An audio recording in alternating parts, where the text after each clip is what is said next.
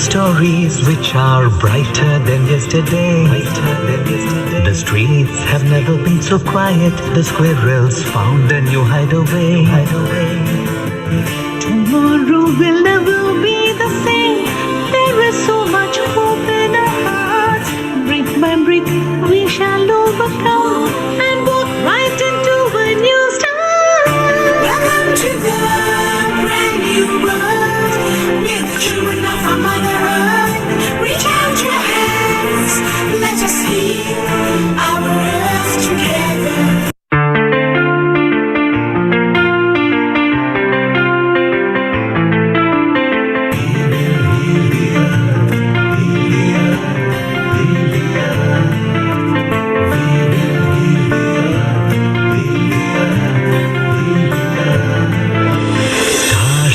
Can tell you stories which are brighter than yesterday.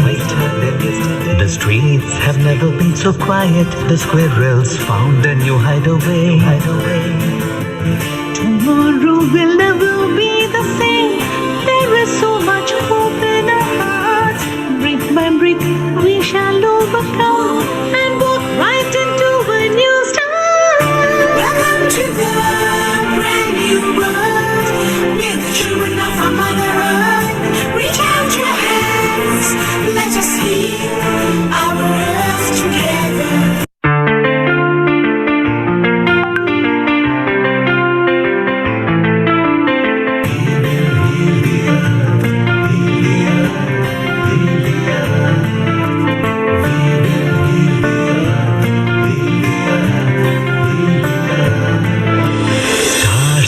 Can tell you stories which are brighter than yesterday.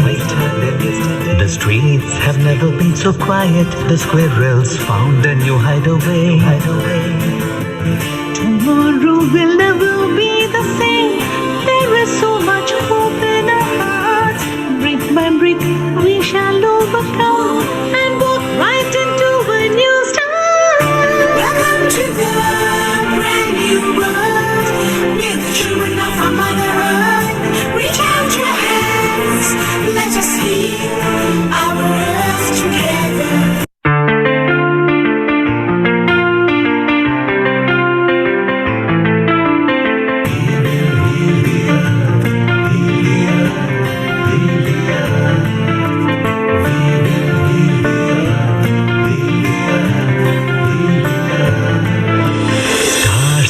Can tell you stories which are brighter than yesterday.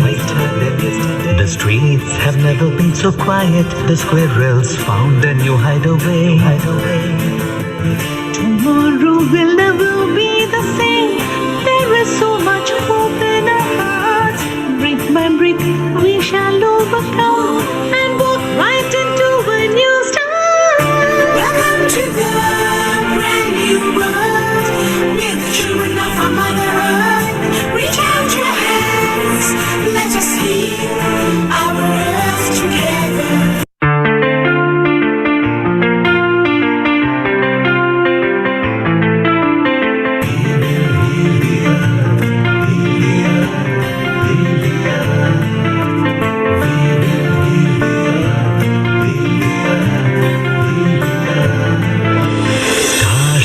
Can tell you stories which are brighter than yesterday. The streets have never been so quiet. The squirrels found a new hideaway. Tomorrow will never be the same.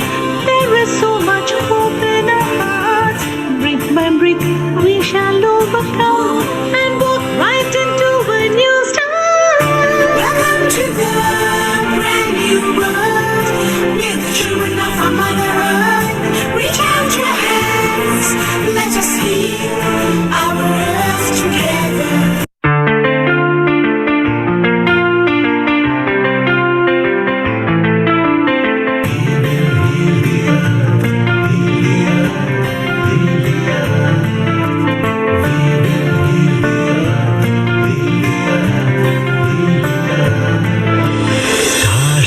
Can tell you stories which are brighter than yesterday.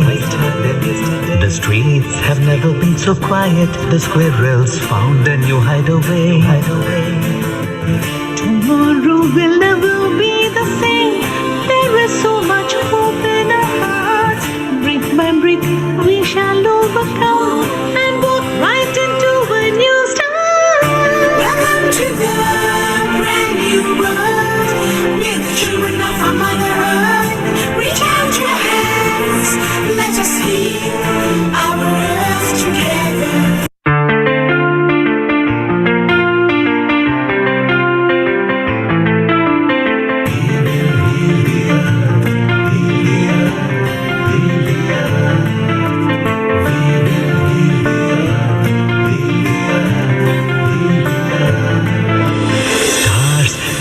tell you stories which are brighter than yesterday. The streets have never been so quiet. The squirrels found a new hideaway.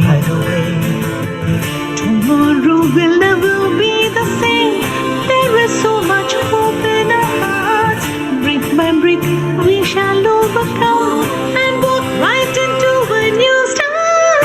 Welcome to the brand new world. We're the children of our Mother Earth. Reach out your hands. Let us heal our earth together.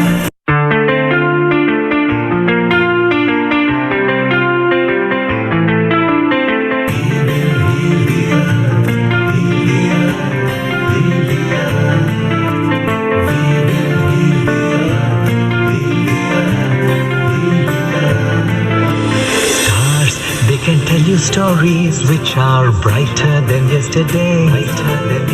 The streets have never been so quiet. The squirrels found a new hideaway.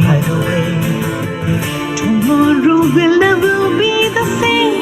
There is so much hope in our hearts. Brick by brick, we shall overcome and walk right into a new start. Welcome to the brand new world. We're the children of our Mother Earth. Reach out your hands. Let us heal our earth together.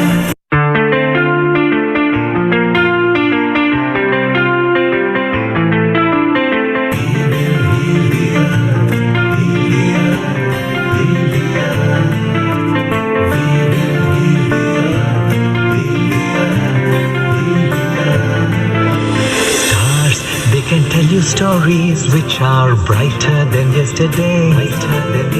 The streets have never been so quiet. The squirrels found a new hideaway. Tomorrow will never be the same. There is so much hope in our hearts. Brick by brick, we shall overcome and walk right into a new start. Welcome to the brand new world. We're the children of our Mother Earth. Reach out your hands. Let us heal our earth together.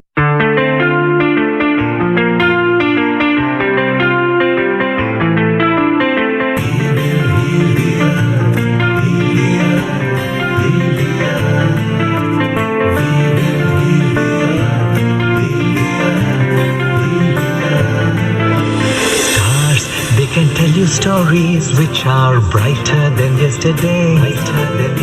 The streets have never been so quiet. The squirrels found a new hideaway. Tomorrow will never be the same. There is so much hope in our hearts. Brick by brick, we shall overcome and walk right into a new start. Welcome to the brand new world. We're the children of our Mother Earth. Reach out your hands. Let us heal our earth together.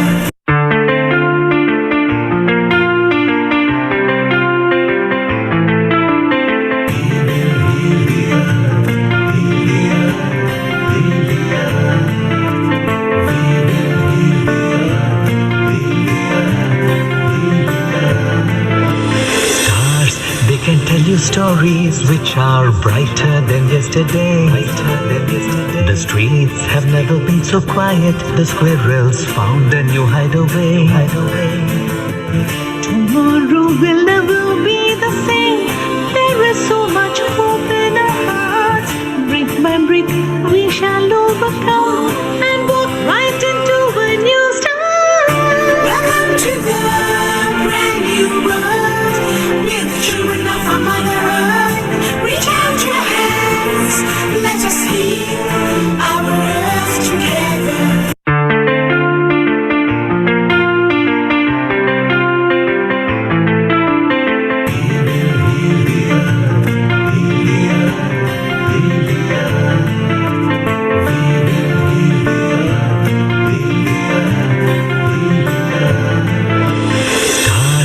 Can tell you stories which are brighter than yesterday. The streets have never been so quiet. The squirrels found a new hideaway.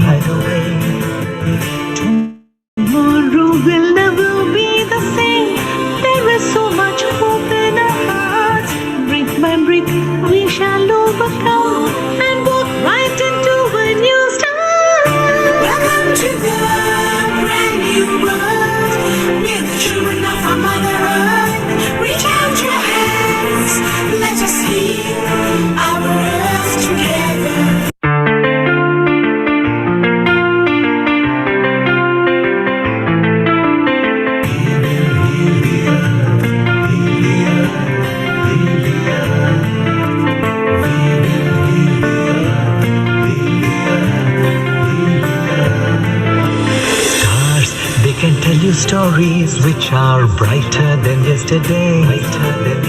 The streets have never been so quiet. The squirrels found a new hideaway. Tomorrow will never be the same. There is so much hope in our hearts. Brick by brick, we shall overcome and walk right into a new start. Welcome to the brand new world. We're the children of our Mother Earth. Reach out your hands. Let us heal our earth together.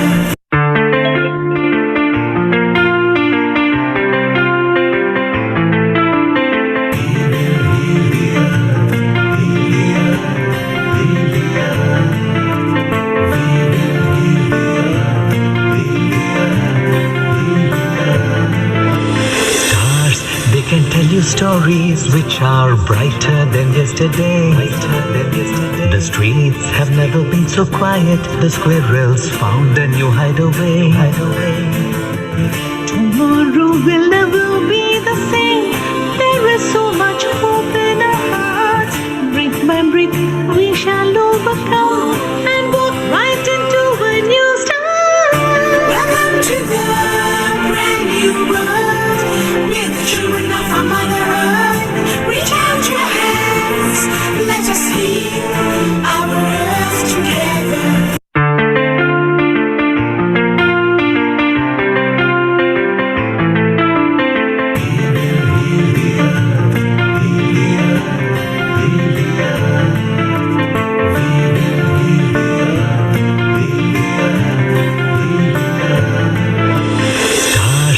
Can tell you stories which are brighter than yesterday.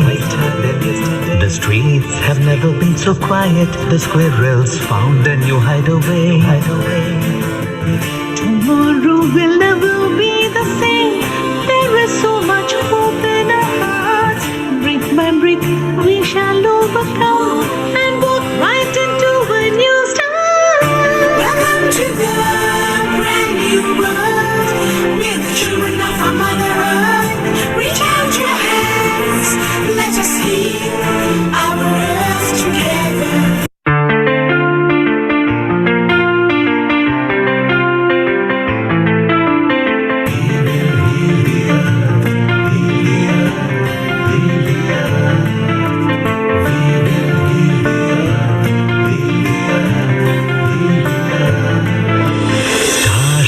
Can tell you stories which are brighter than yesterday. The streets have never been so quiet. The squirrels found a new hideaway. Tomorrow will never be the same. There is so much hope in our hearts. Brick by brick, we shall overcome and walk right into a new start. Welcome to the brand new world. We're the children of our Mother Earth. Reach out your hands. Let us heal our earth together.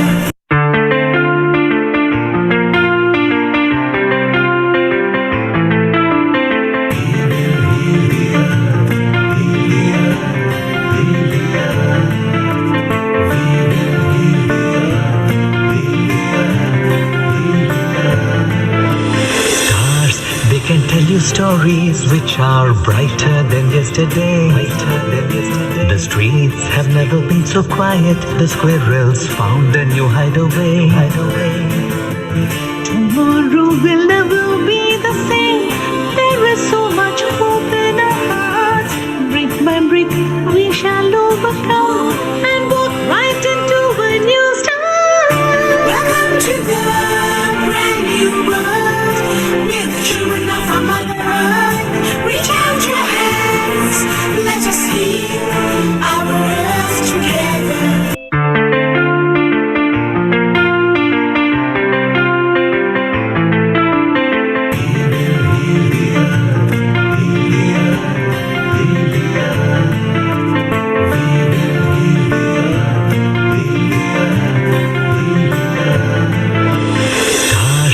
Can tell you stories which are brighter than yesterday.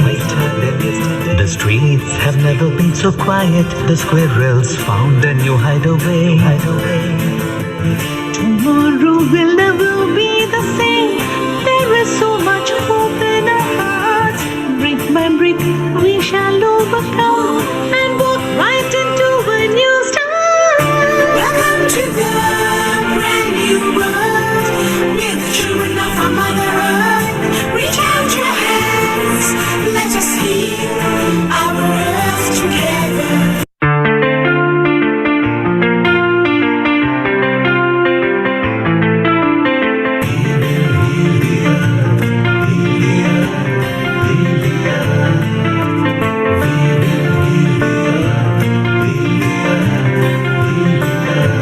Stars, they can tell you stories which are brighter than yesterday. The streets have never been so quiet. The squirrels found a new hideaway. Tomorrow will never be the same.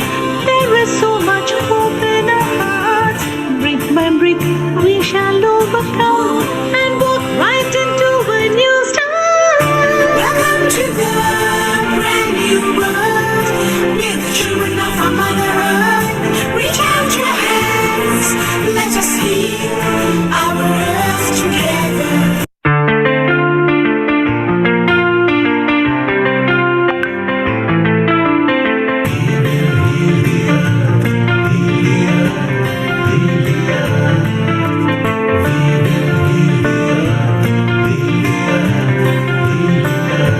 Stars, they can tell you stories which are brighter than yesterday.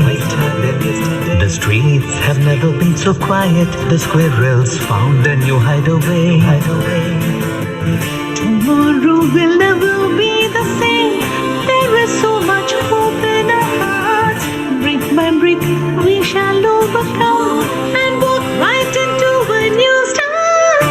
Welcome to the brand new world. We're the children of our Mother Earth. Reach out your hands. Let us heal our earth together.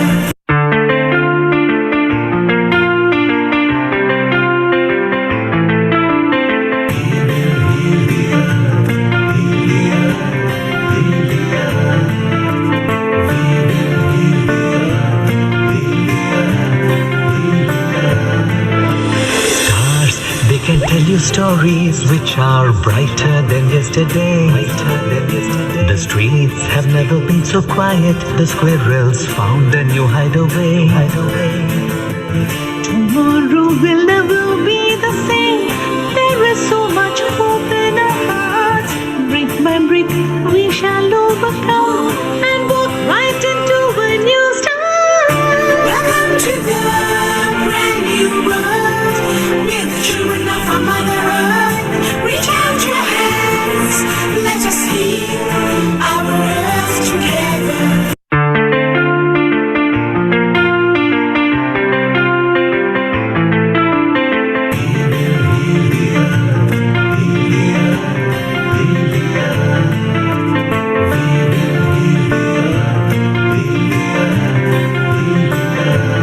Stars, they can tell you stories which are brighter than yesterday. The streets have never been so quiet. The squirrels found a new hideaway. Tomorrow will never be the same. There is so much hope in our hearts. Brick by brick, we shall overcome and walk right into a new start. Welcome to the brand new world. We're the children of our Mother Earth. Reach out your hands. Let us heal our earth together.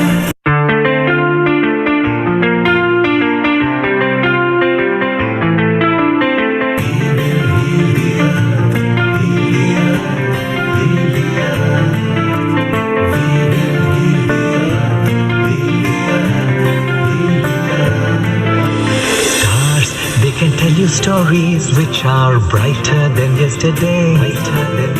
The streets have never been so quiet. The squirrels found a new hideaway.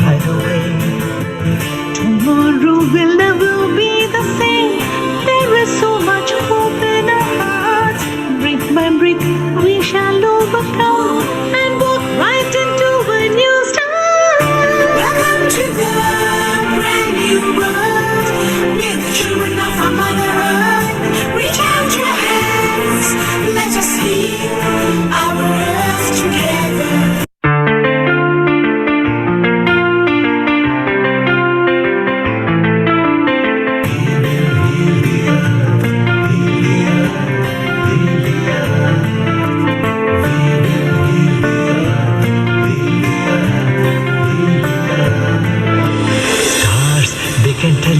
stories which are brighter than yesterday.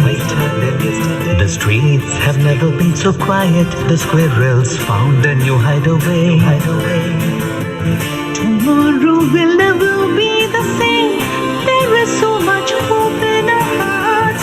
Brick by brick, we shall overcome and walk right into a new start. Welcome to the brand new world. We're the children of our Mother Earth. Reach out your hands. Let us heal our earth together.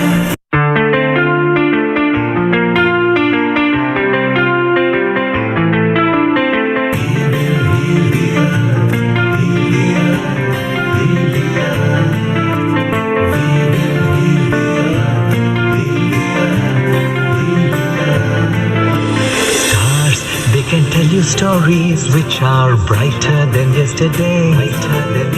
The streets have never been so quiet. The squirrels found a new hideaway. Tomorrow will never be the same. There is so much hope in our hearts.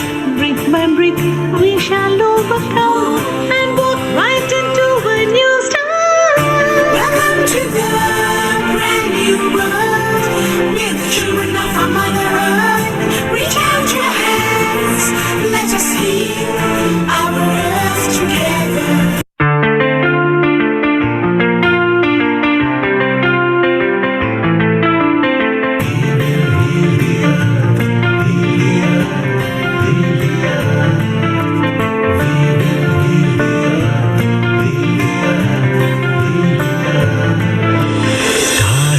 Can tell you stories which are brighter than yesterday. The streets have never been so quiet. The squirrels found a new hideaway. Tomorrow will never be the same. There is so much hope in our hearts. Brick by brick, we shall overcome and walk right into a new start. Welcome to the brand new world. We're the children of our Mother Earth. Reach out your hands. Let us heal our earth together.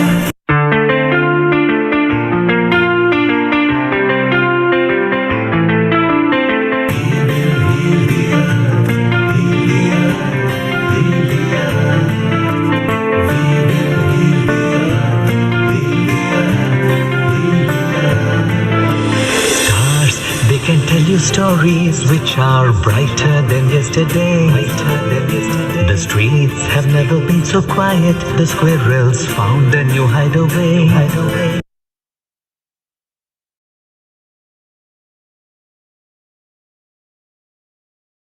10, 9, 8, 7, 6, 5, 4, 3, 2, 1. Namaste and a warm welcome on this Sunday, the 11th of July, to Healing Our Earth, where we've been going for many, many months. And our session again is on COVID, and a whole Sunday with some fantastic speakers. So wherever you're joining, a warm welcome to you. It may be evening for you, it may be morning, but wherever you are, I hope you're keeping safe and well. Now, as always, we start by wishing a prayer for well-being. Wherever you are, may you be well, may you be safe. We pray for your loved ones as well. Healing Our Earth is here to provide so many different programs for your entertainment, for your education, and we all join together. And because of you joining in every week, Healing Our Earth has continued. So as always, we invoke the higher within ourselves. And you may have met me before. My name is Dr. Milan Shah. I'm a UK-based NHS doctor, and I'll be with you for these next 2 or 3 hours as we have some fantastic guests who are going to be guiding us on their experiences of COVID, on vaccinations. Really interesting. So please do go to healingourEarth.com. But always as we chant, maybe invoke the higher. And for me, we always chant one Sanskrit prayer of peace. Shanti, invoking peace. May there be peace all around us. So those of you know, please chant along in your home and invoke that feeling within. If we have peace within ourselves, if we have love and kindness within ourselves, we can share it all around. Om Sarve Bhavantu Sukhinaha. May all be happy. May all be at peace. Om Sarve Bhavantu Sukhinaha. Sarve Santu Niramaya. Sarve Bhadrani Pashyantu. Ma kaschit dukha bhag bhaved. Om Shanti Shanti Shanti.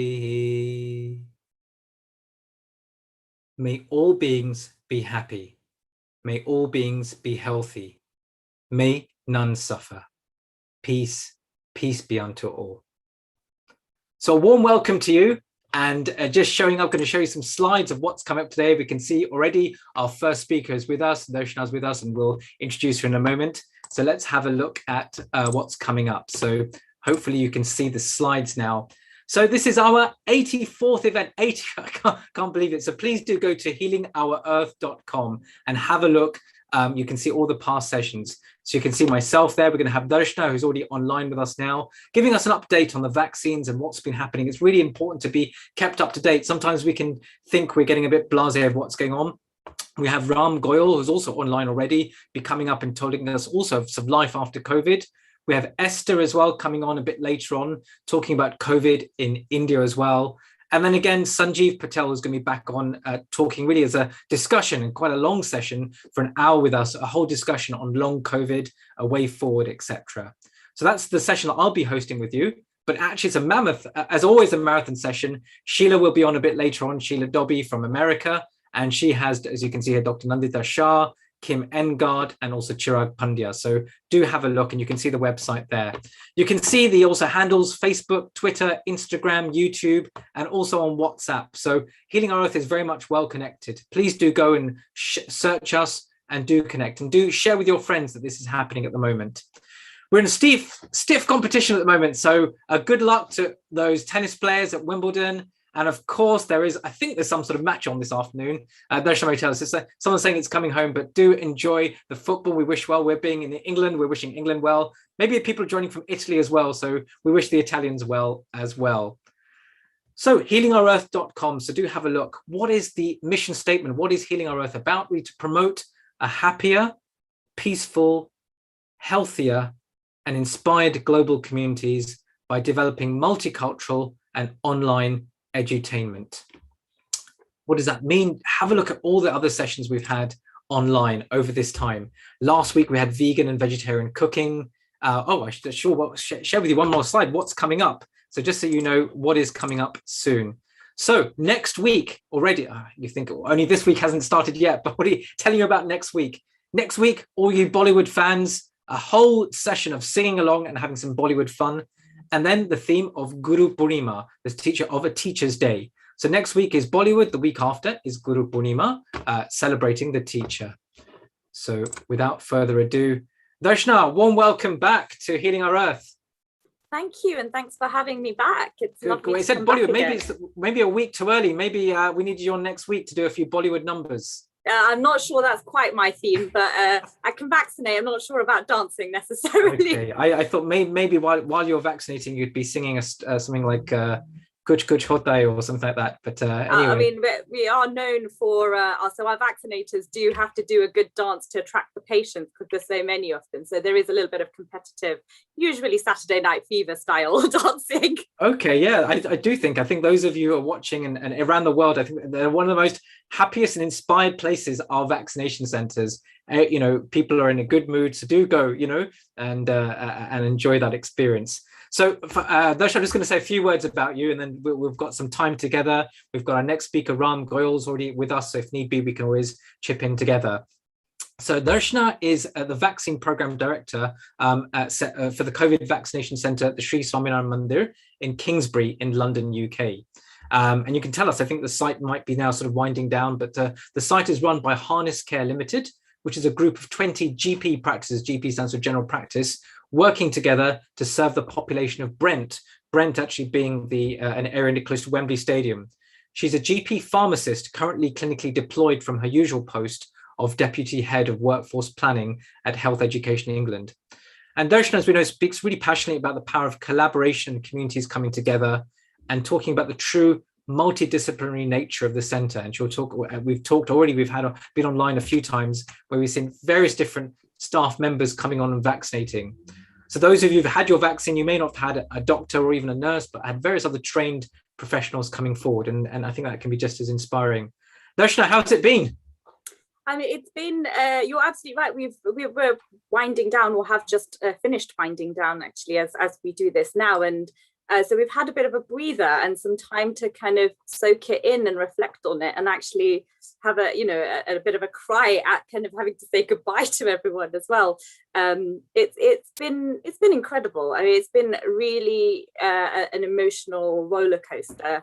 Thinking back, because now we've kind of had time to think back to January when we first opened, and what it felt like to be vaccinating the most clinically vulnerable, those who were shielding, who were elderly, and who were, at a time where for about a year we hadn't seen people, we hadn't touched people, we hadn't come into contact with people. And then you open up this big vaccination centre, and you're sending in your most vulnerable, and what that unease felt like as somebody running the centre, and what that might have felt like, and what we heard from patients initially, the kind of shock of it all, but also once you've had your vaccination, sitting there and listening to the feedback and watching the emotion in how momentous that moment was. It was the beginning of the end. And then fast forward to now, when we're doing kind of under 30s and a much younger population, and so it's been a real privilege to see the journey and the span, and kind of to be able to support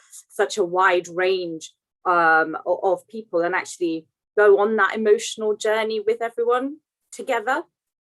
It's just, it's been incredibly rewarding. Sure, yeah, I think it's been every age group, hasn't it? As you say, that beginning when obviously it was the elderly, the vulnerable, the distances coming in for a vaccination, etc., going then to the younger groups as well.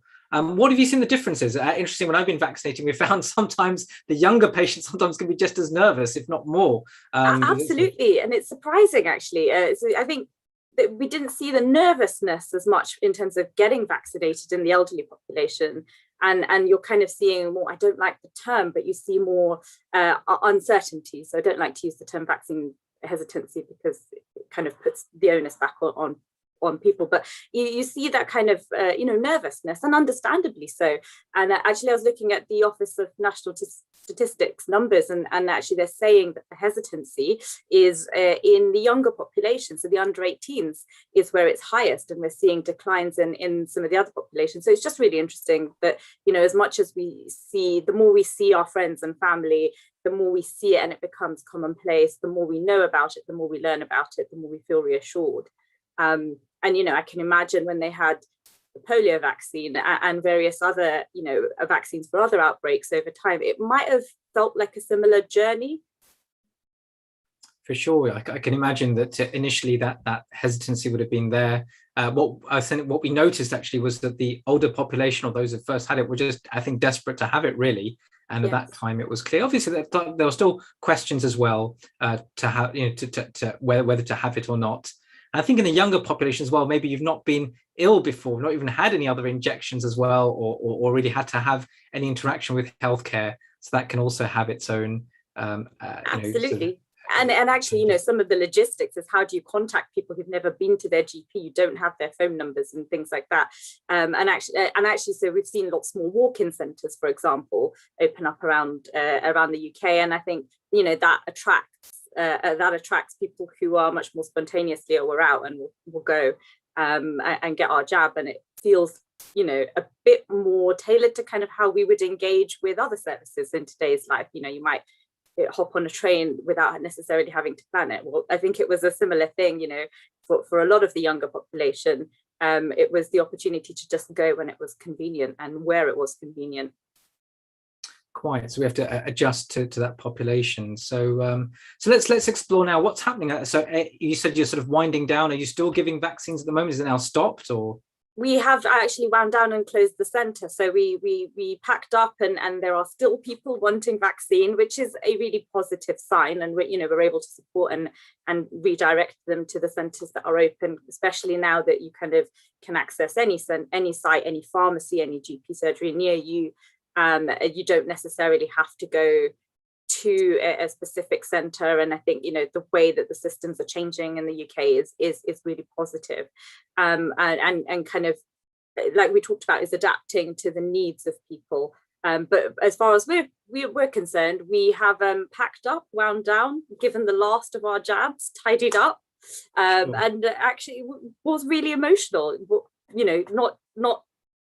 Not so much as saying goodbye to all the staff, but actually I think when it really hit me, because you're so in go mode and you're just doing and trying to operationalize things and go to a plan, and it was when the hall was empty and I sat and I looked at it and kind of went, oh, this is what it looked like 6 months ago before we'd used it, and just, this is a sports hall or a multifunction hall, and it's had weddings and it's had badminton and football, but actually what a momentous thing to have taken place in that space. And actually we'd given 40,000 vaccines by that point as well, and it just was a really emotional time. It was an emotional time, and it wasn't just the numbers, it was the fact that we were able to help some of the most vulnerable. So just before our final clinic, we did a clinic for anyone who was unregistered, so anyone who didn't have a GP, who wasn't able to access a vaccine. And actually that's one of the most memorable clinics for me, and it was probably one of the most memorable clinics for everyone who was there as well. It was just this real sense of gratitude and joy and positivity, and it was everything the NHS is built around. It was care for all, which is free at the point of need, and I think that's what was I think a lasting memory for me.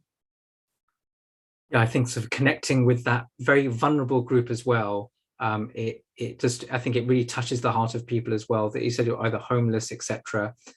And also seeing the space, because obviously yours was in a mandir as well. So what was that experience like? I guess I know the mandir was separate and you had this sort of hall as well to use. Where did you store your vaccines? Did you have you had fridges brought in, etc.? And yeah, so we had big deliveries of fridges and pallets and things that didn't fit through doors, and there were lots of logistics to work through, which was always entertaining. But I think it was just a lovely site, particularly at the beginning when there was lots of nervousness. And we had questions around fertility issues, for example. Actually it was really reassuring that it wasn't in a clinical building. It was at a place of faith, and it was in a centre where I could say, actually, why would I give the vaccine to all of my community and to myself and cause infertility? It just doesn't make sense. There was something that was really reassuring and had this universal message. So it wasn't about whether you were a Hindu or not necessarily. That message and that conversation I had with a Jehovah's Witness, for example, who'd kind of secretly turned up because she couldn't tell her friends about having the vaccination, but actually really wanted to for herself. And so it was those kind of conversations where I think actually being on a mandir site, having the temple volunteers, having the volunteers of the local community around us was just really powerful. And it spoke beyond anything, any media story could say, because you're seeing it for yourself, you're feeling it for yourself. And I think that was a really good message. And actually, I'd love to say thank you to everyone, all of those volunteers and everyone who's made it possible, because running a site like that is just not possible without that support.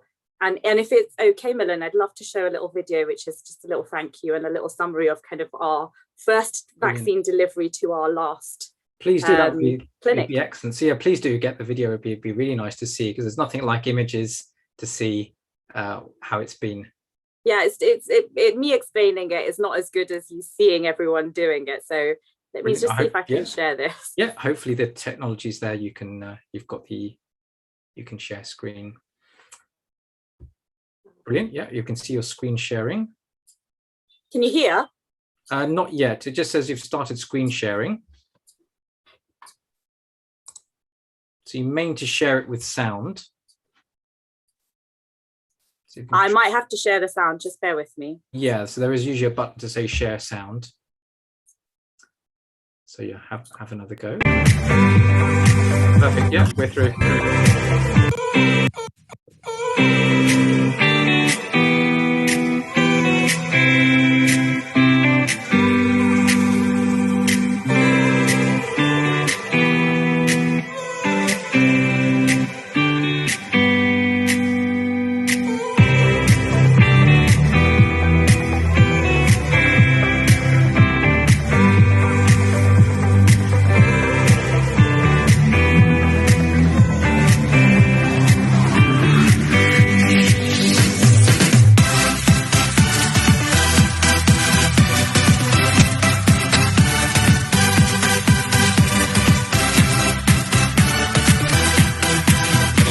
Everyone at the Sri Swaminarayan Mandir here in Kingsbury, you make me so proud. This probably is the first Mandir, the first temple in the world where the vaccine's been administered.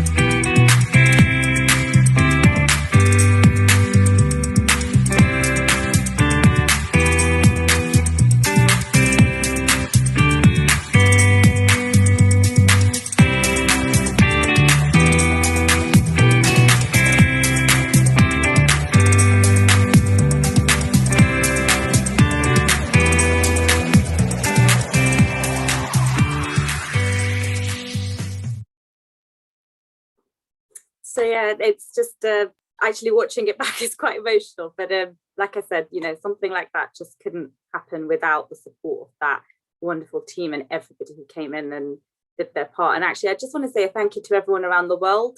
Whether you've done, you know, you've done a voluntary session, you've been vaccinating, you've been doing admin, we wouldn't be able to get out of this without everything that everyone has done. And even if it is just that you've done your part and you've gotten your vaccine, you know, it is everything that anyone could ask for.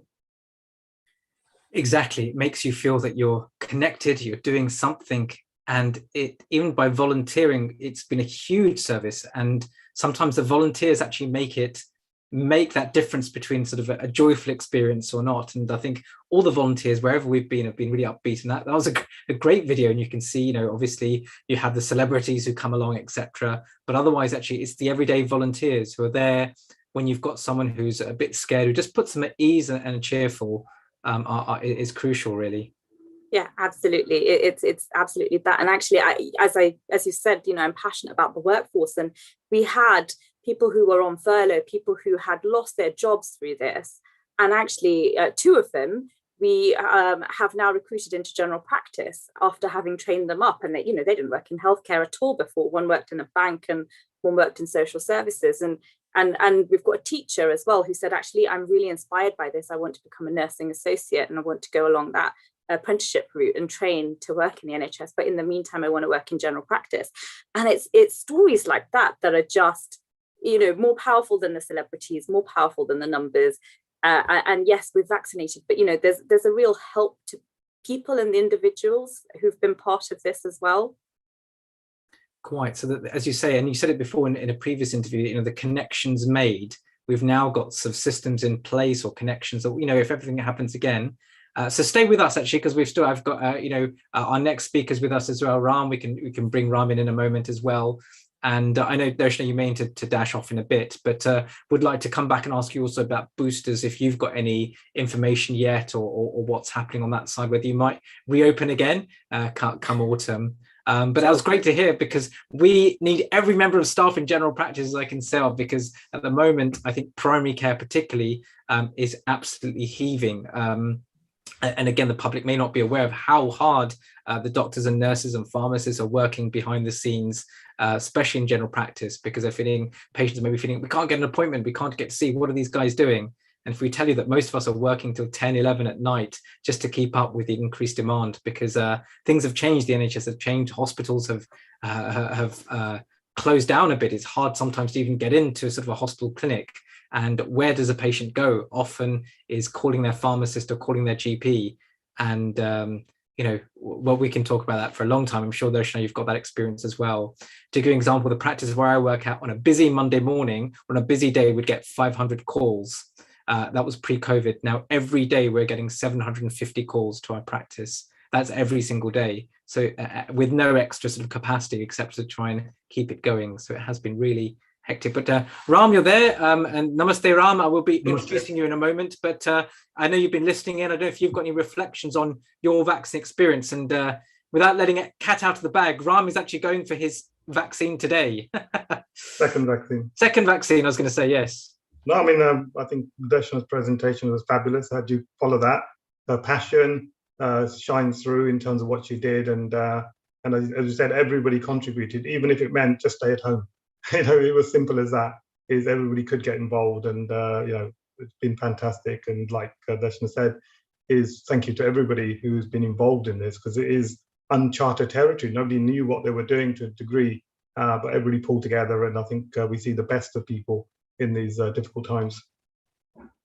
Yeah, for sure. And I think it's that feeling sometimes of helplessness, really, is what can I do? If remember when we first started, this was pre-vaccination last year. Remember, people were like, what can I do? And you had the clapping for the NHS, you had the people cooking meals going around. At that time, actually, I think some hospital workers had more food than they could handle. They were like, okay, we've got all these things. And then the real second wave hit in November, but people were looking to things to do as well. And I think in that sense, the vaccination program, the volunteers felt that they were useful, especially when if they had not been furloughed from their work or had been made redundant or whatever it might be.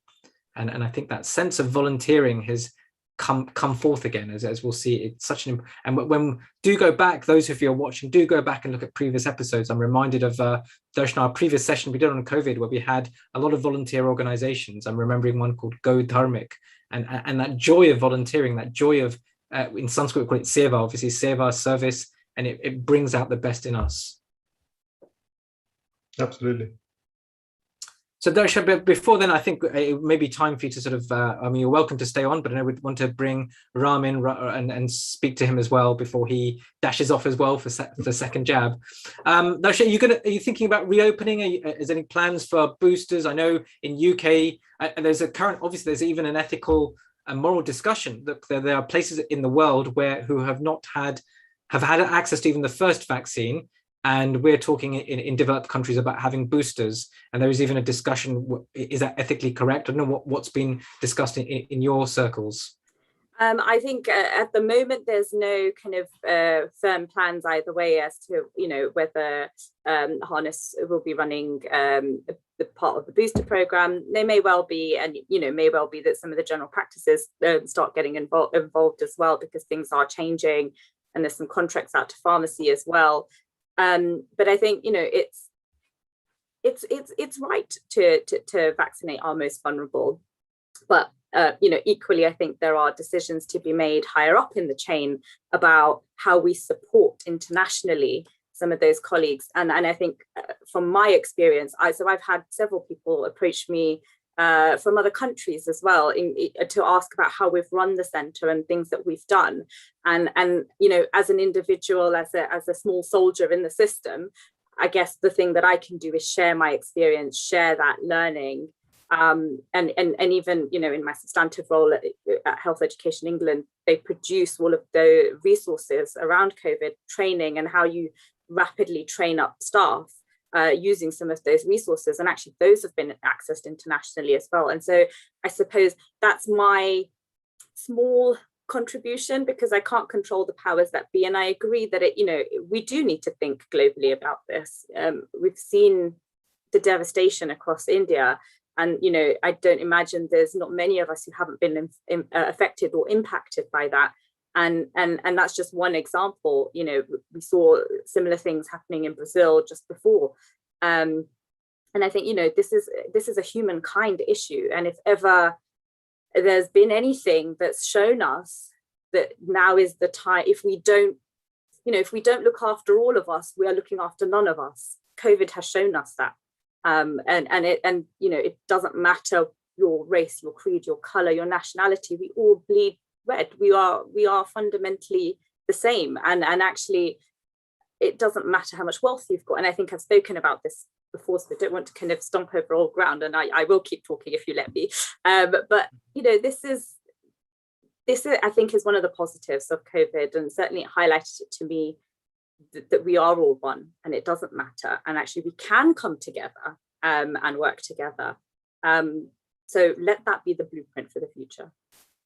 Excellent. And I think that's a really good sort of parting note, really, of wherever you are, whoever's listening in, do connect with whoever you can, whether it be a local organization or just, as you say, just following those guidelines, but reaching out. And I think maybe we can explore that with Ram as well, depending on what Ram wants to explore with us, that feeling of life beyond COVID, new opportunities, etc. So it'd be really interesting to take that conversation forward, because I know there's still people who had their vaccines. So many of my patients, I was just talking to a lady yesterday, she goes, I've had both my vaccines, I've not stepped out of the house for a year.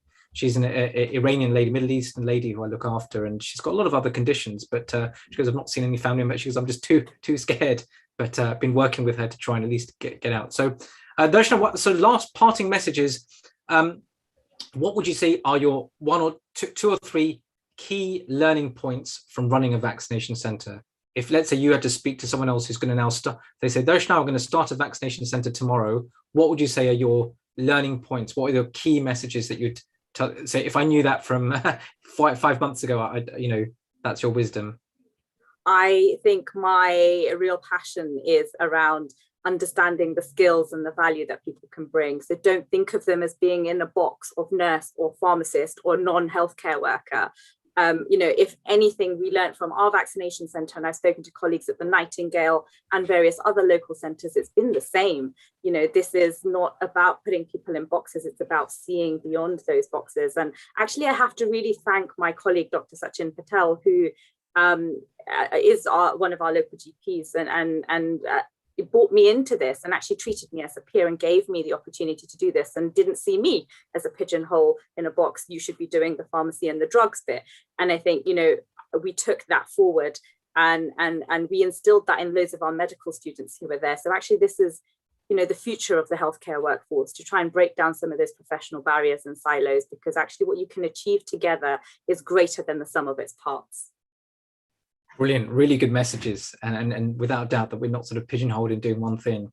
And who had known, we've become internet hosts. I never thought that would be one of our internet speakers. We never thought we'd be doing that 1 year ago. And who knows, a Bollywood singer next week. So Darshana, I'll hold you to that. Maybe you and I will we'll do a vaccine song together or something. So that sounds good. Singing is my bag. Good. Thank you, Milan. Darshana, namaste. Thank you so much for coming on a few times with us and sharing that video. And do tell us, it'd be nice to see that, share that video. You can share it with the Healing Our Earth team, and maybe they can post it on their site, on our site. It'd be nice for people to see. Namaste. Definitely. Thank you so much, Milan. Namaste. Good. So those of you who are watching, wherever you are, do just share with your friends, ping them a WhatsApp or a Facebook, tell them that healingourearth.com is live at the moment. You can rewind, you can go back, you can watch it later on. We have hundreds, thousands of people watching when we come on live throughout the world. So do look, we can go live on Facebook and all our other media partners. So this broadcast is broadcast actually on other media channels as well, if you have a look on our website. So our next guest is with us and has been waiting patiently. Ram, namaste and welcome to Healing Our Earth. Namaste. Good. And so for those, for the audience, I'm just going to say a few words about you that we have, and we can carry on. So Ram's going to speak a little bit. Really, he was the managing director for Hallmark Care Homes prior to actually contracting COVID himself. And one of the biggest changes he brought about in his life was actually stepping away from this work. So it'll be interesting, Ram, to share that journey with us. He thoroughly enjoyed his role as an MD, as a managing director, However, there were also many other things he wanted to do and pursue. So today he will talk about life after COVID and what he plans to do in the future and how he can help society. Really exciting. Namaste and welcome. And I know you've got to you'll have to dash off at due course, so we're guided by you. Sure. Yeah, I just wanted to first of all share with you the journey from obviously with running a care business. We were obviously at the forefront of all of the challenges that the sector faced, and I think it was about March 2000, I think it was, that COVID started to hit, and it was almost like an invisible enemy that you couldn't really understand what was happening. And so we were at the forefront of it, working from home a lot of the time, conference calls every day. It was a very challenging time, and I think, as Ashna said, the credit goes to the teams, because we had no idea. We heard of stories from Spain where abandoned care homes or centres where people were left to their own devices, but our teams within the homes rose to that challenge, and people worked 24 hours, 48 hours. People camped within care homes, slept overnight. I think people really did whatever was necessary to take care of the elderly. And so, a real credit to the care home sector and the NHS for pulling together to deal with something that was so unknown and so difficult. Yeah, I think it's really good to remind, because I think our memories with the current media, you forget things after a week or two, and to go back to that time and actually how challenging and frightening it was really at that time, especially in care homes, and literally just knowing what to do. Things were closed up and trying to work remotely. And we know, especially from any culture, but particularly Indian culture, we know we try and look after our elders, particularly this is someone's mum, this is someone's grandma, this is someone's grandfather, or whatever. We were seeing some really challenging times. So our hats off really to the care home sector at that time. And I think there were, it was hard at that time. You're left sometimes to your own, even with NHS guidelines, but still coming out and knowing what to do, testing and not testing. So yeah, thanks for bringing that up. Yeah, I mean, I think as well at the time, especially I remember the bank holiday, Easter bank holiday weekend in March, April 2020. Yeah. It was probably the most difficult time, and that memories will stay with me. We had conference calls every morning, and we had no idea what was going to be announced the next day, how each of the homes was going to be impacted. And obviously I spoke to the homes on an individual basis, and they were losing loved ones, people they cared for a long time, for years. And they were used to losing people, obviously, but not at the rate that we were losing them. And one maybe bereavement every month or so. And it was really hard for the teams and for their own mental well-being. And we've done a lot of work around that. So yeah, that was the first wave. And the second wave, unfortunately, who would have known I would be part of that second wave? And I actually contracted COVID just before Christmas. Must have been about the 22nd, 23rd of December, before the break. And I think I started to go into the office, and unfortunately somebody brought COVID into the office, and even though we only had about 5 people that were working in the office out of 30 people, unfortunately most of the people, that 4 or 5, got COVID. And initially it was, well, temperature, we'll be out of this in a few days. You hear all the stories. So one of the things I learned through the process myself was get advice, get proper help, because sometimes you hear of other people getting through this, and it's just very, they come out and they tell their stories. But I mean, it wasn't until my nephew was a GP, and then he came round, I think it was on the 10th of January, and he said, I didn't realize how bad you was, because I was struggling to walk to the front door. My breathlessness had increased, and my saturation was dropping to sort of the early 90s. And luckily, and the thing was, at the time, you heard stories about the hospitals are overrun, it was chaos and everything else, and it couldn't have been further from the truth. They were really well organized. I arrived at the hospital, I did a chest x-ray, did a blood test. Within about 3 or 4 hours, I had a bed, and I was well looked after. Really, the team at the hospital, the staff, couldn't be more caring and more organized. So there was a lot of misunderstanding, misperception of hospitals and people showing only intensive care, because obviously there were a lot of people in intensive care on ventilators and everything else. So I think, I think one of the things I learned from that was get the best medical advice you can. Don't just rely on other people's opinions and what they've been through, because every person's story is very different. So yeah, I was in hospital for 4 days. I had oxygen for a couple of days, and then luckily with the steroids and things started to turn, and then I came out of hospital. So for about a couple of months, really, I was out of action from the care home side. My role as MD, the 3 brothers, my younger brother took over, and luckily it was very seamless. He'd been involved in the business already, and we had a great team around us to take care of the gap. So yeah, it was then really started to think about what now, even though I'd really thoroughly enjoyed my role as MD and I really enjoyed working with the teams, is what bigger difference can I make? And what is it left for me? I was 59 years old, I'm 60 next year. What more do I want from my life? And I started doing some charitable stuff already. And you mentioned earlier on Godharmik. I'd met through this journey Hemal, who I'd started to interact with and started to support. And I started to see what else could I do in that time, in the time that I had left. And luckily, coming out of COVID and surviving COVID, I thought, it's almost like a second life, a second chance. And so that was a time to reflect and to rethink what that journey looked like for me. So I can imagine, look, first, there's so many points to unpick there. First was obviously contracting the COVID, thinking, gosh, shall I just stay at home? And then luckily you did get prompted and you went and you got assessed, you got admitted. And luckily it was a very, it will be stressful, but the hospital was able to look after you, and it wasn't sort of you're left sort of in a car park or something. Yeah.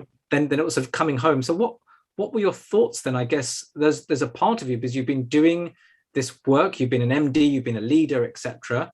And there's part of you thinking, well, I just need to get back into that. It seems luckily, obviously, you've got a family business to some degree with people to.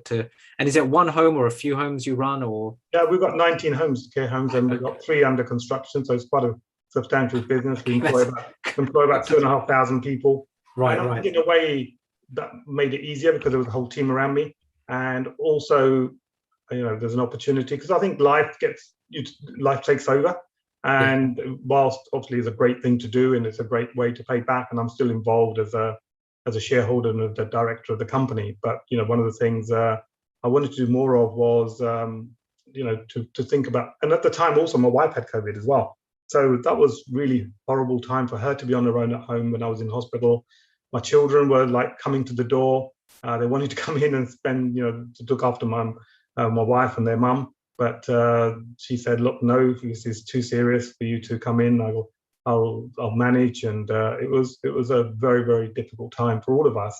And I think even you don't really sort of reflect on it at the time. And I think more recently, we started, 6 months on, we reflected more and we shared our experiences, and the children shared their experiences. And it was interesting to see what journey they'd been through, and everybody pulled together and was strong for each other. But it was a harrowing experience, and I guess when you read numbers, even now with the lower level of deaths and hospital admissions, each person has a story to tell, and every person has gone through that journey, and it's a frightening journey. But I think I suppose the other side of it is take something positive, as Darshan said. There's lots of positives we can take away, and while I wouldn't wish this on your worst enemy, but there's things that you can learn and to change how you look at life and the difference that you can make. So what was your inner conversation as you're lying there and in the weeks coming by? Were you saying to yourself, right, if when I get out of this, I'm going to be a changed person? This is now a new chapter. Were there fears about? I mean, be very frank. You worry that you may not even get through this, or that all those very sort of fears, or your children may have felt that we may be. Our mum or dad may not be with us, or they may be very, all those very scary things that people find very hard to talk about, really. Yeah, at the beginning, I think it wasn't so scary because, you just heard people getting through it. And then when you got sort of hospital admissions and, going into hospital, you go through this internal dialogue of why me, I'm a good guy, I've worked hard, and all of those conversations. And then after a little while, you think, well, this is getting boring now. So let's just move on, and what can I do, even if it's a short period of time? What difference can I make, and how do I communicate? And I think I'd lost my sister nearly 30 years ago now, and we'd gone through this tea and sympathy sort of conversations at the time, and I promised myself we wouldn't do that again. So I think it was more around what can I do, how am I going to get through this, and what the changes are going to be. So one of the things we've made a decision is to step down into the day-to-day responsibility of the MD role, which was going to be better for me to recover anyway, because even 6 months on, I'm still recovering. I've got long COVID, I had COVID pneumonia. And so I didn't want to also take that pressure as well a little bit, and to recover. So yeah, there was, I mean, one of my slogans was live rich and die poor. And so I wanted to make sure I'd use my resources, which I'd built over my lifetime. But, again, life takes over, and, whilst you have good intentions, it was still very gradual. So I wanted to almost kickstart that process again, and to make sure that I lived into that. And obviously at the moment can't travel, but once we get back into that traveling mode, we'll get back into traveling to India, some of the charities we're doing there, helping some of the charities here, especially Godamic got really involved with those guys helping feed some of the students that were struggling in the UK, and lots of the other projects. So yeah, and one of the other things I've been thinking about was we wanted to open a cafe for loneliness. So because one of the things that the Alzheimer's Society came out with these statistics of 1 million people are lonely. And I'm thinking, that's an oxymoron. 1 million people shouldn't be lonely. So what it is a matter of bringing people together. So one of the things that I'd been toying with, the idea of opening cafes where we facilitated conversations, people came together, we had volunteers, we have played board games, we played all sorts of different things, had lectures on mindfulness, yoga. And so we've actually got the first of those opening in the new year. We've got the facilities, 2 units, one in Billericay, one in Brentwood. So if anybody wants to get involved, more than happy. So it's a social experiment of that. And a lot of my family is also vegan. So I wanted to promote veganism and the pay it forward concept. So at the end of that journey with us in the cafe, people will get a bill saying somebody paid for your meal and you can pay it forward to somebody else. So a very different experience. And I wanted to create that different experience because I think there are, 99% of people are genuinely caring and really loving. And there's only 1%, possibly even less, that are not. But our experience and our fears are from that 1%. And I want to bring people together so that they can, there's joy. And I think we've got Shalaji on the listening to this. And this is one of our charities in India called Mother Miracle. She runs a school in India, and I got involved with that. So there's lots of things that I want to do in the time that I've got left. And that's been a real momentous, I wouldn't say complete change in direction, but it's an acceleration in terms of what I can do and make that happen. Quite. So this event was, as you say, a kickstart. So they were there in seed form, and without it, they need to sprout forward. And we know whether from a spiritual point of view, when it's meant to happen, it's meant to happen. And as you say, you're still relatively young. Being a medic myself, I can tell you're still, I hopefully got many years ahead of you. No doubt you mentioned a few things there. You're struggling still with some long COVID symptoms. It's not as if you're suddenly running around full speed, but certainly, and actually in a few speakers' time, Sanjeev will talk a bit more about long COVID, those who don't know as much. But it seems like this has been a new start, and you've told us a bit about the charities as well now. So what was your feeling that I want to financially contribute, I want to sort of be, innovate and do that? You've given this example of the Loneliness Cafe, which I thought was what a cafe, so people can come and just essentially make friends or talk to people. Yeah, I think what I saw was, people would go to Waitrose, sit there and read the paper on their own, and they're looking around for company. Yes. And, because they feel that, the typical British stiff upper lip attitude of can't go and talk to somebody. So my wife is very much like that. You used to leave her at an airport for 5 minutes and she's got a crowd around her. She's picking babies up and everything else. I just wanted a place where it was a natural place where people feel comfortable. And we had volunteers, we have just team members, staff that can support that network. And, and the more people I talk to, the more people say, oh my God, this is fantastic. I talked to a bank manager the other day and she said, she's retiring. And she said, the number of times I've had men particularly come in who lost their wives, unfortunately, and they'd fall apart. They don't know where to go. They don't know where to make new friends. You know, it's just a very interesting journey. So I've heard this so many times around people who've been just had children, people who may have had a bereavement of other sorts, or an illness.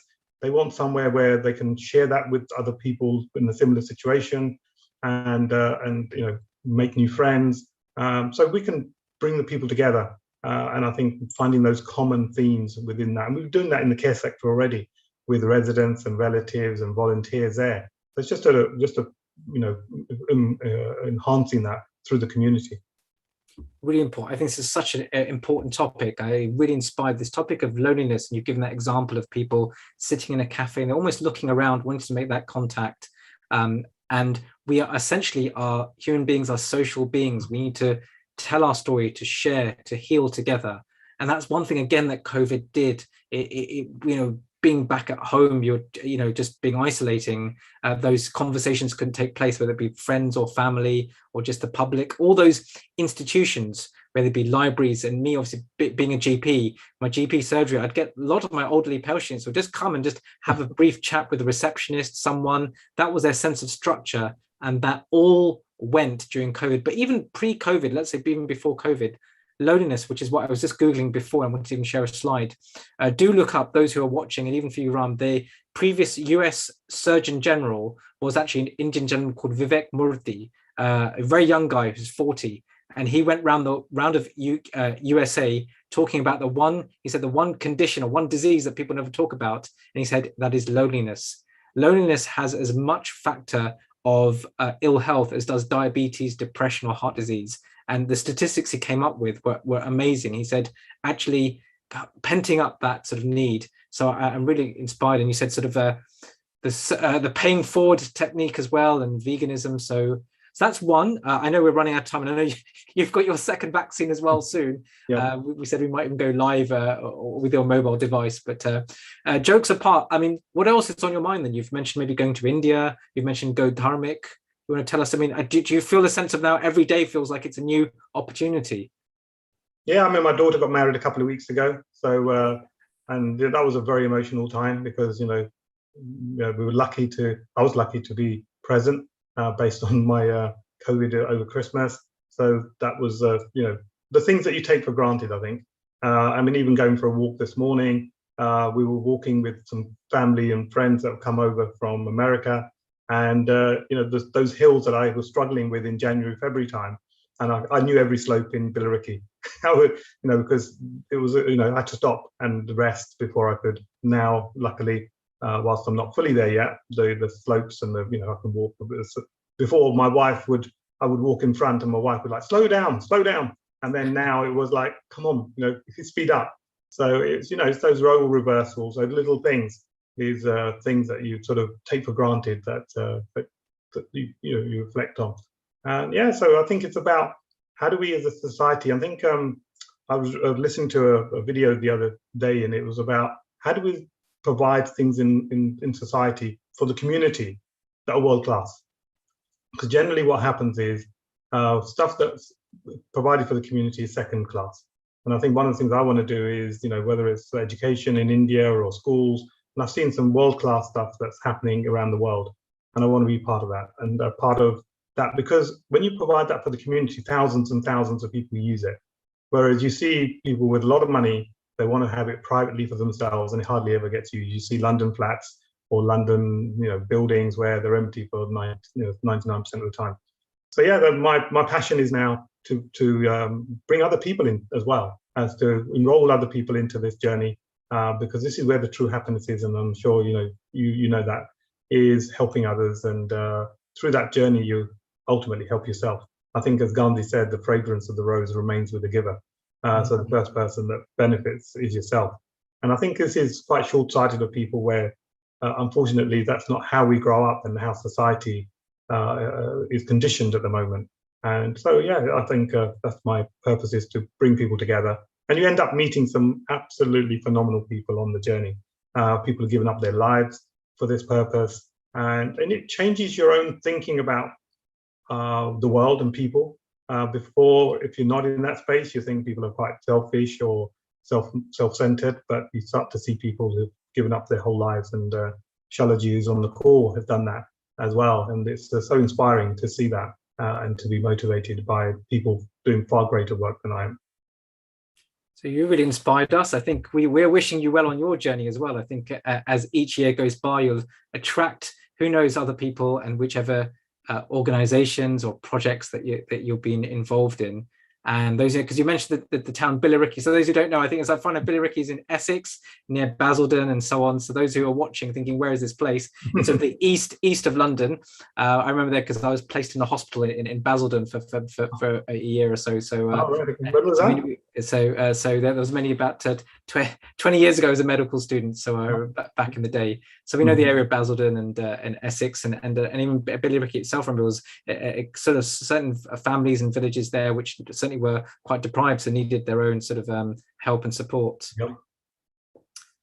Ram, it's been great having you with us and telling us your story, really from catching COVID, the challenges of running a nursing home, or nursing homes, we should say, and having that new lease of life and attracting different charities and work that you're doing. So on behalf of Healing Our Earth, do come on again when the next session is there and tell us what you're doing. Who knows, you'll join us from India next time or wherever you are and tell us a project that you're doing.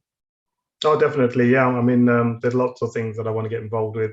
And I actually went just before COVID in February to the Mother Miracle School that Shalaji runs. And I wasn't actually planning to go to the school because it was a trip, just as a holiday trip. And I actually went, and that was the day they did admissions for the school. And that was one of the best days of my life when her objective was to take the most deprived children into the school from the, it would have been easier for her to take, less deprived children in school. And I could see her, looking at the candidates, and those who were sort of a little bit more affluent, she would have to reject because she only had 60 places.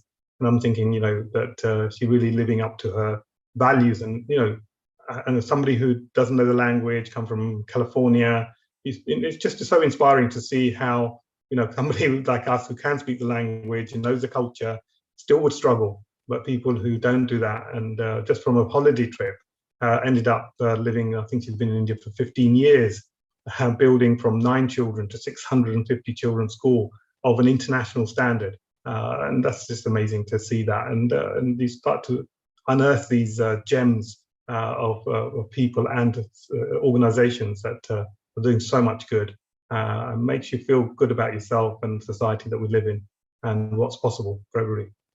Excellent. I think your message of people having that goodness within them. Often we think, what others are thinking, but in fact, the majority have that. And when that's switched on or inspired, it can happen. So, well, thank you. And thank you, Ram, for the future. And you're now a father-in-law as well. So absolutely. Yeah, generous. Right. I'm going to shoot off to have my second. Yes, so good luck with your second vaccine, and may that go smoothly for you. And I'm sure we'll see you again with one of the projects. Definitely. Namaste. Thank you, Ram, for joining us. Namaste. Bye-bye. Excellent. That was a really enjoyable journey. So far, those who are watching, we've learned from Darshana of the vaccine journey of a vaccine center, and then life after COVID. We had Ram with us, who really told us that when, I'm sure there have been changing moments for all of us, and when we're faced with almost a life-threatening situation, what do I really want in life? And luckily, with his background, he was able to actually leave his job, or and start off something else, and even sponsor work in India, which moves us very nicely onto. I'm really excited to meet Esther. Esther, I can see you online. Namaste to you. Namaste, Dr. Millen. Good. Where are you at the moment? Are you? I'm in London itself. Yes. Okay, excellent. So you can share with us. So as we see on the screen, I'm just going to share a few words about you. So really interested to have our interaction together. So Esther Trinikins is going to talk really about COVID relief for marginalized communities in rural India. So Esther is the Executive Director of Action Village India. So do have it, well, I'm sure tell us about Action Village India. She holds a BSc in Cultural Anthropology and an MA in Visual Anthropology. So we have got something slightly in common. So I did a bit of undergraduate work in medical anthropology during my medical degree. But anyway, we'd be interested to see your background as well. And now you're the Executive Director of Action Village India, which is a small UK-based charity that since 1989 supports Indian partner organizations who work alongside villagers in some of the most remote parts of rural India so they can improve their lives, livelihoods and resilience. Action Village India works towards an India which is just, fair, and inclusive, where all people, regardless of gender, ethnicity, caste, or belief, can benefit from the country's economic development and lift themselves out of poverty. Over the past year, Action Village India's work has focused on supporting their partners to provide COVID relief, obviously understandable with what's been going on, to the communities they work with. And their partners will all work directly at the grassroots level in rural India, from Bihar to Jharkhand to Odisha, down to Tamil Nadu in the south. And the communities work with some of the poorest in India. So Esther's going to be now with us, sharing how the partners have responded to the COVID-19 situation. And do have a look. If you Google at the website is actionvillageindia.org.uk. So with that sort of introduction, namaste and welcome to you, Esther. Welcome. Thank you so much for having me, and also a big thank you to Neil for inviting us and giving us a platform to share our work, and of course, most importantly, the work of our partners. Because we're just an organization who supports, but it's really about the work that happens on the ground, of course. Fantastic. Good. Yeah, tell us, to share, what have you got in store? Tell us about some of the partners that you work with. Yes, so just a little bit more background about our organization. As you said, it's a very small organization based in London. We have two members of staff, which is me and I've got one part-time colleague. And our work started back in 1989 when one of the founders lived in Tamil Nadu for a couple of years and worked on a project with a local NGO called ASEFA. And the founder of that organization had asked him, please go back to the UK and start a solidarity group where you can just discuss issues in India and talk about what's happening. And so that's really how we grew and how we took on more partners, and we slowly took on a funding role where we support specific projects. So at the moment we've got 8 partner organizations in India, and we support projects ranging from girls' education to disability rights to alternative livelihoods, to supporting women in local governance, so training them to become panchayat leaders.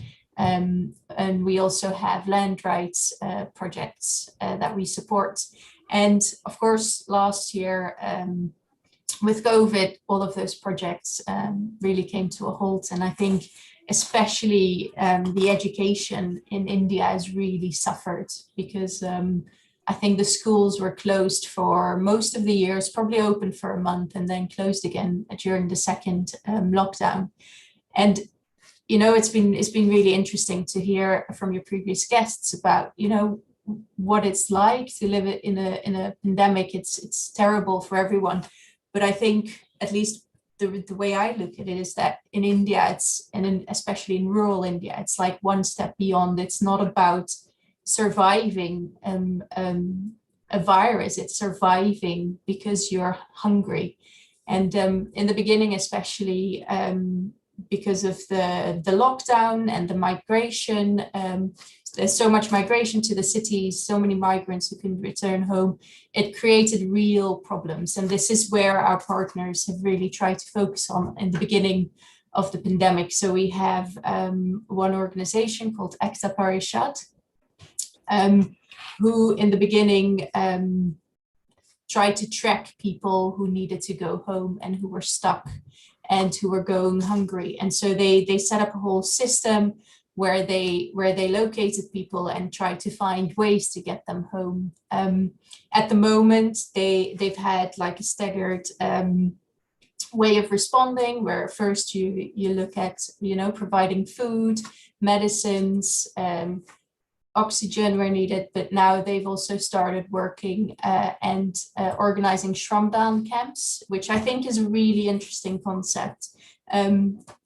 It happens in villages, really remote villages, and people are struggling there with their livelihoods because all they have to offer is their labor, but there's no work.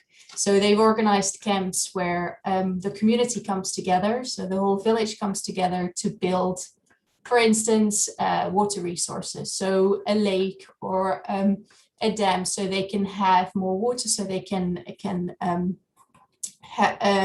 sustain themselves from their agriculture. And what's so key with that is that it's about bringing that community together. And I think that's been said by Darsha as well earlier. We've seen in the pandemic that people come together, and that's so important to move forward.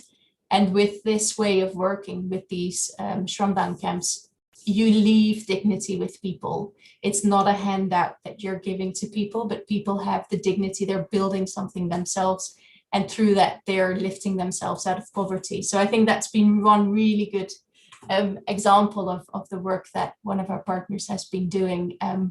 Another thing that we've really tried to... Sorry, just to come in on that. I mean, yeah, sorry. Really interesting. No, it's just to see. So, I mean, I've already learned already. So Action Village India, it's so quite a small setup here in England, but you're really supporting quite a few different organisations now in India, particularly.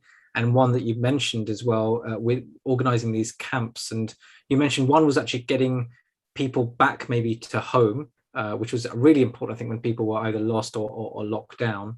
But then these communities to do something, I think that's such a key thing, isn't it, in charity? Otherwise, that feeling of otherwise people feel it's a hand-me-down, or they're constantly in that feeling of I'm a beggar and you're a giver. This seemed like this was actually a joint project, and they were doing something useful as well, very useful with water resources. So what was the charity doing? I presume it is funding this or making it happen, I presume, sort of organising it.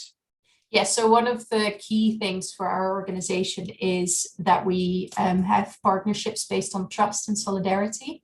So of course we give financially to enable some of this work to happen. We're not the only funders of the organizations we work with. There's many other great organizations working with them, but we find it really important to be there and to really show solidarity. So especially in the time of crisis, is that you are there and that you very clearly communicate and show your support. And I think during any disaster, so this is obviously a massive disaster, but also in the past where there's been flooding in Kerala, for instance, that we try to go our extra way to support during these times as well. And throughout the year, we organize events where we have our partners come together and exchange their stories and their learnings to be able to learn from each other, but also again build that solidarity and that whole sense of community.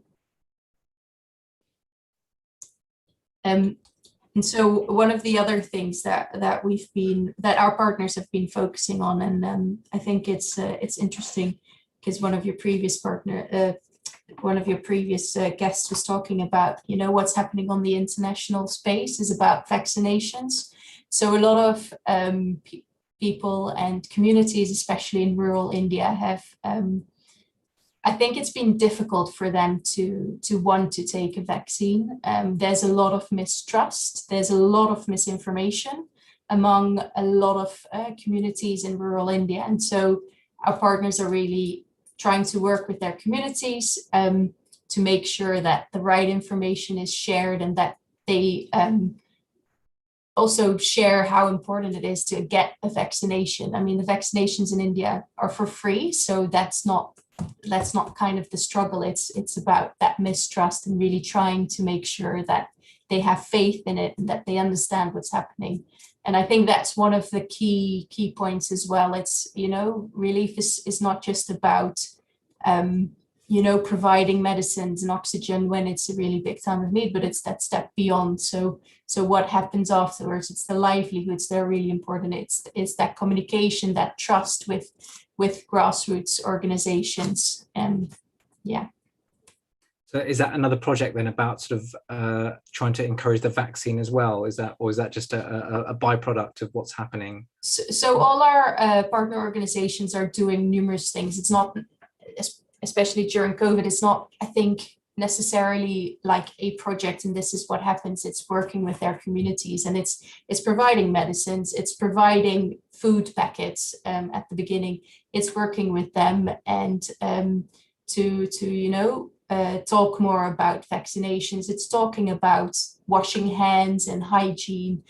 And I think it's more like a holistic approach where work happens on all fronts and not just this is the project. And each of our partners, they work very differently and we support them as they need. So we are always very partner led. So what our partner needs, we kind of work that way, that we have that faith in them, that they are the ones that know what's needed. And it's not us here in the UK sitting, okay, this needs to happen. It's the partners who are there, who've been working with these communities for years and years, who know the areas. They know very well what needs to happen. And with COVID and the relief they offer, it's multifaceted. So it's a lot of different things. So I know you'll have more things. I'm sure you've got other things to say. I'm just actually looking through. I'm going to share a screen because as you're doing, I quickly had a quick look at the website. If I can just bring this up, if you can see here. So those you can see the screen. I've just looked at the Action Village India website. So these are some, if I can tell, these are some of the projects that you are working on here. As you can see, really inspiring. Just looking at the images and what the partners are and what they're doing. Looking at this, it sounds really big. What is rural India? What is a rural village? What, for us, who've got so accustomed to living just in a city here, and I presume you've, Esther, prior to COVID, you've been out there, I'm sure. Yes, many times. Yeah. What are the experiences? What are the issues? I mean, without sort of, we see media pictures of maybe someone who hasn't got enough food to eat or education, but what is rural India? What is a rural village? So, I mean, I visited India many times. I stayed in a village many years ago for a couple of months in Tamil Nadu. And I think, a village in Tamil Nadu is not the same as a village in Jharkhand. It's not comparable. The issues are very different. I always see India more as a continent rather than a country, because all the states are so different and they all have their own issues. But I think there is a huge difference between urban India and rural India. For an example, in Jharkhand, we support a girls' education project. Girls live in a village in huts. They have one water pump in the village. If it breaks, there is no water. They have to walk to school for 8 kilometers. When they're at school, they probably have 4 teachers for maybe 300 students. They very often have to stay at home during harvesting season because their parents need support with the harvest. Otherwise, there isn't enough income to feed the family. It's so completely different. There are no facilities necessarily available. And then I think rural India is just so far from being able to join in on that economic growth that India has seen and that urban India has mainly seen. And I think it's very difficult for some communities to be a part of that. Yeah, well, that's really an insight as well into some of the things that are there. And but do carry on. I'm sure you've got some other projects to tell us about, or however you want to. We've got, as long as short as you want. Sure. Next speakers with us, but yeah, do share your message you want to share. I could talk a little bit more about our disability rights project in Tamil Nadu, and I think this clearly shows the kind of work we support. It's a project where we support people living with a disability to come together and form groups. And in those groups, they not only find support, but they also save some money. So they're able to start a business or take a loan, but also they are supported to get an ID card that says they actually do live with a disability. And I think in India, there are so many benefits available, and there are so many policies that support communities, but it's often that way to get it. And it's that middle ground where, okay, fine, you have a policy, but how do you actually access those benefits, and how can you make sure that the right people get those benefits? And that's where we really try to support people to know their rights and also to be able to access their rights. And support them with the paperwork. And if the paperwork's been filled out but there's no response to that, to set extra pressure on to make sure that it actually follows through. And it's something similar we do in Odisha with land rights. There's a lot of communities that live on land, have been living on land for decades, but they don't have the paperwork to say that that's their land, which is, it's called a land quota. And that means that they can be taken off their land at any time. It also means very often that they can't get social support because they don't have this paperwork. So we try and support communities to be able to get their rights and make sure that it follows through. I think these are really important projects. I think specifically about getting sort of the benefits, etc. And what sort of disabilities then? Are these like people with physical disabilities or? It's both. So you have physical disabilities, also mental disabilities. Very often you still see polio, people suffering from that, and having physical disabilities because of that. It's also interesting actually around the disability, and this is going a bit off topic around COVID, but if you actually look at the statistics in Tamil Nadu, for instance, it says that 2% of people live with a disability. Whereas in the UK, it's probably 15%. In a lot of Western countries, it's 15%. And that's actually the kind of standard. And this just means that people are not recognized as people living with a disability. And I think that says a lot, because if you don't get recognized, then you can't get support. Yeah, so there's just that the pickup rate is much lower, and that may take a long time, a cultural change as well. Yeah, so we're almost coming to the end of our time, but we've still got time. I don't want to rush you, but if you've got some themes, maybe you had some ideas also over COVID, then what's been happening. You've mentioned one, obviously, of people getting home or these group activities. Anything else that you've seen, particularly in this last 18 months really with COVID? So I think, I mean, one of the things that's really clear is that people have really struggled from the first lockdown, and people barely are getting by and barely getting back on their feet. And then the second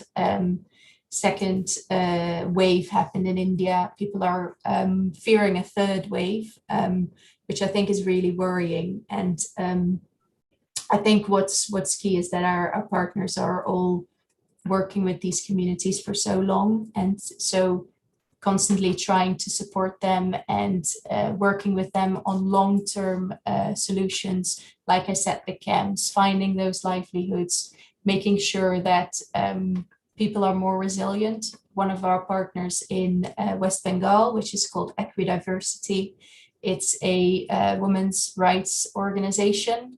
They are working with women to build community gardens so that they have food and that they can sustain themselves, and so that they are more resilient to future problems.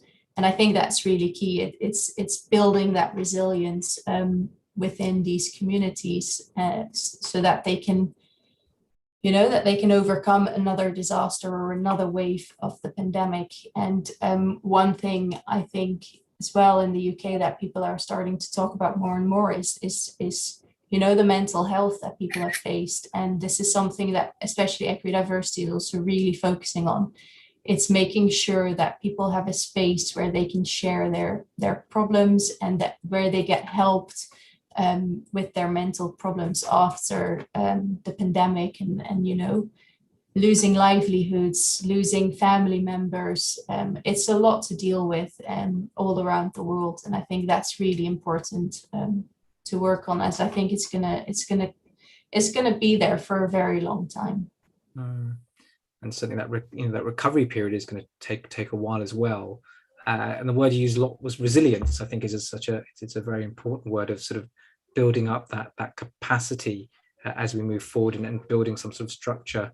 I mean, what are the hopes and wishes of rural India? I mean, again, you can't, as you say, India is a subcontinent or a continent, you can't sort of pigeonhole it, but with your themes, what are people wishing for? What are their desires? Are they the same as everyone else? I think the desire is that people can stay where they are, so that they can stay in their villages, and that they can support themselves by staying in their villages, and that their whole families can stay there. I mean, the fact that there was such a huge problem, migration problem when the first lockdown happened shows it all. I mean, there's so many people working in cities because there is no work in rural areas. And I think that's the real hope, is to make village is sustainable, and so that they can stay there and that they can live off their own land without having family members need to move to the cities.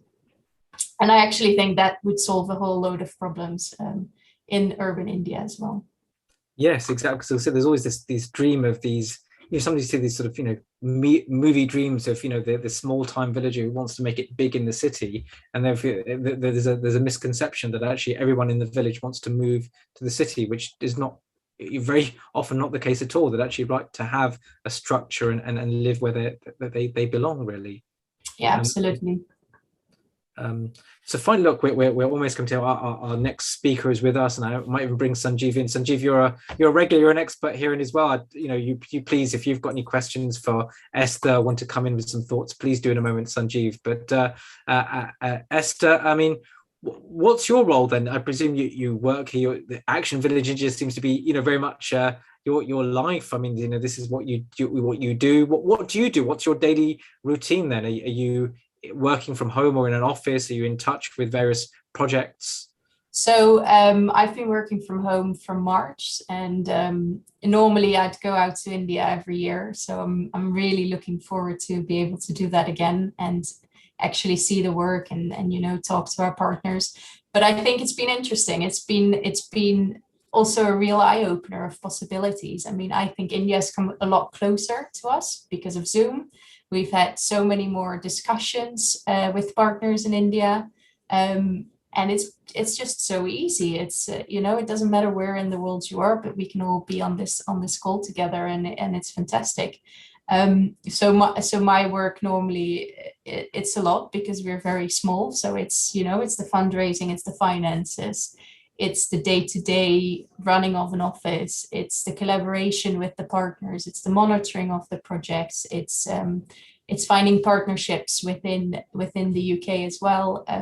We've had some great partnerships over the last few months. I mean, you can really notice that there are a lot of people who really want to support.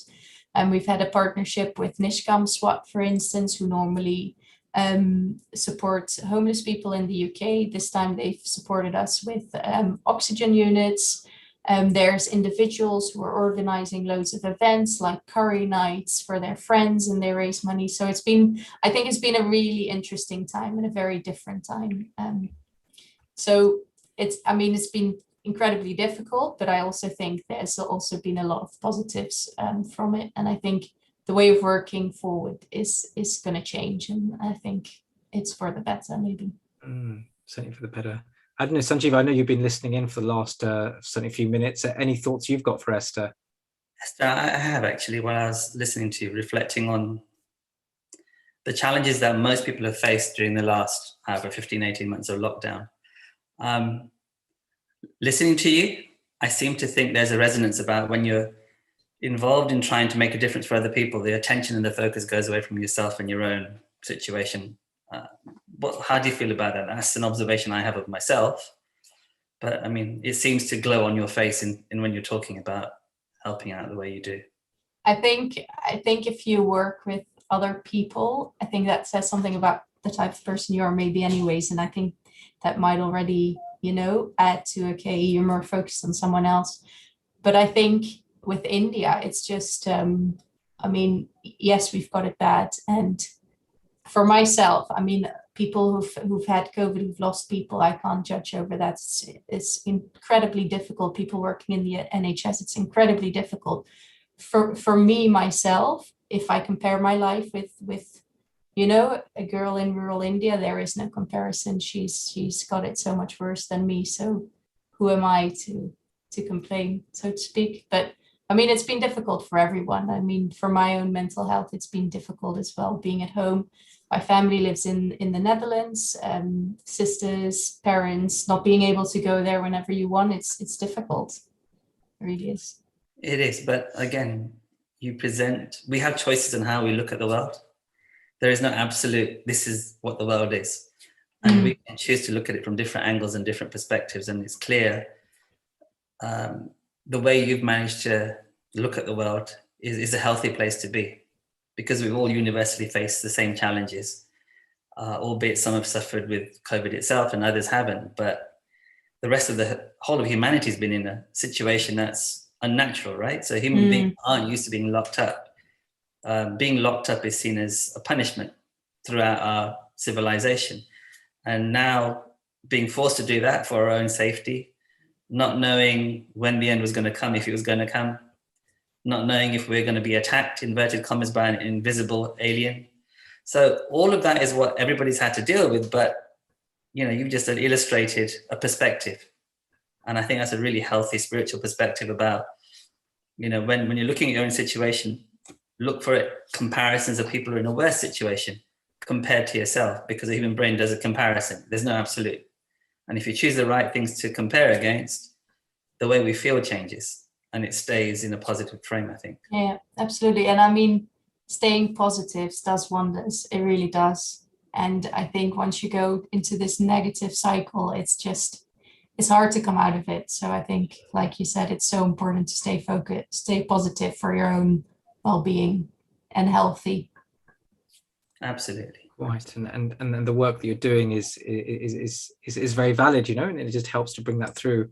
So I think to sort of sign off, I'm just bringing you back. If you can see, I was looking at the website again, and you know, I'm quite happy to plug you and say, look, what, you know, get involved. So here is the website for Action Village India. I've not heard of till today, so I'm really inspired to hear, and do have a look. So those who are watching online, do have a look. At least we can find out a bit more of what AVI or Action Village India does here. So I thought I'd just share that from my computer at least. And as you say, thank you so much. It's so easy to do, isn't it? Back in the day, we couldn't do all this. It's a click of a button, and I've sort of shared these things, and I feel like, you know, can do something. But Esther, great to have you on and with us on Healing Our Earth, and wishing you well. And as I said before, I said to Ram in the last speaker, but who knows, next time you'll be in India and telling us your update from a village itself. Let's hope so. And I would just like to say again, thank you so much for giving us the platform to share our work. You know, the more people we can share this with, the better, and the more support we can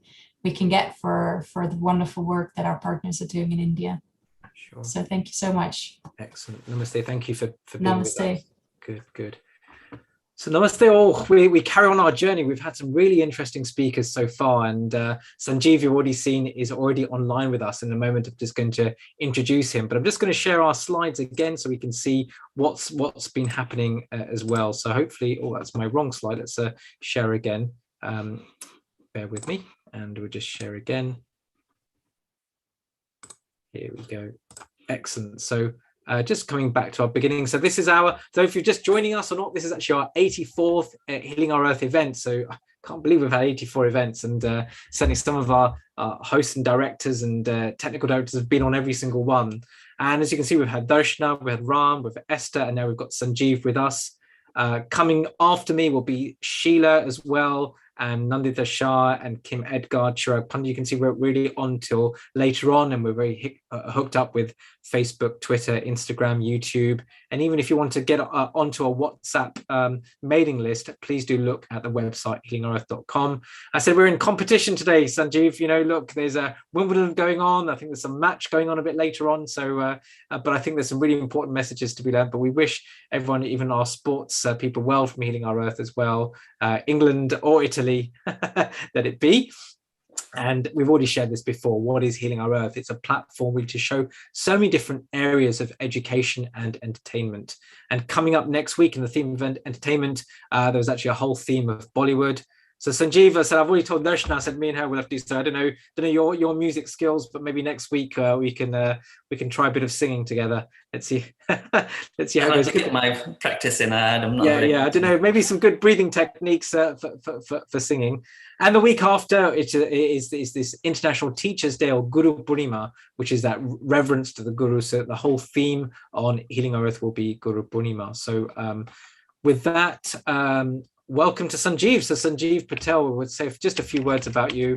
We were on together last time, actually, in our COVID section. We really enjoyed having you, and you had a very short time of about 20 minutes. This time, we've now got the following sort of hour together to really explore some of the really interesting journeys you've got. So just to those who have maybe seeing Sanjeev for the first time, Sanjeev is really an award-winning entrepreneur and leader with years of experience across industries and NGOs.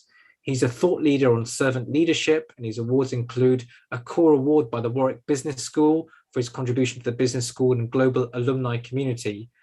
He's got an award for the most influential British Indian leader a few years ago, and hashtag British Hindu hero as a COVID-19 survivor who went the extra mile despite personal challenges to help and sharing his learning experiences. He told us last night actually of this whole amazing experience of cycling to raise money for the COVID relief effort in India, and unbelievably cycled over 200 kilometers in 48 hours and himself raised £20,000 with the whole project raising nearly £750,000. Known as the mindful leader, Sanjeev will share how he's sort of battled mental, physical and spiritual battles on long COVID, and has opened up something called Sanjeev Speaks on Facebook. So lots of things to share, but I think last time Sanjeev and I, so we explored a bit on long COVID, or Sanjeev spoke. And today I think similar, really, the experience of having COVID, recovering from it, or on ongoing recovery, helping others as well. I think we've talked a little bit on today's show, but really now getting practically, if someone had COVID, have got symptoms, and what you've done. And when we spoke offline, you talked about people you've spoken to. And then really hope after despair. What positivity, what are the ways forward? What is the new way of thinking following this? So Sanjeev, namaste to you. And let's enjoy our next sort of, 45 minutes to an hour together. Sure. First of all, thank you very much for having me on the show again. When we spoke earlier, I was thinking, what can we do? What can we share? And Milind, as you suggested, maybe a little bit of a rewind as to the stuff I've covered before. I've updated the presentation I did last time, so I guess if I run through that, please feel free to interject, stop me at any stage. Yes, I've got the odd video I can share in between. Yes, exactly. So those who are watching, I think Sanjeev's also got a video that might be helpful in breathing techniques or whatever it may be. And sure. Excellent. Okay, so is it okay if I share screen now? Please my do. Screen? Okay, wonderful. So, okay, can you see my screen? Yeah, perfect. We've got it there. Wonderful. So broadly speaking, what the sort of the journey for today, I guess it's about resilience. So I'm going to talk to you a little bit about the early journey, COVID survivor, as Milind said. That led me to gain an understanding as to what was really crucial in that fight against COVID. And I believe it was a battle for the lungs. And then we're going to go through long COVID, share some insights on that. And not just the insights in terms of what long COVID is and all the symptoms, but then looking at positive ways of dealing with it. So, I've split it up into two parts, healing the body, and then healing the mind and soul, because the spirit and mind, I think, are very well connected with the body. And then finally, as you said, something positive. So a call for finding a purpose as we move forward to the next phase of this. So if that's okay, I'll kind of start with the early journey. So for those who have heard this before, I apologize in advance. But if I give you an overview of what happened at the journey for me at the beginning of the pandemic. So despite having a clear idea that the pandemic was going to sort of spread across the world, because my doctor, Dr. Shashi Patel over in Australia, he and I were talking about this way back in early January onwards. And so in terms of practicalities, we'd prepared, and people that were in my circle, I'd sort of suggested it to prepare for a long-term lockdown, whatever long-term meant. So despite that, as fate would have it, on the 16th of March last year, my wife that night came down with a really severe fever. Now, the messaging at the time was about... Sanjeev, sorry just to interrupt. It might be good actually if you stop sharing, because it's actually you're telling a really useful story. It'd be nice to see. Sure. We're seeing your screen, and then we can come back on, unless you've got because we're still seeing your first slide. Sure. Okay. So how do I unshare? Just got to check. Stop share. It should be at the top of your screen. It should say stop share somewhere on Zoom. Okay. hang on a second. Perfect. Yeah, I think it's been stopped for you.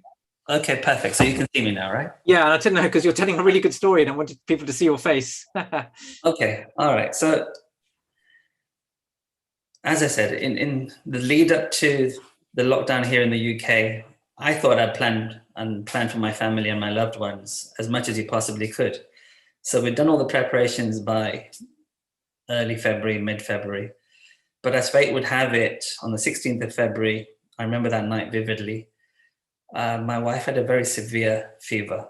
And I remember sort of saying to her, look, we need to take as much care as possible. And she told me to stay distant. And I said, look, by this time, whatever it is that we all have it, because we lived in a household of 6 people, my father, my mother, my wife, and I, my 2 kids.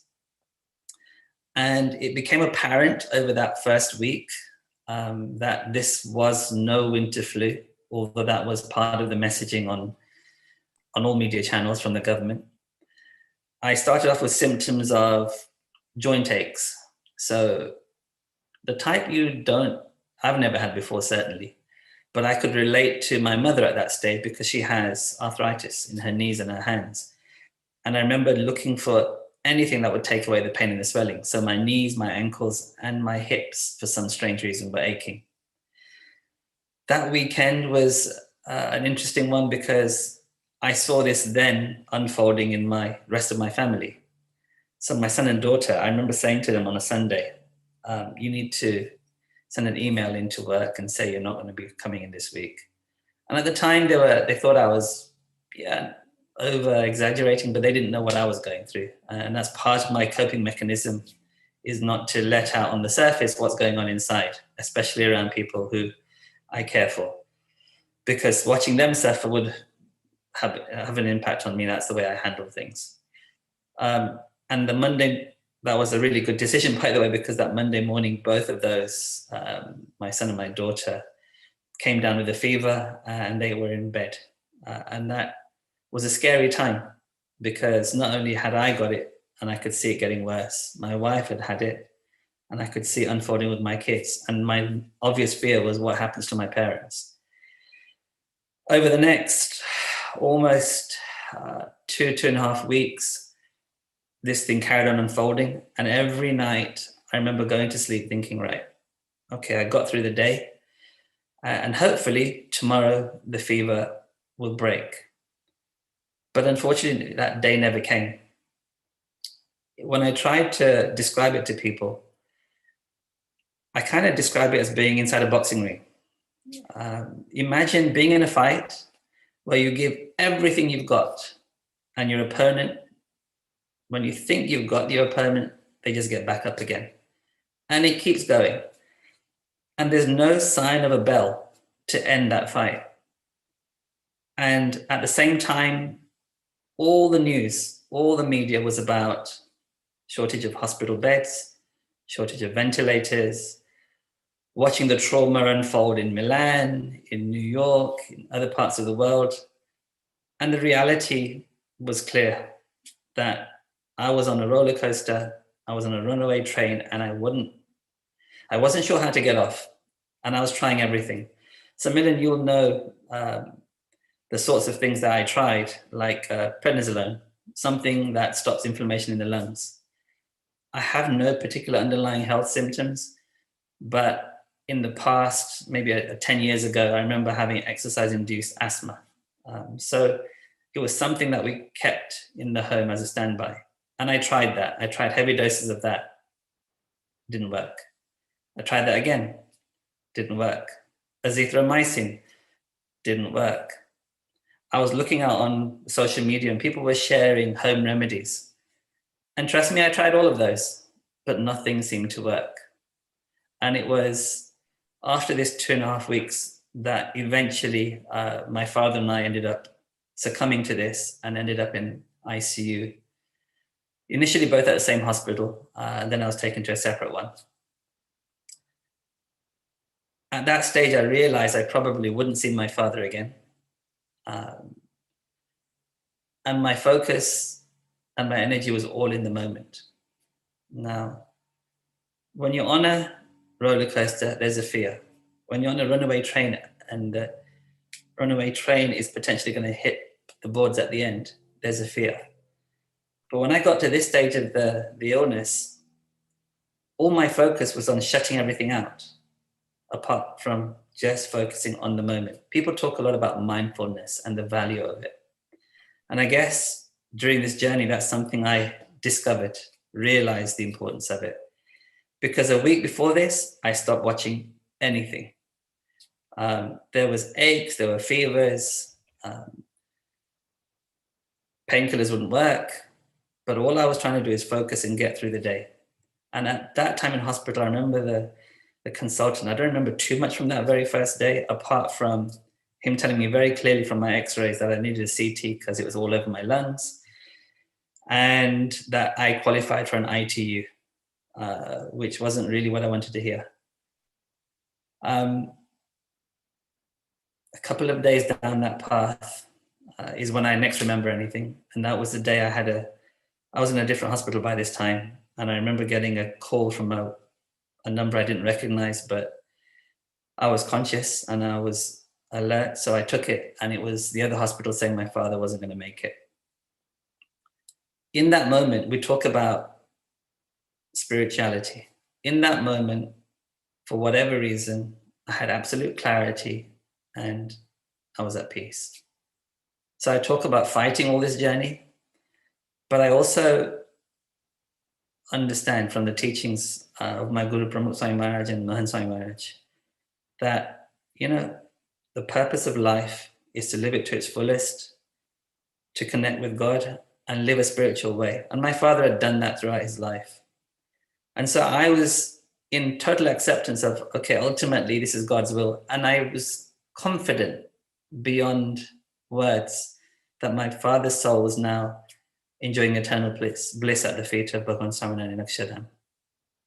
I somehow, and I still don't know how, had the clarity of mind to sit there and go, right. That evening I sent a message to my wife, very brief one. I said, be prepared for a phone call. I knew if they saw me in a really bad state, that would just compound this. Somehow I managed to do a short video call. And in that, I broke the news and I said, look, this is not a time for tears of sadness. We have a choice. We can do that and ask why, or we can celebrate everything about my father's life, everything about the memories that we've had together up until the last 3 days, and then move on from there and be thankful that his soul is at peace. And then as a family, move forward and see how we can turn this tragedy into something positive. That night was the toughest night for me. I remember trying to sleep, and the NHS beds were lovely, the electric beds. But for anybody who's had pneumonia, you'll understand what I mean. When your lungs are full, and this is all new to me. I was exhausted after days of hardly any sleep, and for the past 2-3 nights, no sleep as far as I was aware. And I remember nodding off and then suddenly waking up choking, nodding off and suddenly waking up choking. So that really freaked me out. I realized I was choking and felt like I was going to suffocate. It turns out afterwards that that's actually how you feel. You feel like you're drowning because your lungs are so full of this COVID. As I was determined to battle this through, I gave my family my word, and I don't know what that counts for, but I was that clear that don't worry, I will see you again. And despite this night, the next day was my turning point, because that fever didn't last the whole day. And for somebody who battled these aches, this fever, constantly looking for the next dose of paracetamol, to have a period, even if a short period during that day where, okay, it's not as bad, to me was a sign. You can look for signs in life, you can look for signs in the stars, look for shapes. And I chose to look at this as a positive sign. And from my bed, I remember wondering how I was going to get out. At the time, there wasn't much insight into what was important. But I remember my brother telling me that you had to get oxygen into your lower lungs. And at the time, I didn't understand any terminology, but I understood that much. And I spent the whole of that night sitting at whatever position I could sit without coughing, without struggling to breathe, and then consciously trying to get my belly to move in and out. For those of you who've suffered from COVID at any sort of severity, you'll understand what I mean by it feels like your belly is bursting. I can only describe it as looking like a pregnant woman, you know, really tight. And so you don't have any capacity to breathe deeply. But those small little steps were the starting of my journey to recovery. And they discharged me after a few days. My oxygen levels were still low, but high enough to vacate the bed so they could make space. I was determined that I would use whatever I could, insights I could, to share with others what it was like, the reality of it, because I don't think it had really hit people then. And also the little simple things that I had picked up, which I felt had helped me turn the corner. So the key to all of this was I realized that the battle was in the lungs. Whatever aches you had, whatever pains you had, whatever fever you had to protect the lungs. And so in any moment of any strength, to make sure you kept exercising those lungs, I knew was key. But I also realized that for those who are further gone like I was, you know, it wasn't a straightforward thing to do. So I knocked together a short video and I put that up my social media, my Facebook page. For the first time, I shared a video of any sort, by the way, in the hope that it would help someone. And to my surprise, I guess I'm thankful for it, but that went viral. People I knew locally were getting it sent to them from across the world, shared via WhatsApp, shared via the Facebook page. So it was in the hundreds of thousands. So something changed. And subsequently, going through the journey, I realized that the video I shared was rough and ready, and maybe I needed to do something a bit more up to date. The reason I'm saying this is for the past 12, 15 months, I've had the opportunity to video conference people who are suffering from COVID at home and talking them through their recovery and helping them manage this breathing technique. And I realized that it had to be really simplified and broken down. So Milan, do you want me to share a clip of that video that I put out? I think it'll be good now. Yeah, it's perfect timing. I think it's a really nice spot now to share that video and Okay, what you've been through so far. Shall I let you share and unshare my screen so that keeps it simple? Is that something? Yeah, if you, I think actually our director was doing it. Maybe have another go, just at maybe sure. sharing and sharing the video. Sure. Share. Okay, can you see my screen? Yeah, we've got your screen there. Got your present. Got your. Okay, so is it shared with? Hopefully, shared with sound. Yeah, there sometimes is a button to press to say share with sound, so you may need to unshare and then. Okay, let's try that. How do I unshare? It doesn't let me unshare. I apologize. No, it's okay. I'm sure that somewhere along there should be somewhere on your Zoom. It gives you the chance to unzoom. And just press play. Yeah, can you hear that? I've been able to speak. Yeah, we've got that. Okay. Coach them through. But I think it's coming through your own speaker.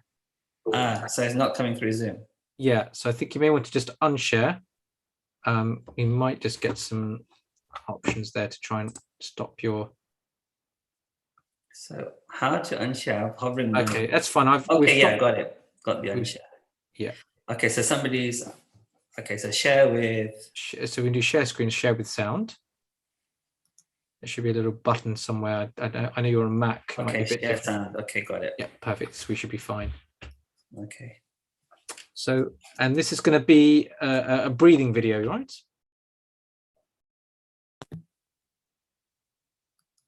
A few things came out which had prompted me to do this video. Although they understood the general concept and why the main battleground is the lungs and breathing is so important, I had to talk them through it much more slowly than the video I shared, and which is understandable. If you're one of these people who are suffering from COVID right now, you're scared, it's natural. You see pictures of hospitals overflowing, shortage of beds and oxygen, and that noise, that information, just makes you more nervous and breathe more shallow. It's not good for you. So I'd say, listen, stop watching that and let's focus on what you have to do. I'm seated this time because from a practical point of view, if you have got COVID congestion, then you can't stand up. So let me show you. It doesn't have to be deep breathing to start off with, but if you watch me and try and follow me, make sure somebody who's with you watches this video with you, because then afterwards they can help you follow through exactly the same way. So I'm going to break this down and hopefully you'll be able to follow it. So apologies, it's a little bit long, but this is genuinely how, when I was coaching people, this is the approach that worked for them. So main things, our normal breathing, and especially when we're in COVID and shallow breathing, we're like this.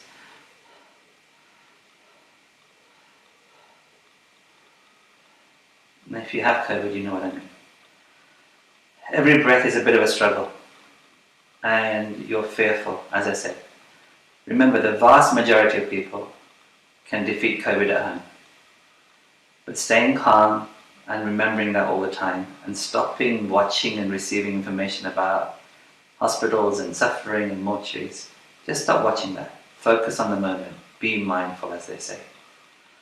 But concentrate on how I'm suggesting you should breathe. Breathing from your belly. It's called diaphragmatic breathing, but breathing from your belly is very simple to remember. Watch my hands. One's on my chest, one's on my belly. Sit how you're comfortable. Make sure you've got support behind you so you're not having any strain on yourself. Now watch. This is normal.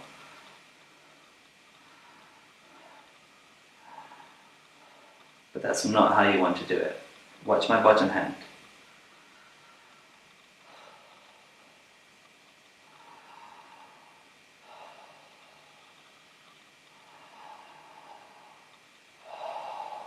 When I'm breathing in, my belly is coming out.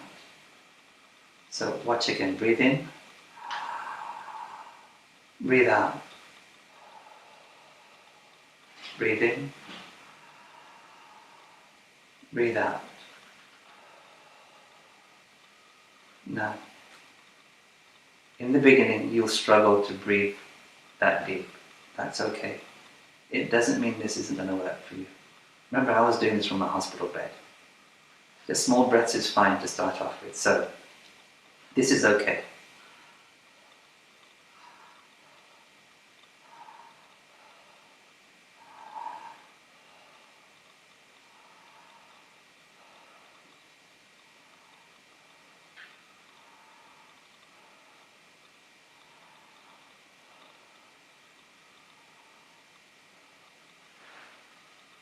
However long you do it is enough. People ask me, is it 5 minutes, is it 10 minutes? And I say, look, do it as long as you can. Rest, and then do it again. This is one of the main things you have to do. Remember, sleep on your front or your side. COVID is like gel that sticks to your lungs. And sleeping on your back doesn't help you, so you have to sleep on your side or your front. Use pillows to support you to do that. And try not to stay in bed all day long. When you've taken your painkillers, your paracetamol, try and get up and stretch your back. Even if your back's hurting, stretch it. You need to open up that rib cage. And then use these breathing exercises. The vast majority of people can beat their battle with COVID at home, but you must do this. So, belly breathing. If you see your chest going up and down, you're doing it wrong. So once again,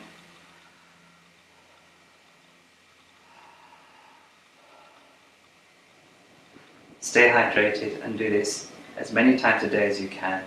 And you'll notice, I guarantee you'll notice, over a day, 2 days, 3 days, your oxygen saturation levels will get better. And remember, COVID, the real battle is that 7 to 9 days. Once you're past that and you've plateaued or you're getting slightly better, you know you're on the recovery path. Don't worry if you have days when you're fully tired again. If you feel you've got a slight fever, rest, listen to your body. But remember, your best treatment is this treatment. Breathing, staying hydrated, staying off your back, and staying positive. Good luck.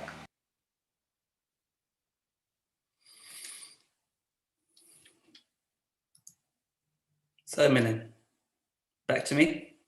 Yeah, it was excellent. I've got lots of questions there already. So it was really good. I think it was a really simple. So I presume you'd recorded that at home a few months later. That would have been what, in the summer of last year or end of last year? The video. What's up, Ninja Nerds? In this video today, we're going to be talking about the basic EKGs. Let's go ahead. Okay. Wasn't it? Okay, so Milan, that was me recording this off the back of, this is back in April after the India COVID spike happened again. Right. So this was. So I did that then again. My original video was yeah, so in April last year. Fine. So this is sort of like a re-recording. A re-recording yeah. to make it more user-friendly, I suppose. Yeah. Refresh it. So look, you've said, look, you know, friends, family, maybe people have just given your number to people, say, look, there's this chap called Sanjeev who, you know, has gone through it and he can help you. Because sometimes there's nothing quite like you know, I know you're not a medic by training, but, you know, a lay person coming in and sharing those, because sometimes us as medics, we presuppose, or we may use some technical language. We try not to, but sometimes we just sort of, or we don't have the time. We just sort of, so let's say if I was a person or someone online, what kind of things would you ask them? I know you're not giving medical advice. It's not a medical show and you're not a professional. This is more just out of interest. What kind of things approach it? How do you approach it? If someone said, look, you know, my husband, my son, my whoever has had this, what kind of questions would you ask them? You'd ask them about their breathing, their hydration. I honestly believe there's a combination of managing your mind as well as your body. Okay. I think as time's progressed and more people have been through it and got through the other end, that mind thing is less of a challenge. But if you're told still to today and you're, you know, not one of those younger generations, then you still have a fear of where's this going to go. So the very first thing I try to do is reach out, and it's not usually that person, it's their family, because they're living with somebody, and saying, look, I've been asked to get in touch. I'll share the videos, but I think it'll be helpful if I can speak to them with you there. The reason I'm doing that is to try and gauge. I mean, I'll ask some simple things like about when was first symptoms, how long's it been? What's that journey been like? So, you know, what symptoms have they had? And you'll know, Milan, professionally, that what I was talking about in the 7 to 9 days window, but simplifying that down for them, just rather than freak them out with all the symptoms, just say, well, what have you experienced so far? I'll give you an example of somebody I spoke to like this. 2 brothers were in hospital, both with severe COVID for 3 weeks. They were a relative of somebody I knew, and they asked for the video. I got in touch with their family. He'd just come home. He's in his early 60s. His younger, fitter brother didn't make it out of hospital. They were both in at the same time. And I was just asked to send my videos. I said, no, let me speak to them. So I arranged with his wife and his son through a WhatsApp messaging. Okay, look, let me know when you're able to have a call with him there. And by observation, you can tell how somebody's breathing. Asking them a simple question and seeing how lucidly they can speak to you without struggling to put words together without taking the next breath gives you an indication of how are they doing. And then understanding how long they've been ill and where that's been. Now, this is 3 weeks, it's gone, and he was back out again. And I tried to talk him through, you know, reassure him that he can do this, because many people The majority of people will. But he had to focus on the important things. And so things like staying off your back. I'm still to this day surprised, Milan, that that's not just like common knowledge to everybody. You know, because I remember the dull ache at the bottom of my back, base of my, where my kidneys, behind my kidneys. When I was ill, I thought my kidneys were failing. It was only when I went through this whole journey, I realized that the lungs go all the way down the back there. And that was my lungs hurting, not my kidneys. Yes. And then staying off your back, because it's like jelly. So simplifying it, explaining to them the logic behind it, not just to do it. And I realized I struggled to stay off my back when I was that congested. So what did I do? I got a bunch of pillows and I described it as holding it like a hug on the side, propping yourself behind. But the reason to hold it like a hug is because you keep your chest open. Yeah. You can't lean on the front because you're too congested and it hurts and you're going to cough and you're going to struggle to breathe. So I kind of taught them through that kind of journey. This particular chap, and then I said, okay, let's start this breathing. Hold the video back far enough so I can see you. You can't, we can see each other. So I'll stand back and I'll practice going through it, watch him. I'd ensure there's a member of the family watching as well, because then they can pick it up or observe, have the video on one side. They've watched us do this session, which might be however long it takes, and then leave them to it. And I said, I'll touch base on a daily basis. The touch base is a reassurance. The simple things like hydration at hospital, they tell you, have you passed water in the last 4 hours? Like, hey, you've got to flush your kidneys out. That's a simple message. What's the right amount of water? Rule of thumb for me, you need to pass water every 4 hours. That's what I was asked, not how much water have you drunk. I'll use that. The pulse oximeter, taking a reading. Let's see a reading. That's a vital tool for people, I think. A very cheap, simple tool to go, how we're doing. And for them to understand that, okay, it's 94, but that's okay. It's 93, but that's okay. Because I came out at 89. I was ready to leave the hospital. Now, that's not a great place, but they needed the space. The point is you've been through that curve and you need to stabilize it and push out the other end. So giving them that context as a layperson. So having been through it as well, I think that's important because I can describe that to them. Quite, you've got that direct experience. I think having a family member there as well, it's almost like you are the mediator and you're allowing that person who's suffering to speak as well, because sometimes even these conversations can be tricky. I know we've still got time. We're going to talk about long COVID. I know you've got some slides to share about that, but even at this point, maybe it could be a spouse or whoever it is can't quite express themselves, and you're almost that mediator. And why I'm sitting there with a smile on my face, because this is the role that often a family doctor or the GP plays. You know, how many times I'm not actually done so much medicine, but I've played that mediator role. Sometimes the answers are there and you're giving simple tips, but you're giving that. And as you say, you then check in again, maybe in a day or two, just to give that reassurance that, you know, it's not, you just sort of call them and that's it. So you've done this, I presume you've done this a few times with people. I know, how's it been for you? Is it a draining experience? So it's interesting. So, you know, look, you know, I was blessed to have Brahma marriages, you know, blessings throughout my life. And his message of in the joy of others lies our own. Yes, of course. Genuinely, I've tried to live that throughout my life as a compass, but it is part of my healing. If I can do something to make a difference, whether it's this way or whether it's to speak out when other people are too traumatized to speak out about what this was like and helping others to navigate it, fine. But do I feel emotionally drained afterwards? Yeah, of course I do. Do I feel physically exhausted because of the effects of COVID? I do. But it's a price worth paying for, as far as I'm concerned. It's, you know, I'm thankful for it. And, you know, I remember this particular chap, unfortunately, the following day, he was taken back in. His family told me, and they wanted to check him out again. I said, okay, let me know how it goes. They did all the tests and his lungs hadn't got any worse. They were the same as they were before. And he came back home. And I'll be honest with you, I have messages that said a week later that all he did was these exercises and he's so much better. I had lined up then a video call with him after, because he insisted on having a call with me because he was so, okay, he's lost his brother, all the situation has happened, but somehow in a very simplistic way, he's turned it around. For me, the majority of people I've done this with, I don't have anything to do with afterwards. I do it on the basis of I help and say, that's fine, bye. If you need me, I'm here, but that's all I need to know that you've got through.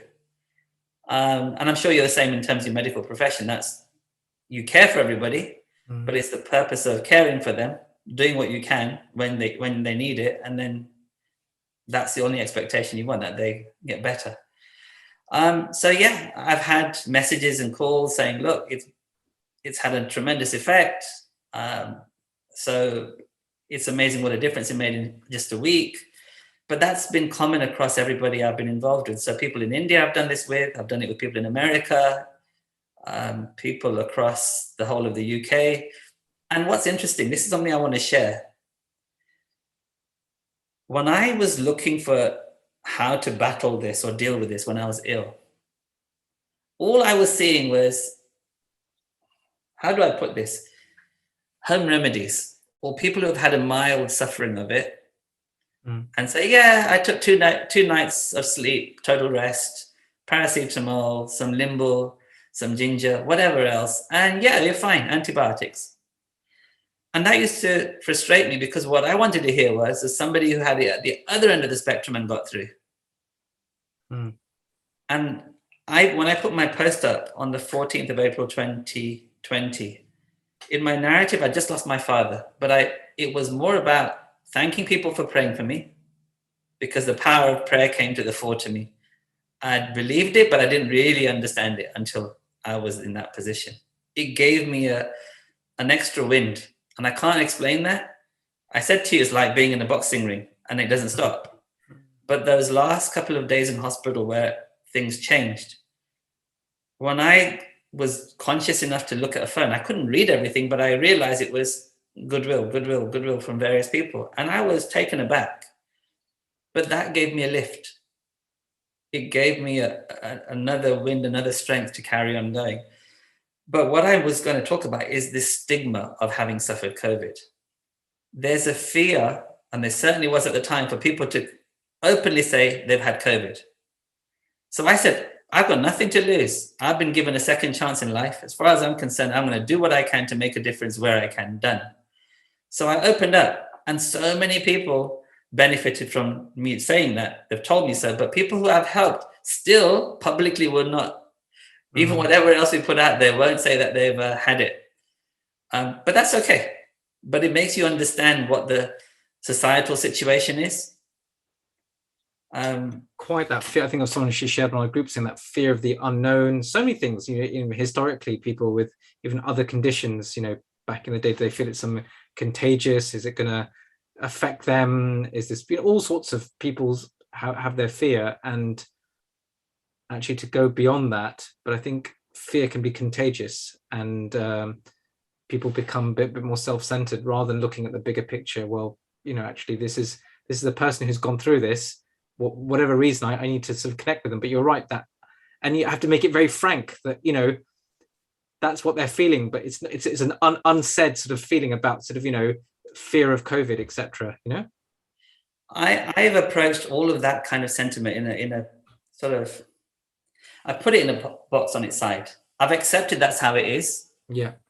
It's very easy in this situation to start questioning why and what, and feeling, I guess, looking inside and feeling sorry for your situation, however traumatic it is. But I honestly think there's a strength in changing their perspective.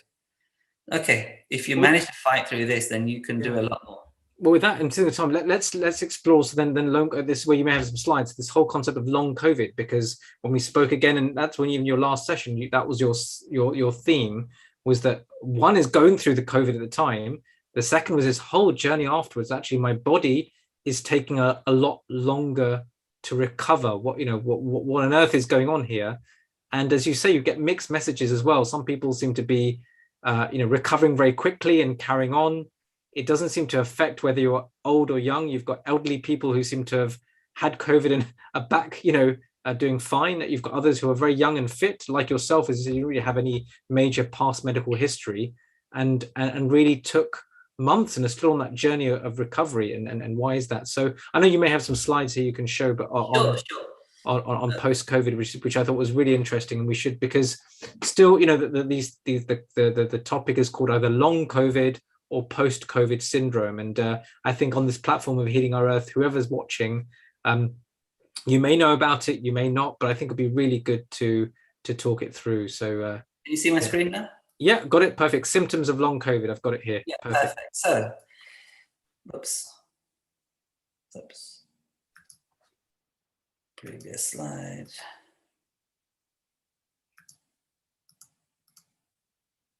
Symptoms of long COVID. I'll take my hand off this. Okay. Yeah, got it. Yeah, it's there. So I've listed a whole bunch of symptoms. I've been part of various studies, from the World Health Organization initial study on COVID. So I took part in that. I've been part of convalescent plasma research, and I jumped at the opportunity. I've been asked why. Well, why not? If you've suffered that much and you think you can do a little bit that might help somebody not suffer at all, then surely you've got to do it. Because that's where I think you presume you donated some of your plasma, is that right? Or yeah. So I donated my plasma, and I went to both the trials to do that. So there were 2 trials on plasma. But it was an opportunity to try and make a difference. There was no guarantee. Yeah. And I know you can get bogged down in the, well, who knows if it's going to work or not. It doesn't matter. The fact that it didn't work, it doesn't matter. We discounted the potential option. It was worth the process. It wasn't easy. It was tiring, but hey, I'm glad I did it. But I'm part of also a research called FOSP, PHOSP. It's another long COVID study. And sort of roughly 5 months after suffering from COVID is when they did the first that's when they did the trials, the first start of that research. And they put me through a whole lot of psychometrics, blood samples, tests on your memory, and then they actually put me through a bleep test. I was shocked that they did that. Let me take you back a bit and help you understand why I was shocked about that. So when people talk about long COVID or having been cured from COVID, it can get really frustrating. I'm going to share this openly. For somebody who's had COVID, the perception that other people have 2, 3, 4 weeks after you've come out of COVID, inverted commas, they say, oh, good to see you well again. And they haven't got a clue what's going on under the bonnet. And rather than get into a conversation with people, you just smile and go, yeah, I'm getting better. Not quite there yet. You keep it simple. But let me give people an insight. Let me give viewers and listeners an insight. So I described the journey to COVID. Thankfully, I made it out. And the following week, whilst I was trying to figure out in the short periods of energy I had during the day, how I was going to do my father's funeral, I had a message from Warwick Business School's Global Alumni Association. They said, would you mind sitting on a panel on COVID with a couple of other people, health industry experts, to share your insights? They said, all we want you is for 10 minutes. And I went, absolutely no problem at all. When are you thinking about it? And they said, look, take your time when you're better.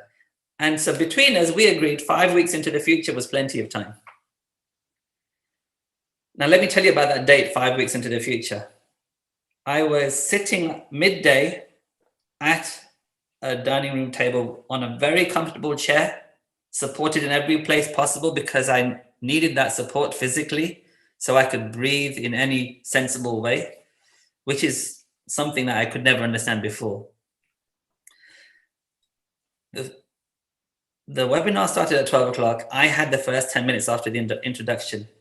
During my 10-minute session, my smartwatch started screaming at me.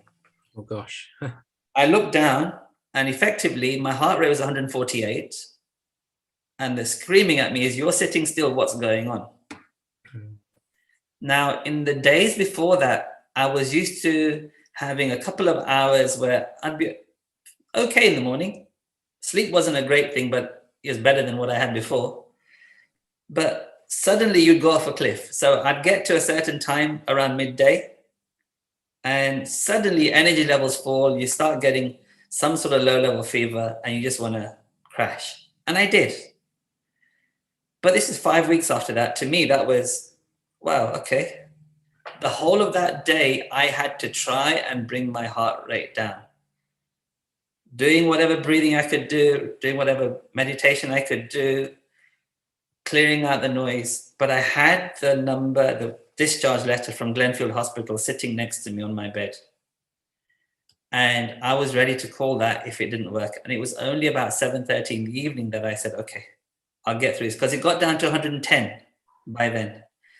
Now, for those who try to get your head around this, if you go and do some exercise, do some brisk walking, and your heart rate will probably go to about 120 or something. If you do some jogging, maybe 130. Imagine your heart being that level throughout, and nothing you're doing is stimulating that. You're not doing anything physical.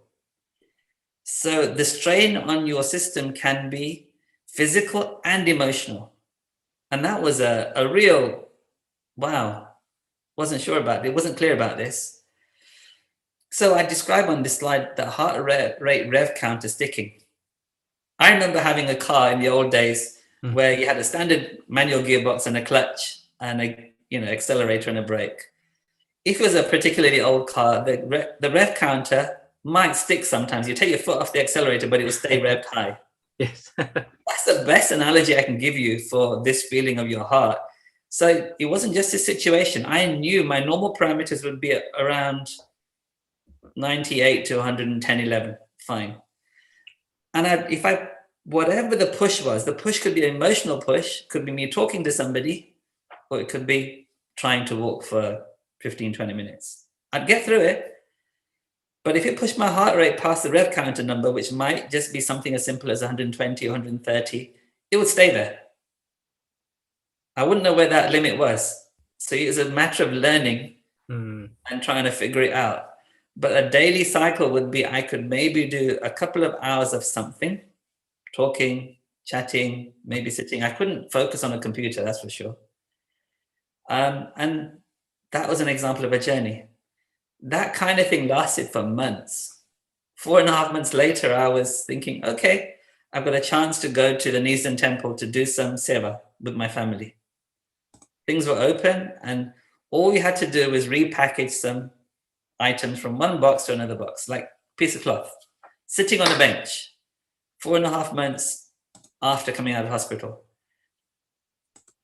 Within an hour, I wanted to collapse and lie down. Again, because the heart rate was so high, anything about temperature, something about keeping cool is important in recovering from COVID as well. My body, my hands used to swell. Even now, occasionally when I walk, they'll swell up.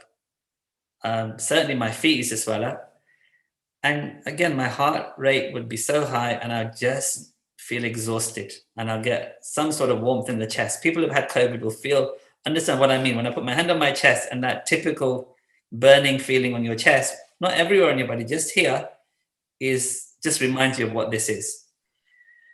So these are the sorts of things that I'm talking about long COVID. And I didn't really understand the extent of it until I started talking to other people. And like you said, Milan, it doesn't matter if you had it mild or not. There are people who I was speaking to in the early days who had a week or something like that, and they were fine, and they went back to work maybe a couple of weeks later. But they were getting fatigue, extreme fatigue out of the blue, and it's not a constant.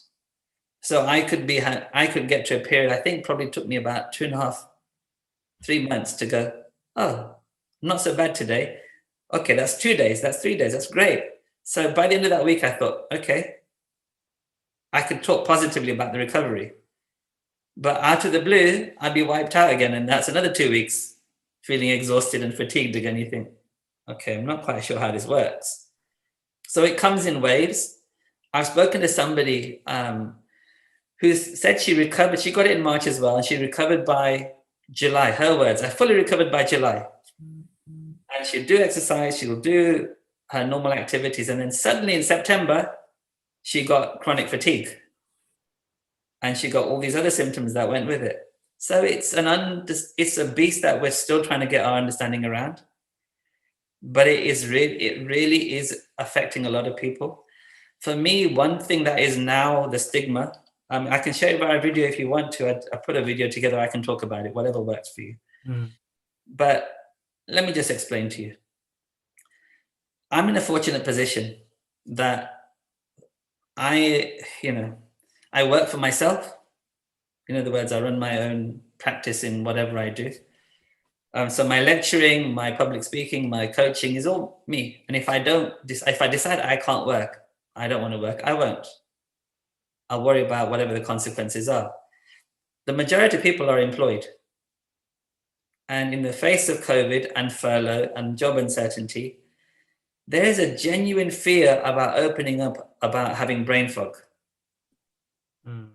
Because brain fog is horrible. My father, who passed away, had Parkinson's. So let me share why I'm saying this is horrible and the sorts of things that go through your mind. So I saw him with a level of dementia and Parkinson's for about 3 or 4 years. And I saw the personality change from somebody who's super bright, bubbly, and a great communicator to this. I found myself struggling to remember simple words in a sentence. If you and I are having this call that a few months back, I'd have to so consciously remember what your name is. Even though we're still speaking in mid-flight of this conversation, I'd forget what your name is. Simple things like that. Given what I do for a profession, I'm supposed to be a communicator. I'm supposed to teach people to do public speaking. I lecture, I do all this kind of stuff, right? Problem solving. And I was faced with going, okay, I really need to compose myself for the bits that I have to do when I have to do them. So my capacity for work, which I didn't tell the whole world about, was limited in a day. It take all the emotional and physical and focus, etc., to go. Take me a hell of a lot longer to prepare. I mean, the preparation I've done for today took me much closer to what normally would take. What I did previously took me so much longer. That's a little inside secret. Yes, I think you told me actually it took you a while to prepare that much. Yes. Yeah, but it wasn't much in the scale of things from what I'm used to. My normal, whatever your normal is, with all this is just relative, right? For my normal, this is a crazy feeling that you're thinking. I mean, words on a screen or a piece of paper. I couldn't see the wood for the trees. I couldn't make sense of it. I used to ask myself, am I getting dyslexic? Am I losing? Am I gonna get this back? But these are the sorts of things that people are facing. Muscle loss is a common one. So you're told not to push your heart too hard. And because of the potential thing for breaking off and going to your brain and your heart and your kidneys and all of that kind of stuff, and which I was aware about. I told you about my heart rate and the rev counter. So I was taking it, trying to manage it. And yet 4.5 months down, when I went to this trial for FOSP, the very last thing they put me through is a bleep test. And they said, yeah. So a bleep test for everybody, again, I'll state the obvious for most people who know this. Think back to when you were at school in the gym. And the teachers used to put a cone at this end or a cone at that end and instruct everybody, on the bleep, you need to get to another cone. On the next bleep, you need to get back. So you do this, or you get to the cone and back in one bleep. Whatever it is, but the timing, the interval of those bleeps gets shorter and shorter and shorter. So you have to get faster and faster and faster to stay within the bleep. So that sounds simple, but giving that kind of challenge to someone crazy like me who's competitive and driven, I was coughing my lungs out at the end of that. And my reassurance was, if they're putting me through this, they know better than I do. And I'm in hospital. What's the worst that's going to happen?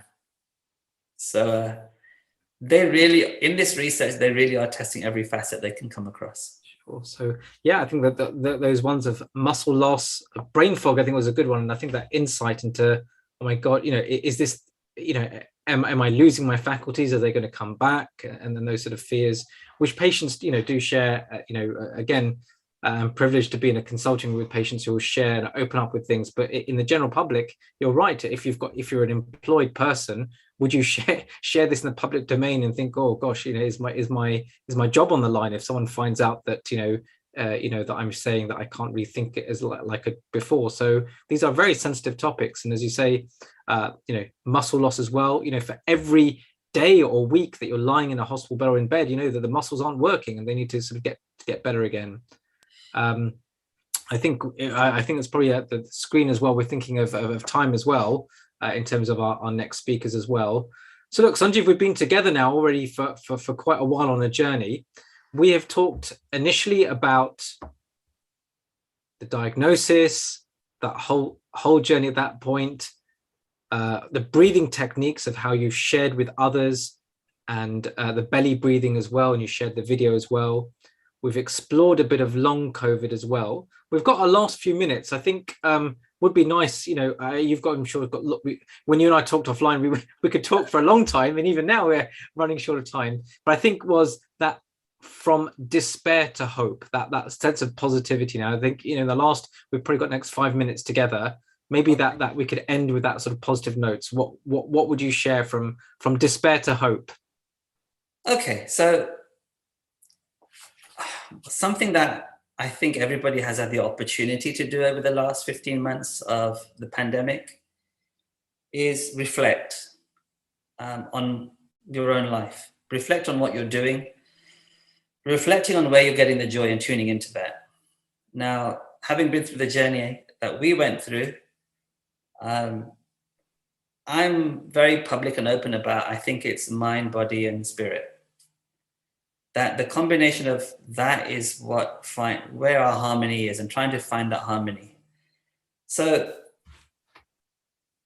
the great thing is that we're at the next stage of this. We're looking at opening up in the UK. The vaccine has been found, and it's a matter of time before it gets rolled out to everybody. But I think people need to use this time as an opportunity to reflect on their own world and be kind to yourself, because you have survived something that is something that is like prison for the human species, as I said at the beginning. But we've got through here, through whatever mechanism. We've learned to listen to our bodies more, I guess. For people like me who's still on a journey of exploration, who was, inverted commas, tough as nails and my GP has never seen me kind of person, to, okay, well, listen to what's going on and try and address it early on. And the self-talk, the mind part of it. I remember while I was lying in that hospital bed, that crucial night, I had these messages of goodwill, which in and out of consciousness, I saw, and they meant a lot. But for me, faith plays a strong part in all of this journey. I was worried about everybody else, and my young daughter had sent me something, a clip from the Hindu scripture, and I hadn't the energy to even look at it. But I remember late at night, a message popping up, "Dad, have you read my message?" And that message was this. It was from a scripture called the Vachanamrit, but you'll find a similar message in the Bhagavad Gita, I'm sure, and other faiths. That what we have to do, people of faith, is to have firm faith, to have courage, and to have patience. Because, whatever time you're going through will pass. And you can either embrace that and give it your all, and with the knowledge that you will get through, and that their God is always looking, he's always watching over us, and whatever the outcome, don't be bound by the outcome, be bound by the effort and the focus that you have to have. It's allowed me to be thankful for everybody and everything I have. And I think there's a lot. I mean, I remember sitting in the bed and looking out of the window with awe at the sunlight, at the greenery of the trees. The sorts of lenses and eyes I had as a young child, I got back again. And I think it's an opportunity for all of us as we come out of this lockdown to look at the world around us with those fresh eyes, to look at our relationships with fresh eyes, and to say thank you, to say I love you to people more often, and to look at what you're doing in your day-to-day life and say, look, if today was the last day of my life, what would I look back at and say, I wish I'd let go of that grudge, let go of that relationship, maybe even in some cases, and all this kind of work, because if it doesn't give you energy, doesn't help you grow, then why are you doing it? Find a pathway to doing where you resonate. And for me, that journey has led to trying to offer, help and support in what I do to a wider audience more professionally. So, watch out for Guru Purnima, because there's a big launch coming for Sanjeev Speaks.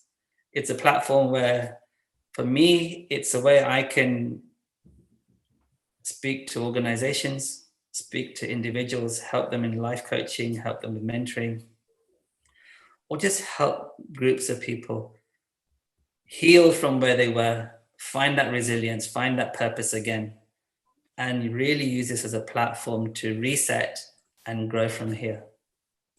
So I think one of those things that I did, if I can share briefly, if we've got a couple of minutes, was when the India COVID crisis hit us, hit our screens. I was in the middle of launching this. It had only been a couple of weeks, and immediately we knew that the best place for our energy was to spotlight this cause. We took on a challenge on a Monday evening. It's formed at 11:30 on a Monday evening, where we talked about, well, if we wanted to do a cycle challenge, what would be dramatic? And we came up with this idea of 7,600 kilometers, London to Delhi. Fantastic. We didn't know where we'd get the bikes from, static bikes, and we didn't know how many people would volunteer, but I knew it was a great idea. We went public on that. So Cycle to Save Lives, BAPS charities were behind that. And I shared this message to everybody in my circle. I had lost that inhibition that I had before I suffered from COVID, by the way. If you have something that is pure, share it. What's the worst that's going to happen? I'm not imposing on anybody, but I shared my message, and I did it on Facebook. I did it on LinkedIn. I shared it with the Dean of Warwick Business School.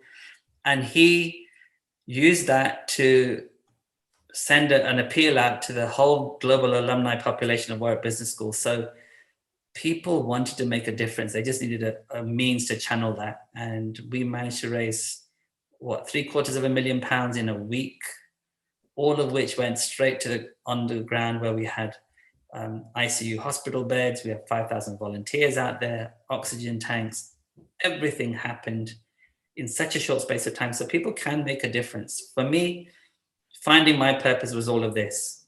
So I help in any research I can get involved in. I help on platforms like this where somebody thinks I might be able to help. But it's about growing what I do for a living as well. So speaking on leadership, speaking on resilience, running courses to help people grow. It gives me a joy. And I've tuned in and realigned what I do day to day to go in that direction. Fantastic. It's like, you said, a new birth, a new start in that sense. And, you've given yourself a recharge, really. And using each day, I think you said, each day as if it's your last, each day in completeness, whether it be in any interaction you have with others.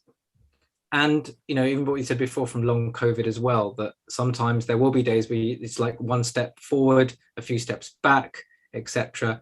And how you can pace yourself, really, I think it is a key thing message I'm taking across as well. Sanjeev, an hour's gone. So time flies when we're really enjoying our time together.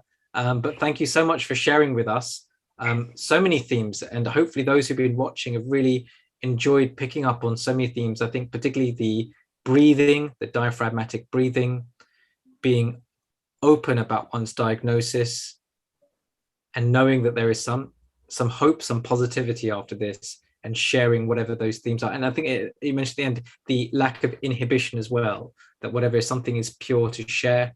And yes, and last time in this cycle scheme for the COVID relief in India was a real project.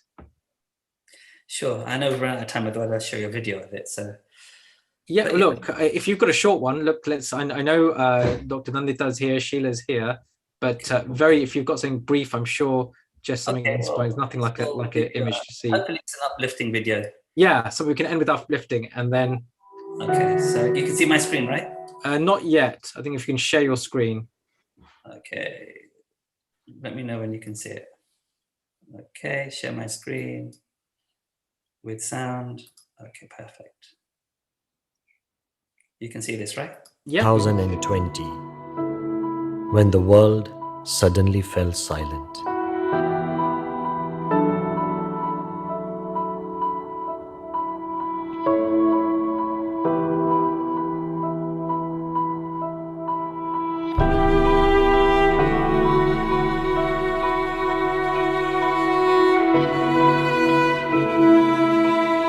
We heard a voice from within us, a voice that echoed in the wisdom of our leaders, a voice that reverberated in the words and prayers of world leaders to save lives and safeguard life as we once loved and lived. That same inner voice was felt in the hearts of one and all, who came together to give their all, to help and heal the world. Men and women, young and old, of all ages, of all professions, of all races, religions and regions, of all cultures, communities and countries, united as one in perhaps one of the largest and longest humanitarian efforts in the history of humanity.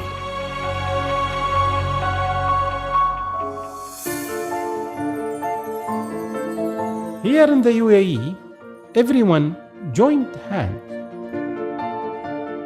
to reach out to those in need. Of the many groups and individuals, all of them the real heroes of our time, who have helped without holding back.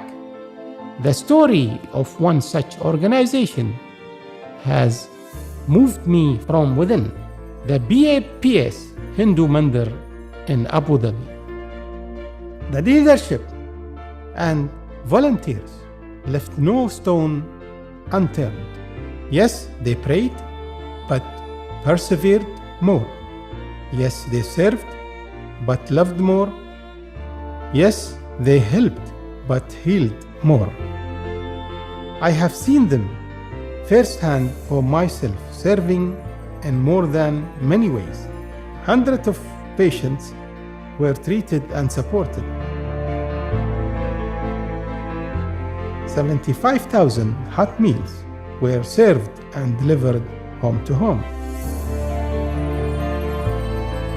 450 migrant workers were provided rent and shelter. A team of BAPS volunteers helped coordinate Vande Bharat flight. Here in Consulate, we have got exceptional support from the BAPS community. So many of their volunteers have associated with us in terms of carrying out these activities of supporting the community and planning these flights.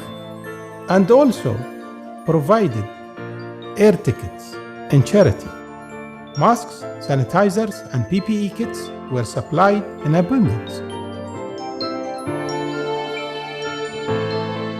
They supported nations by upholding health protocols, generating awareness, leading vaccination drives, counseling patients and families,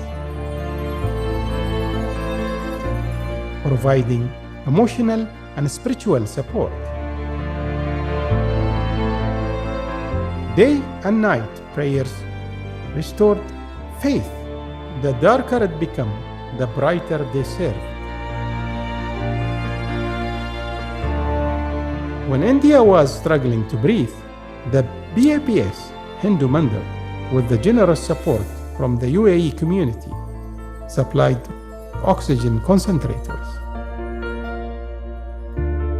2,000 oxygen cylinders, an unbroken supply of liquid oxygen, and cryogenic tanks, enough to fill 100,000 oxygen cylinders, a non-stop supply of life-saving oxygen to 400 hospitals and clinics across 95 cities and villages.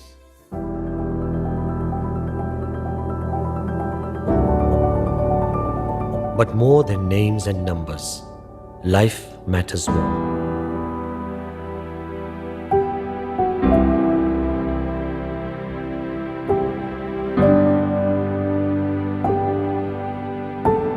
True service is selfless, charity with a heartbeat, end to end, from the hands of the donors to the hearts of the needy, in just matter of days.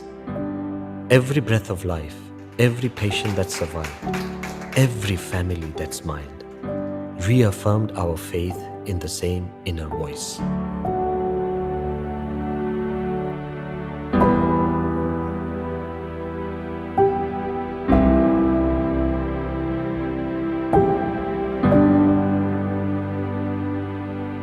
The value of saving one life is priceless.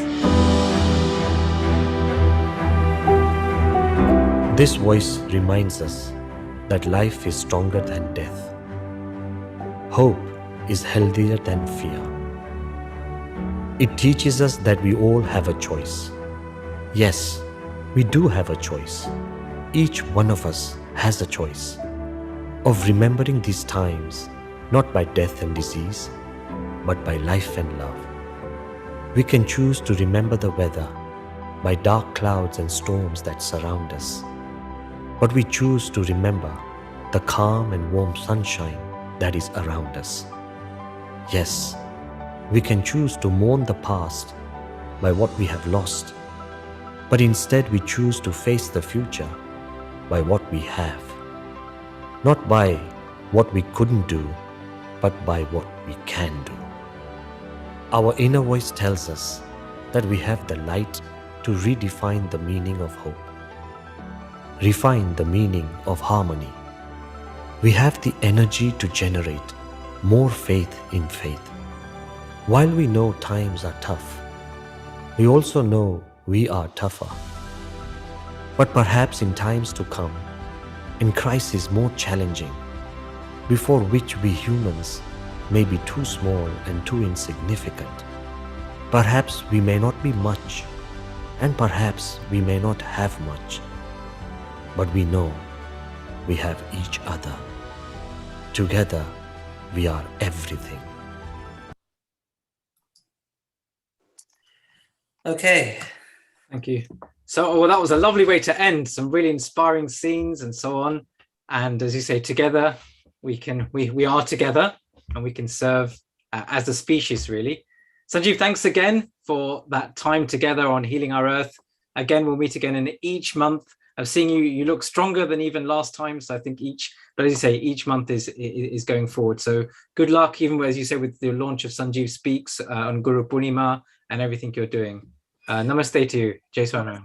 And thank you to everybody at Healing Our Earth, and all that you're doing to generate positivity and connect people spiritually together. I think it's an amazing thing you're doing, and I'm just thankful to be part of it. Thank you. No, thank you. And yeah, I think these platforms, I think we've really learned so many, met new people today, and we're continuing on that journey now. Namaste, Sanjeev. Namaste. Namaste. Namaste, Sheila. It's our monthly get togeted. Namaste. Good to see you again. How are you? Yeah, good morning. Good morning to America. Good morning, and it's nice and hot here. Good. Well, it's nice and hot here in London, so I can even say that. Well, I don't know quite now. I've closed the curtains, but well, I know we're running late, so I won't keep you much further. But I hope you've been keeping well. Last time we met on the COVID session, and I hope on your side, for those who are watching and don't know Sheila, Sheila's a very long time host here, and is a dentist herself, a whole health dentist in the Bay Area in USA. And looks after, I think, sort of underprivileged work as well, and has been voted sort of the Bay Area Woman of the Year. And do look up her biodata as well on healingourEarth.com, but certainly on the dental side of things. So I think between you and me, we've got some parts covered anyway. So it's funny when people come to me with a toothache, I sort of I'm not always sure. I say, well, you better go and see your dentist. But every other part of the body, I'm generally okay with. But with that, I'm going to hand over. I think what's exciting, I'm going to just share some slides from before so you can see what we've got here, if we can find them, so we can see what we've got. So I'm just going to go from the beginning so we can see here. So Sheila, can you believe it? It's our 84th session. I don't know how many you've done. I can't believe it. I can remember when this all started. So yeah, I don't know if you, I'm sure you, it was very early in the morning, but I had a really fantastic couple of hours. I had Darshna, who you may have met before with the vaccine update, Ram, who was a director of a nursing home and then contracted COVID, and his whole sort of new life after this to become doing charitable work. We had Esther talking about an organization called Action Village India, and I learned something new about rural India. And obviously we had Sanjeev for the last hour talking about his experience of long COVID and breathing techniques. Here's you, and we've got Nandita, Dr. Nandita Shah already on the call, and then you've got Kim and Chirag coming on as well. So I'll leave you with that.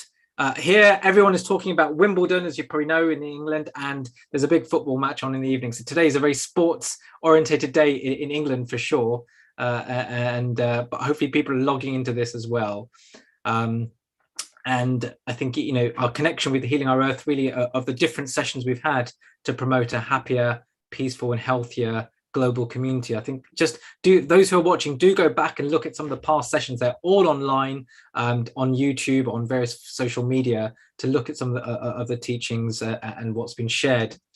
Next week, Bollywood Fun. So just thinking of next week, it's 18th, will be a Bollywood session, and the week after, celebrating and our respect for our gurus. So on the 18th is Bollywood, and on the 25th will be the theme of Guru Purnima. And I can see what you've got in store. A little plug for me, a particular project I'm involved in is something called the Chinmaya University, which is a campus developing in India, where you'll be learning ancient wisdom as well as modern techniques. So imagine studying management, but also studying the Bhagavad Gita. Imagine studying IT, but also learning Sanskrit as well. So do Google Chinmaya University. It's a project that I've certainly been able to support. And that was me. I think it's still an old picture, but I'm still have to wear my face mask at work and vaccinate a bit. Sheila, what have you got in store for us?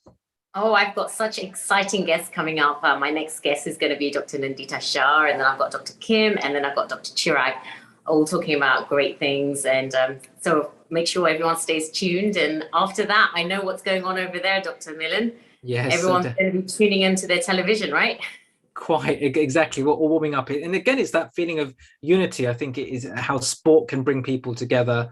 Health has done that, but it's interesting, and it brings the country together. So certainly in England, people are really rooting for this. I think people who don't even want to get in, don't know much about football, are saying, well, I better tune into this one particular match. So we'll see. I think last time about 25 million people in the country watched it at the same time. But so all those unifying factors. But no, I've had a really great session. I really enjoyed with Sanjeev before, and also our previous speakers. So do tune back, and my sort of take home message is that of togetherness, really, of connection.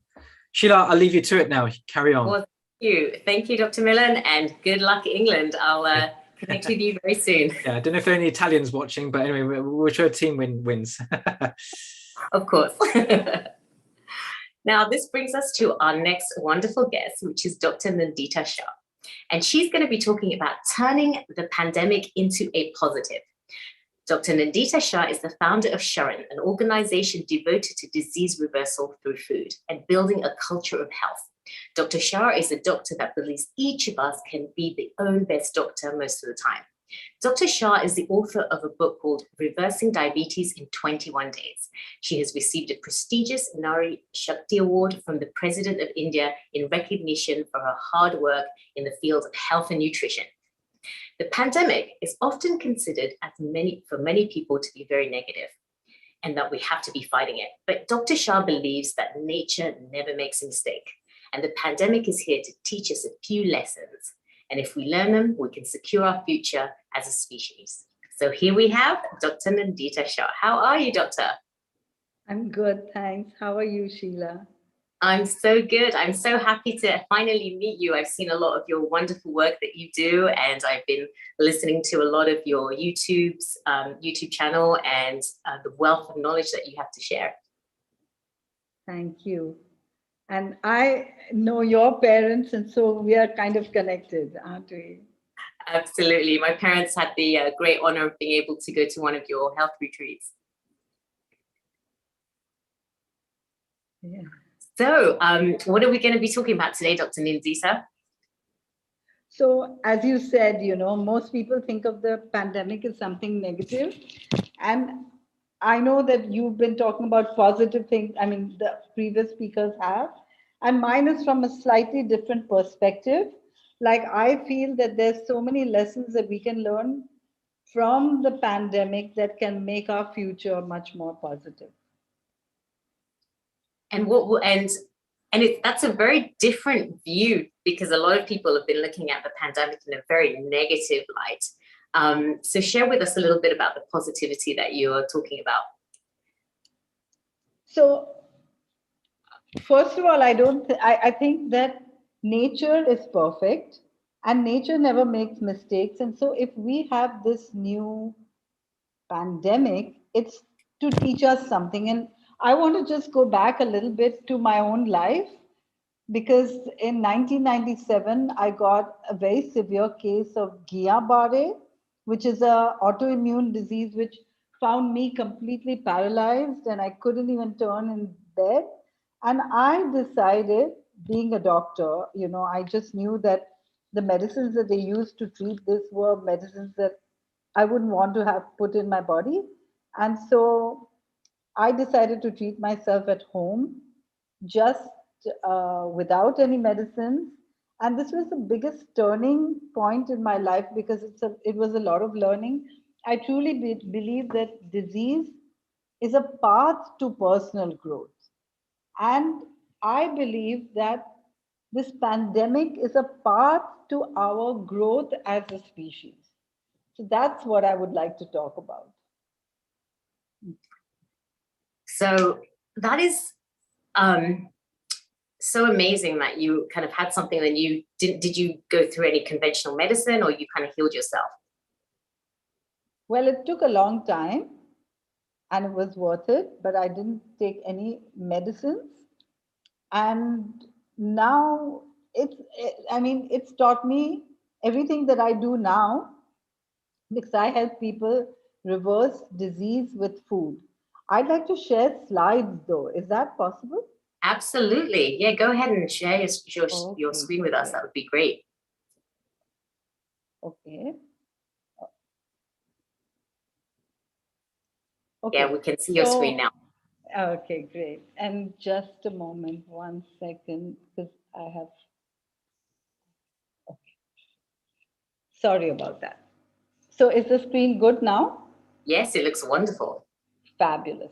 So I want to say a word about Sharan. Sharan stands for Sanctuary for Health and Reconnection to Animals and Nature.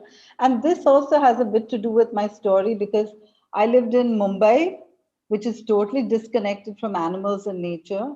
And I moved because of my illness. Actually, my illness forced me to rethink my whole life, and I moved to Oroville, where I live totally in nature. And the day I moved into my house, a cat moved in with me, and I started observing animals in nature. And I thought that animals in nature know how to stay well. So why are we always sick? And that was the beginning actually of Sharan. Sharan's aim is to build a culture of health. And that's what I'm going to talk about through this topic too. So turning the pandemic into a positive, and Sharan helps you live a life without medicines. That means that we help people reverse diseases, lifestyle diseases like obesity and diabetes and high blood pressure and heart disease and cancers, kidney disease, autoimmune diseases, asthma and upper respiratory tract infections. And today people feel that many of these diseases can't be reversed, and urinary tract infections as well. Many of these things cannot be reversed, and they take medicines for these lifelong. These are the diseases that we work with, and actually they're called lifestyle diseases, which means that if we were to change our lifestyle, we could reverse these diseases. And I just missed a slide, but I want to come back to it. Today, it looks as if our earth is really sick. And we often think that the problem is COVID. And it is the present problem, but is it really our problem? Is the thing that we need to think about. So Sheila, just interrupt me anytime you may have something to say in between. Can I just go on? Yeah, absolutely. Okay, great. So I was talking to you about how, for me at least, my disease was a path to personal growth. And I feel that this disease that our earth or all of us are facing right now could be a path to our own personal growth. So just to let you know, we help people reverse diseases with food. And it's so simple because like if you had a car that runs on petrol, you wouldn't put diesel in it, right? Or if you had a lion, you wouldn't, even if the lion is sitting in the grassland, it's going to wait till it finds a kill or its prey and kills it to eat rather than trying to eat grass, because instinctively or in its own manufacturer's manual, it knows what to eat. But we've forgotten that. Animals in nature know what they should eat, and if they're free, they will eat only the right things, but we don't. We have been taught by our culture, society, and advertisements. So I'm just going to quickly take you through coming back to our instincts. Like if we were on a farm or an orchard and saw fruits and vegetables, instinctively we feel like picking them. And this is actually the key, not only to saving ourselves from the pandemic, but even beyond. And, we also know that these lifestyle diseases are comorbidities to everything that's happening and to the, like people who have these comorbidities are more likely to succumb to COVID. And so if we could work on these comorbidities, we would get so much further. Now, if we were to see a chicken or a goat or a cow, our mouths don't water. These are not our foods, but we're eating them. So it's like taking a car that runs on petrol and putting in diesel. It doesn't work. And, if you see something like this, maybe you'll feel tempted, but this is just our conditioning. And many of us here, because of our spiritual inclination, may be vegetarians. So these are the perfect foods for us, the foods that we are instinctively attracted to. And many of us may be vegetarians, but actually milk and meat have the same properties: high protein, high fat, and no fiber, which is why vegetarians and non-vegetarians get the same diseases, because every mammal produces milk only for its young. And we kind of know this, like whatever I'm speaking is, to me at least, logical. And so I hope it will be for our viewers as well. So every mammal produces milk only for its young, and it's the same with us. And that's why babies don't want to leave their mother's milk. But when they're first given cow's milk, they never appreciate it. And that's why mothers add sugar and cocoa. But the very first thing our parents teach us is what to eat. And the very first food sometimes they give us is milk. And so we lose our instincts very early in life because we are being taught something that's opposite of our instincts. But nature is always perfect. And so I believe that even this pandemic is the perfect cue for us to change. And that's what I'd like to talk about. Our body is perfect, and we have different systems that are working in perfect synchronicity. Our respiratory system, our musculoskeletal system, our digestive system, our circulatory system, nervous system. we endocrine system, reproductive system, we actually don't need to think about everything. It just happens until we fall sick. And often we aren't even aware of how grateful we should be for everything till we fall sick. Isn't that true? And one of the lessons that we can learn from COVID is that we are actually all connected. Just like all the different systems in our body are connected, we human beings are all part of the earth, and so are all the other plants and animals. We are all connected. We breathe the same air, we drink the same water. And if we do something against nature, we have to bear the consequences. And whichever way you look at it, we've done something against nature here. And governments can implement changes and they can make us wear masks or bring about lockdowns or even vaccination drives. But can this really take us away from COVID? And is COVID really the problem or is it something else? So, as I said, all these lifestyle diseases can be reversed just by changing our lifestyle. And if we didn't have these lifestyle diseases, then COVID is not such a threat anymore. Even though, everyone can get COVID, but if you don't have these diseases, you're less likely to succumb, and COVID could be, to most people, nothing more than a really bad flu.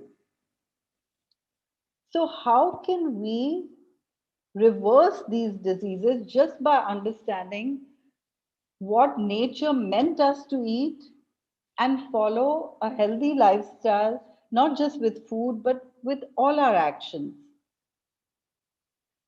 And so if I think about what should be done to stop COVID, it's something that's hardly being done. For example, COVID started in a wet market, possibly. Maybe it started in a lab in Wuhan, but possibly it started in a wet market. And at least we know that it spread in a wet market. That means that when you have animals or animal tissues together in a closed space, in close confinement, in unhygienic conditions, the chances of these diseases to spread is much higher. And these wet markets aren't just in China, they are everywhere. We have them in India. I live in a village and they're all over everywhere. But I know that they're in the UK too, in the US too, and they haven't been closed down. We also know that COVID spread really fast amongst meat packers in units that were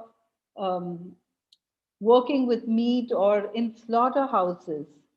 Now, first of all, these aren't foods that are natural to our species, but we've learned to eat them. Now we have all these animals in close confinement. These are spreading diseases.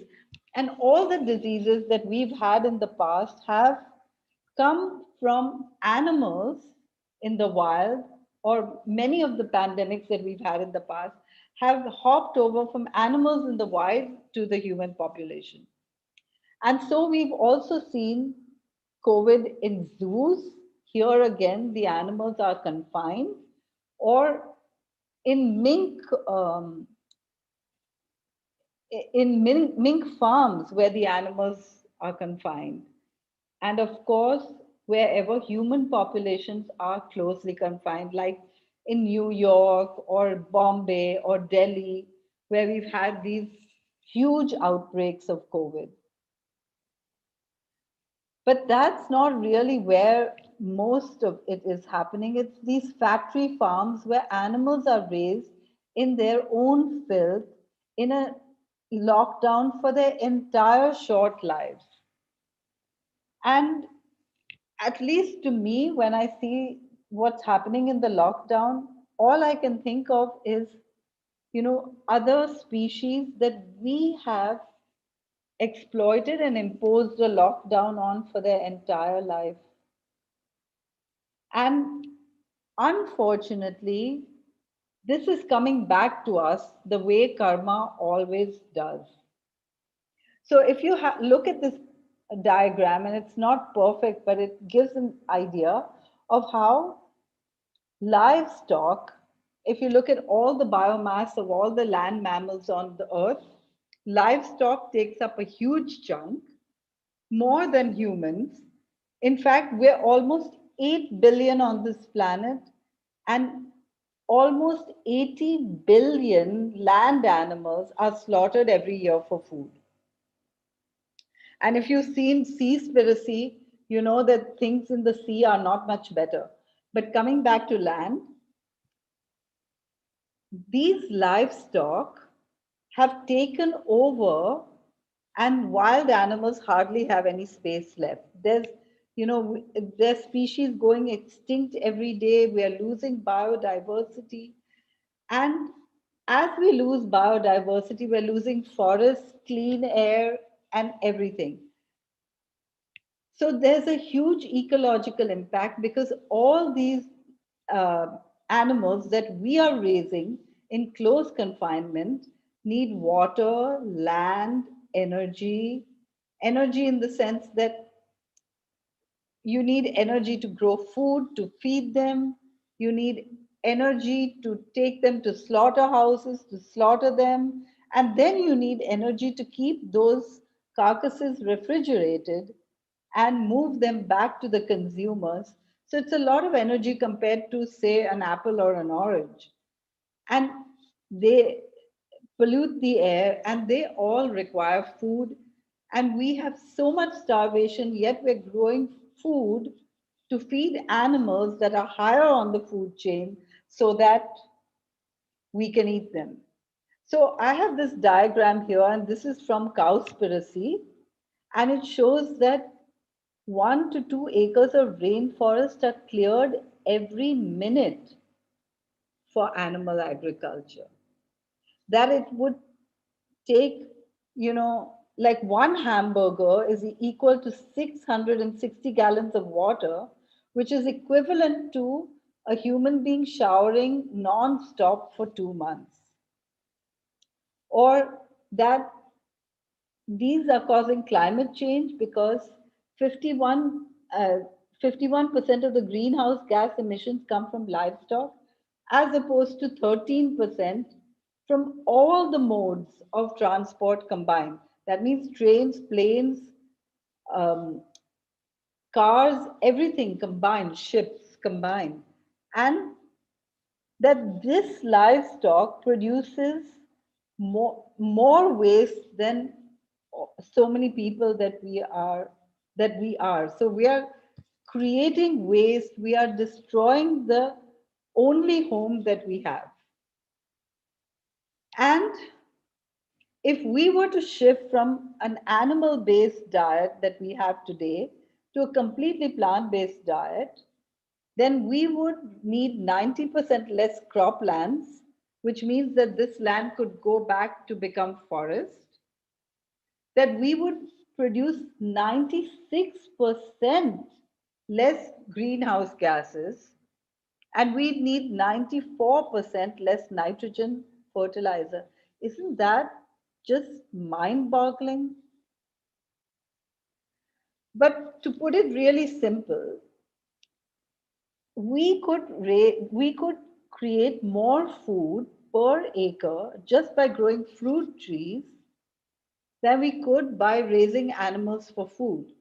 That means if we were to use a small amount of land to grow fruit trees, we could feed a lot more people than using a large amount of land to raise animals to feed people. And while we're doing this, since we're growing trees, we would be reducing greenhouse gases, protecting our planet from climate change, and also letting the animals go back into the wild, which means that we would be more secure from pandemics. So our real problem is not COVID. It's just like a teaser, but our real problem is climate change. And so I say that our earth has a problem because of what we're doing, and that problem is cancer. It's as if the planet has cancer, because what is cancer? Cancer is an unrestricted overgrowth of undifferentiated cells. That means the livestock and humans, to the detriment of the whole organism, which is our earth. So COVID is just something that's giving us a hint. And, I always liken this to our body, because when we get sick, our body produces symptoms. And often what we do is take medicine to take away the symptoms. And that I feel need not always be done, because symptoms are the only way our body can speak to us and let us know that something's wrong. And you're a holistic dentist, so I'm sure that you and I have things in common, or we probably think along similar lines. Yeah, absolutely. And thanks. And so we are producing climate change, and right now we can even control COVID. Like, we can go into lockdowns and we can do social distancing and wear masks and vaccinate. But if we don't solve this problem that everyone's distracted from right now, then we are going to be in a real mess. So, to turn this pandemic into a positive, I believe that we should take into account all the messages from the pandemic, which is go plant based for health, so that we could make sure that we don't have all these lifestyle diseases, which are comorbidities for COVID-19. And that would help automatically arrest climate change, and it would save billions of animals from intolerable cruelty. And I believe that, some of the human afflictions, psychological afflictions, like depression and anxiety and hopelessness, is because of what we're doing to animals. It's coming back to us through the hormones that they produce. And when we eat their secretions, or when we eat their flesh, we are consuming hormones like adrenaline, which in turn causes anxiety, stress, etc. This would save biodiversity and decrease starvation and other inequalities. And so we could actually save ourselves and the planet. So this, I'm sure everyone's seen this, but this is an image of our egocentrism. And this is an image of what we could be if we were ecocentric, and if we could look at the planet and us as just a part of the whole. So I just want to end with how Sharan can help, and everyone can see Sharan's website at the bottom of the slide. We have a lot of information about how you can prevent and reverse diseases just through food. We have consultations, and we have a team of doctors and nutritionists. We also have a team of cooking experts, because I believe that people are going to miss things that they may not be able to have if they're going to go plant-based. And we also know that all over the world now, people are working towards plant-based options, plant-based dairy alternatives, cheese alternatives, meat alternatives, fish alternatives, because that's the only way we can save our planet, and then obviously us. And we also have fabulous online programs so that we can help anyone reverse lifestyle diseases. So I'd just like to invite everyone to look at our website and see what we have to offer. And that's kind of my presentation. So back to you, Sheila. Thank you. That was a wonderful presentation. Such a wealth of knowledge. Thank you so much for reminding us how important it is during a pandemic to build up our bodies also, so that when, even if you're vaccinated or if you're going to be exposed to COVID, that you can actually fight and your body can actually heal itself. Can you share with us, other than the plant-based diet, other things we can do diet-wise to help build our immunity up? So you mean within the plant-based diet, what can we do more? That's what you mean? Is there special, like I know turmeric helps, for example. Is there certain things that we can eat or certain herbs we can eat just to really boost immunity? Here's what I believe, that our body knows what we need and nobody's the same. So for example, if you love tomatoes, it means you may need the lycopene from tomatoes, or you may need the nutrients from tomatoes. But if I love cucumbers, I need the nutrients from cucumbers. And so I generally don't tell my patients that everyone needs to take turmeric or everyone needs to take so and so. Of course, there are things that are good, but I would like to generalize and say that the very best is raw, because all the animals on the planet eat their food raw. Also, as whole as possible, because the maximum nutrients are just under the skin. And so if you peel everything, you're losing too many nutrients. And nutrients are the spare parts for healing. So if we lose the nutrients, how are we going to heal? And of course, organic, because chemicals are not just hormone disruptors, they're carcinogens. Our body knows how to deal with, I believe, bacteria and virus, but it doesn't know how to deal with chemicals. And so even medicines, which are eventually chemicals, cause fatty liver and other diseases because of large doses of medicines given.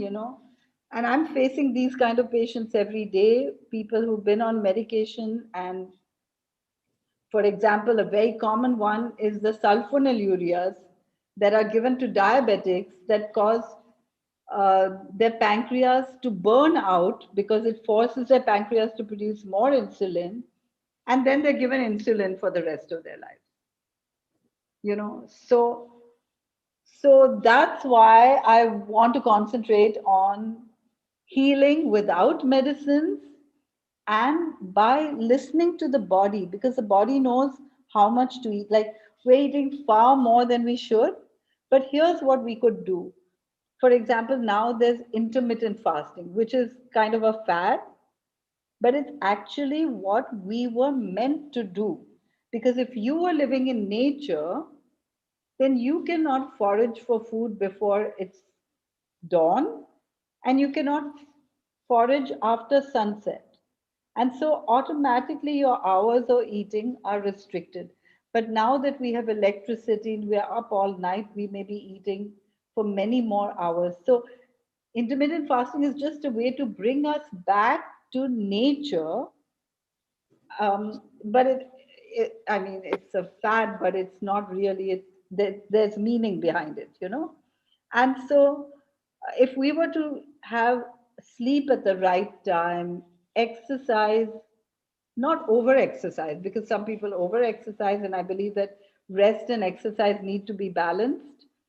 So, but if we were to do all these things, live the way nature designed us to live, get plenty of fresh air, which we are missing now, and sunshine too, then we could be healthy. Yeah, that reminds us that we all need to be getting that vitamin D from the sunshine. And what do you feel about vitamins, for example? A lot of the vegetarian diets, they lack B12. Do you suggest supplementing with B12? So I always check everyone before I treat. And I found that it's not just vegetarians, but it's vegans, vegetarians, and non-vegetarians who suffer from B12 deficiency for different reasons, which I won't go into here. But if someone wants to know, it's up on our website under Try Vegan. But B12 is only produced by bacteria, and in our super hygienic lifestyle, we are missing B12. So B12 definitely needs supplementation. Maybe not so much in the US where all the foods are fortified, but if you're eating more natural foods, then you need B12 supplementation. And also, vitamin D needs supplementation in many people. And that's just because our body creates vitamin D. It's a hormone that's created by the action of the sun on the skin. And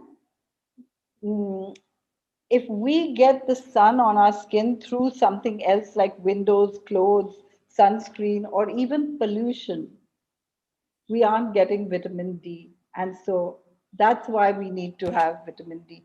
But if we were living in nature, we would not need any supplementation. And so I try to avoid supplements, and I'm forced to prescribe vitamin B12 and D. Thank you. Your team has a wonderful support group for people that have had COVID or have COVID. And what did you find really helped people when they did catch it? Did you give them a special regime to kind of help them get through that difficult time? How much time do I have? Give us the highlights. Okay, so it's a little long because it's something very different from what most people are thinking. However, if I could reverse Guillain-Barré without any medicines, then what is COVID? So I really don't prescribe medicines for COVID, and we've now had a lot of experience with a lot of COVID cases, and we haven't lost a single one. And the very first wrong thing that people do when they get a fever is take paracetamol, which means that you are saying, shut up to your body. Your body is creating a higher temperature so that the virus or the bacteria or any other organism cannot multiply. And now we are bringing down the fever so that the organism multiplies. And then we look for antibiotics or antivirals, as the case may be. So I never prescribe medicines. But here's what I might prescribe at that time. Maybe some hot water with turmeric or one of those ginger, whatever the patient needs, you know. But I don't prescribe medicine for COVID. And I know shortly we're going to be moving to our next guest, which is Dr. Kim, and our wonderful host Sharon that's going to be helping in. And I want to involve them in that conversation too, because I could see Dr. Kim was kind of nodding her head through the whole thing. So I know that's something that she believes in too, is having the body heal itself through this difficult time. But Dr. Nandita, when somebody gets COVID, they do panic and they do get really stressed out. And the first intuition is, I've got to take some medicine and I've got to do something, or sometimes they have difficulty breathing. And I know on your site you mentioned that there's some breathing exercises that people can look up, and there's certain things that they can do. So for those people out there that either have COVID or they are, they're just worried about it, what are some of the steps from the initial point of feeling that they have something? What can they do? So here's the thing that we have. We have a COVID desk, which somebody can register on as soon as they get a fever, whether it's COVID or not, because you don't know right away what it is, right? And at that moment, someone goes on with them, and this is a service for 14 days, 24/7. That means they can call at any time of the day and night. If they're getting breathless, we help them get out of it. whatever it is, we help them through and lower their anxiety. And now that we've been doing this, we can surely say it works wonders. Wow. And there's even certain positions that they people have to be in, right? Could you quickly just share that with us? Well, you know, so if they basically, we don't use oxygen because extra oxygen can also harm the lungs, right? So if their oximeter is showing that their oxygen levels are low, then we ask them to sit forward with a fan so that they get more circulation in front of them. And if they're lying down on the prone position rather than on their back, they would lie on their chest so that the heart doesn't press on their lungs. It increases the lung capacity. And then have a fan in front of their face or close to their face so that they get more circulation, and keep checking. And it works. It works. Wow. You know, yeah. And actually, one of the most frightening things is their anxiety. If you can bring down the anxiety, it will work. And that's what we do.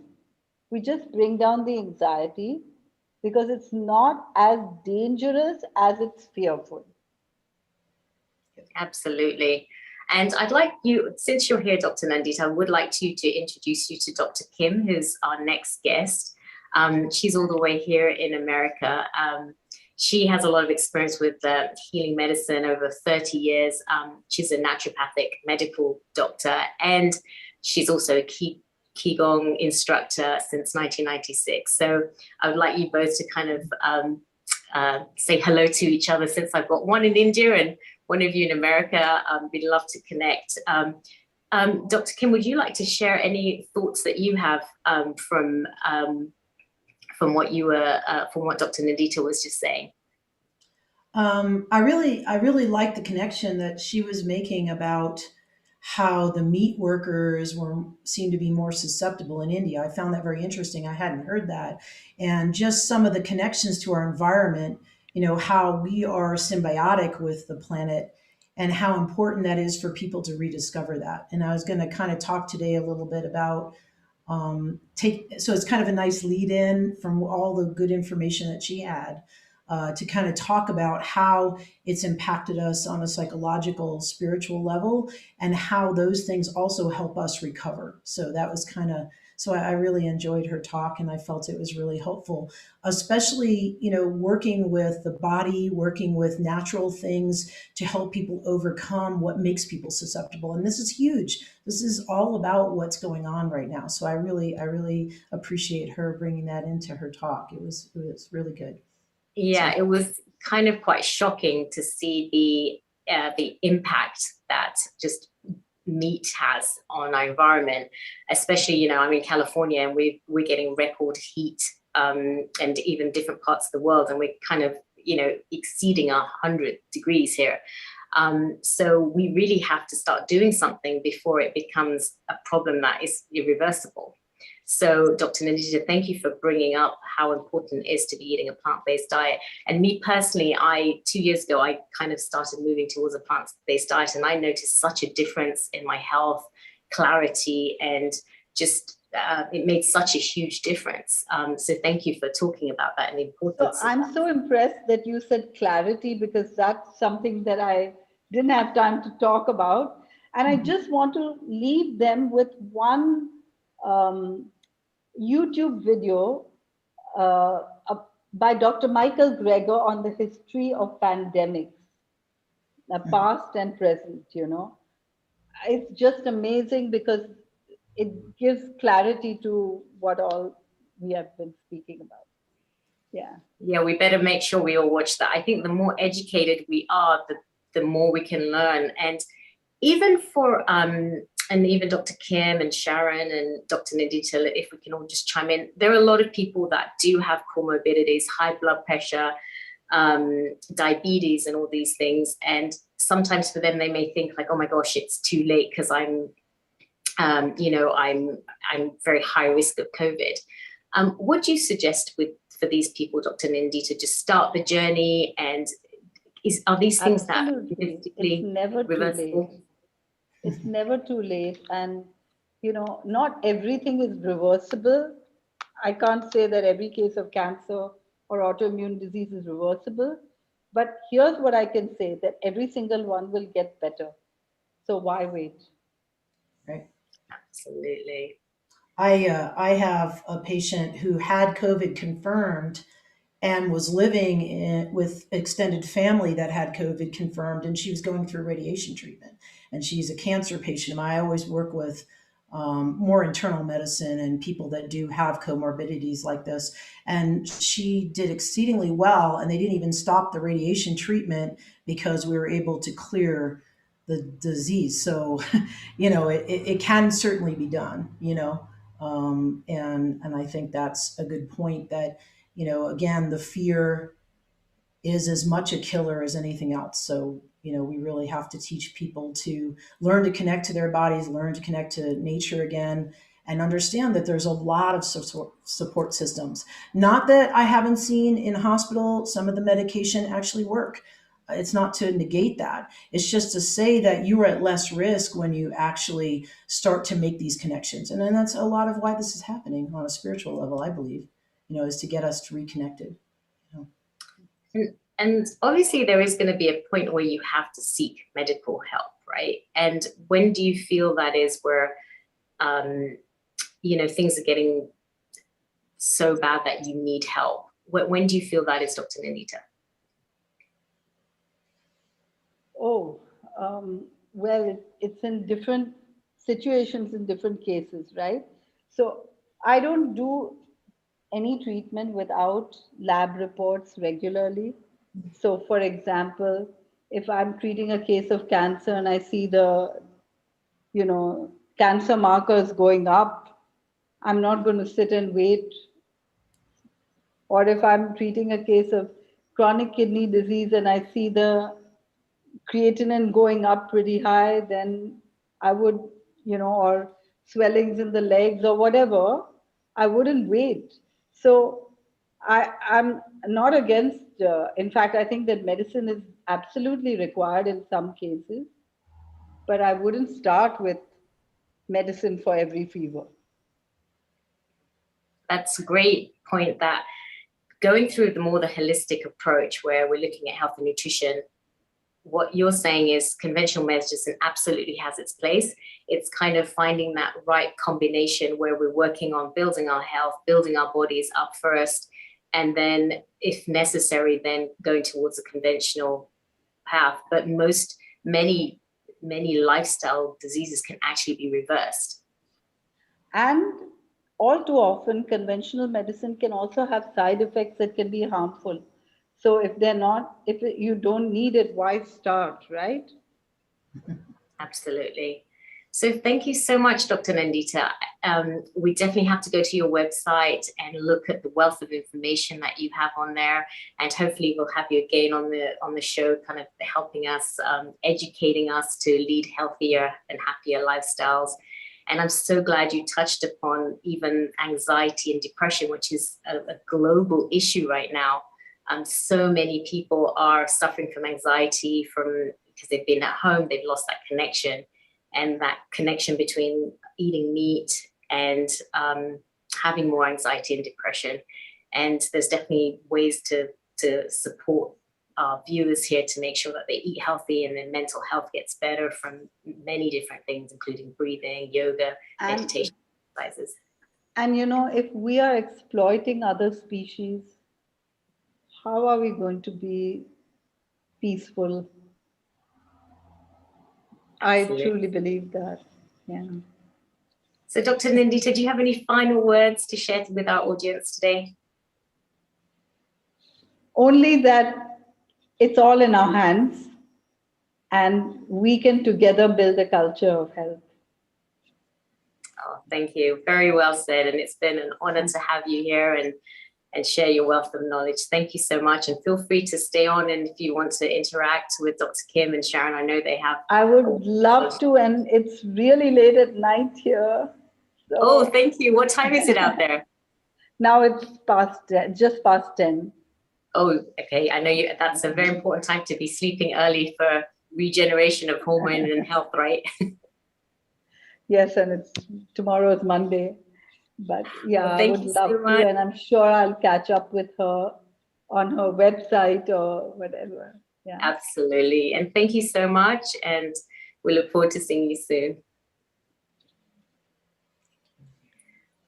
And now it brings us to Dr. Kim. I know I gave a brief introduction. Hi, Dr. Kim, how are you? Good. Wonderful to be here. Thank you. And you're sitting next to our lovely host, Sharon, who's one of our wonderful hosts on the show. That's always such a joy to see you, and you always have such wonderful input. So what are we going to be talking about today, Dr. Kim? Well, I've been feeling that it's important to kind of bring in how this experience of COVID, how this has affected us as a collective, as a world collective. And what I've noticed over the last year and a half, having worked with it, having had COVID myself pretty strongly, as well as just how it's impacted us on a psychological, emotional, and spiritual level. That's not to negate any of the physical effects, of course, but I think it's important, at least I've become more aware of how this has shifted people's perspectives, in a positive way, as well as with fear and anxiety, and just how the importance of how to maybe approach that in your life. And there's some things that I've learned from some of my patients, even though they didn't actually get sick per se, that just how that's affected them and what their needs were, you know. And it's interesting because it varied person to person quite a bit. There are certainly collective needs for all of us on the planet with this, for sure. And I think there's a purpose to it. Not that there isn't negative things and people aren't dying and people aren't suffering. That is not to negate any of that, but just to say that there is a learning and awareness that can come from this. So that's kind of what I wanted to focus a little bit on today. Absolutely. Now, do you have some slides you'd like to share with us, or? Yeah, I've had a patient who's in transition with dying. So even though I'm a PowerPoint, I don't want to say expert, having taught at medical school, I've got the PowerPoint thing down, but we're going to actually just do a little talking, I think, today. We didn't Absolutely. I'd love to hear from you. Yeah. So that'll be a little different, but it's nice to have variance in your guests, so we can do that. So really, one thing that I noticed or I wanted to share is that you don't have to go away, Sharon. It's hot. Oh, she's hot. We're a little warm here. It's the global warming Not as because warm of as the you are. apples that we're eating. Well, we're used to high mountain temperatures, so being in the around 90 is pretty hot for us. I lived in Phoenix, Arizona for a long time, so it doesn't seem to bother me too much. But I know some folks, it's a little intense. No, I completely understand. I'm in California right now, and I'm just sitting here, and I couldn't put the AC on because otherwise the noise. Oh, and I'm right, sitting there, and I'm like, wow, this is really hot. Well, Sharon turned the fan off, but I thought it might give us a little little breeze with our hair and stuff. So one thing I noticed, so I actually came back from Hawaii early 2020 in early January, the first week of January. And I actually picked up COVID from a hopper flight. And I didn't know what that was, but having worked with viruses a lot, which I do holistically, being a medical herbalist for a really long time, I found with H1N1, and I had some patients with H1N1 the first year because I was in Phoenix area and we had a lot of crossover from Mexico, that I realized that there weren't a lot of products available, people weren't working on things, kind of like immunizations are, where you're changing with the mutation of a virus. And I've worked with chronic viruses for a long time, like Epstein-Barr and cytomegalo. I worked with AIDS quite a bit earlier in my career. And I work with a lot of people where they have underliers like this that actually create or set them up for other situations like autoimmune diseases and things. And so I'm always looking. I feel like I have this relationship with viruses, and it's not necessarily negative. We have symbiotic viruses in our body, like we have good bacteria. And some of those studies are just starting to really come to the attention of doctors through scientists who are doing this about the symbiotic nature of what we have with viruses. So it's not all bad, and a lot of people may not be aware of that. But I think over time that'll become more relevant and there'll be more information available to people. Certainly the idea of probiotics, that we have a good bacteria that helps us break things down in our gut. And of course, going back to like eating raw food, we need that to be active, because some people who don't have a good environment of positive bacteria in their gut, they're not going to be able to break down raw food. I myself am pretty much a vegetarian. I've been that way since I was 14. So not that I believe that's necessary for everyone. I certainly have to be very careful to eat a lot of proteins because I'm O positive blood. But I understand the nature of, the process that happens with certain foods. And this is really such a huge point to get into, is that when you establish that kind of natural health with your body, it does make a massive difference in how you respond to these things. Like a pandemic, like, I don't even want to use that word, like a virus that's virulent, that can cause a lot of damage for people and death. I have a patient who's worked with me for a lot of years, and he was kind of in a very stable position in his 70s, an elder, and did have some underlying health issues that we resolved a lot of them, but had a really good environment to his body, resolved atrial fibrillation, other problems, was not on any medication for that anymore, working with the cardiologist. I actually sent him to the cardiologist, so that we could work on this. And the person did contact COVID. I was not in his world at the time that happened, and he ended up in hospital. And when that happened, he actually did get put on a ventilator. And because his body was underlyingly so healthy, the doctor that was working with him in hospital actually told him and the family when he was on ventilator that based on what she's seen, he wouldn't come off, that he wasn't going to survive. He had no problem coming off that ventilator. And that's a true story. And so now, this is a few months later, he's back to pretty much almost 100%. He's got his energy back. He's done a lot. He's made a lot of effort to do a lot of treatments as well as supplements and things, which we've been doing to get his health back. But he's pretty much 100%. So, and this is someone in their late 70s with some health history. So I think that's just proof that when we create that right environment, and it's never too late to start, So, and you just heard that I'm echoing, right? Dr. Nikita's information. So I think that, getting into what happened emotionally, when I experienced this COVID, because I have an experience with viruses, I literally was getting off a plane in the Denver airport and I felt this thing go into my lungs. And I don't really have a lung history. I worked in pulmonology before I was even a doctor for 20 years. I used to run ventilators. I was a paramedic. So I really do understand like this kind of emergent thing that happens to people. And when this was happening, I was looking through my luggage to find some plant medicine that I had taken with me to Hawaii, just in case I picked up something, I kind of overdo that. But what is going on? What's entered my body? I could literally feel this virulent thing coming into my system. And that's the thing about being in touch with your body.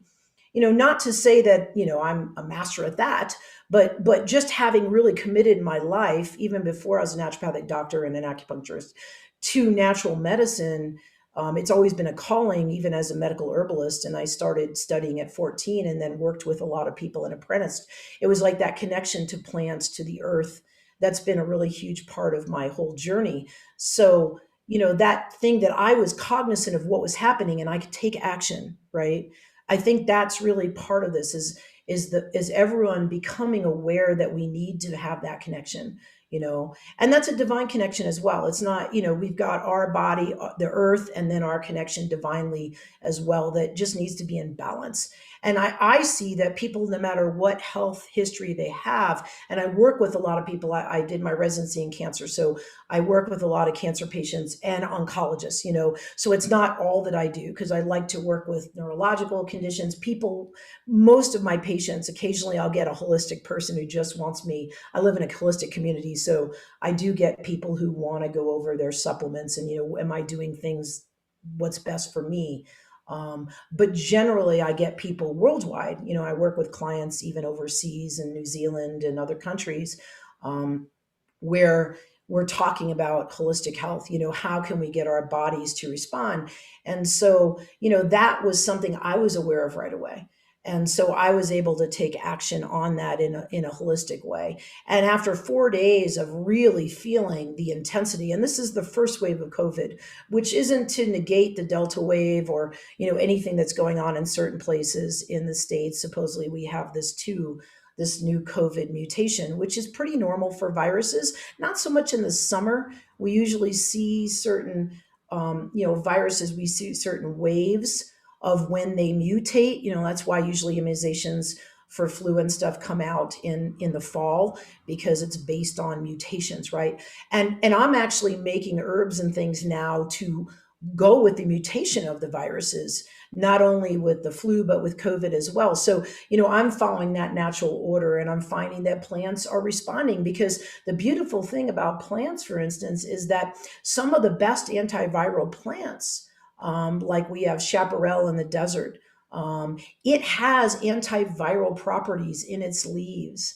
to protect itself from viruses. And so that's why we're getting this benefit from the natural world, because those things work with us. We're symbiotic with plants. Plants actually totally mirror our DNA, and that's been borne out in genetic studies. Some friends of mine at ASU and some other places have determined that over the last 10 years, that we really have a mirroring with plants. So, that whole concept that, God created things on the earth to help man, woman, whatever, there's a truth to that energetically, that we have this symbiosis. We're producing carbon dioxide, the plants are giving us oxygen.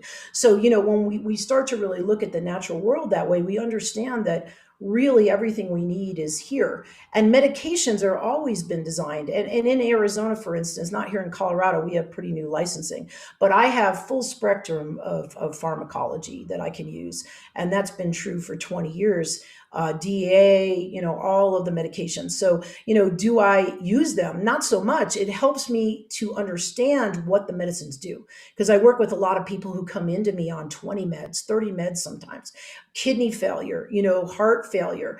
And, I've got to integrate these plant medicines, these natural medicines in with what is in their body, and, as was said before, the medications have they have a place, and they certainly can save people's lives, but especially in the long term with chronicities, they can certainly create another problem of toxicity in the body.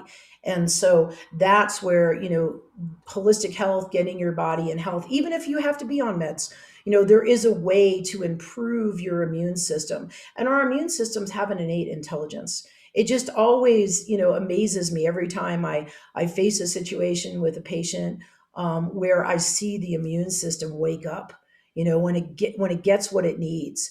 And that's really what we're talking about, because the immune system is not just affected by what we put in our bodies. That's part of it, food-wise, medicine-wise. It's also energetically our emotional body, our psychological body. This has such a massive, we're a whole human being. We have a soul, we have a human, and that's what really natural medicine is about, or I'm going to should be about, is getting people in touch with their whole beingness. Because if you're in a state of fear and anxiety, and I'm not saying that isn't a natural response to something like this, like COVID, it's certainly a very scary thing, but that is a huge part of the healing process. One thing I found with some of my elders here in this community is many of them were coming to me for treatments. They enjoyed treatments, and maybe I was helping them with some of their underlying health issues, but many of the people were fairly healthy. And they would come and get acupuncture, and I do a lot of qigong and energy work on people. And I also do a lot of physical medicine. As a naturopathic doctor, I can do manipulation. I used to be a massage therapist and craniosacral, all that. So it just depends what the person needs, and luckily, having practiced a long time, I kind of am open to, like, what does this person need in this moment. But that was like maybe their experience with me, and supplements, whatever. And then all of a sudden this COVID thing happens, and maybe they didn't even get sick. Many of them didn't. But I said to them, because I've been virtual for like 10 years and I work with people overseas, I work with people in other states in the US, as clients, to help them. And they're my holistic clients, right? What do you want to see with your health?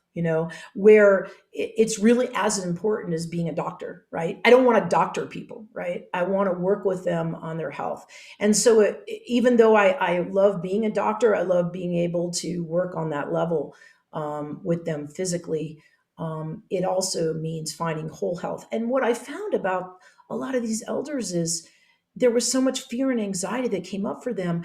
And when I said to them, look, we can do a phone consult, we can do a video consult, if they were savvy for that, because I had the tools to do that. I've been set up like this for over 10 years. And they're like, oh, I didn't realize that. And I was thinking to myself, what are they going to talk to me about? That was my first thought. Like, what are they going to spend an hour or 50 minutes talking to me about? And believe me, I didn't have enough time to talk to them. They wanted 2 hours. Then they said, can I have another phone consult next week? Because this was such a huge blow to our psyches as human beings on the planet. I'm not sure, is 6 feet enough? Can I be sitting outside? All these things, how good is my mask?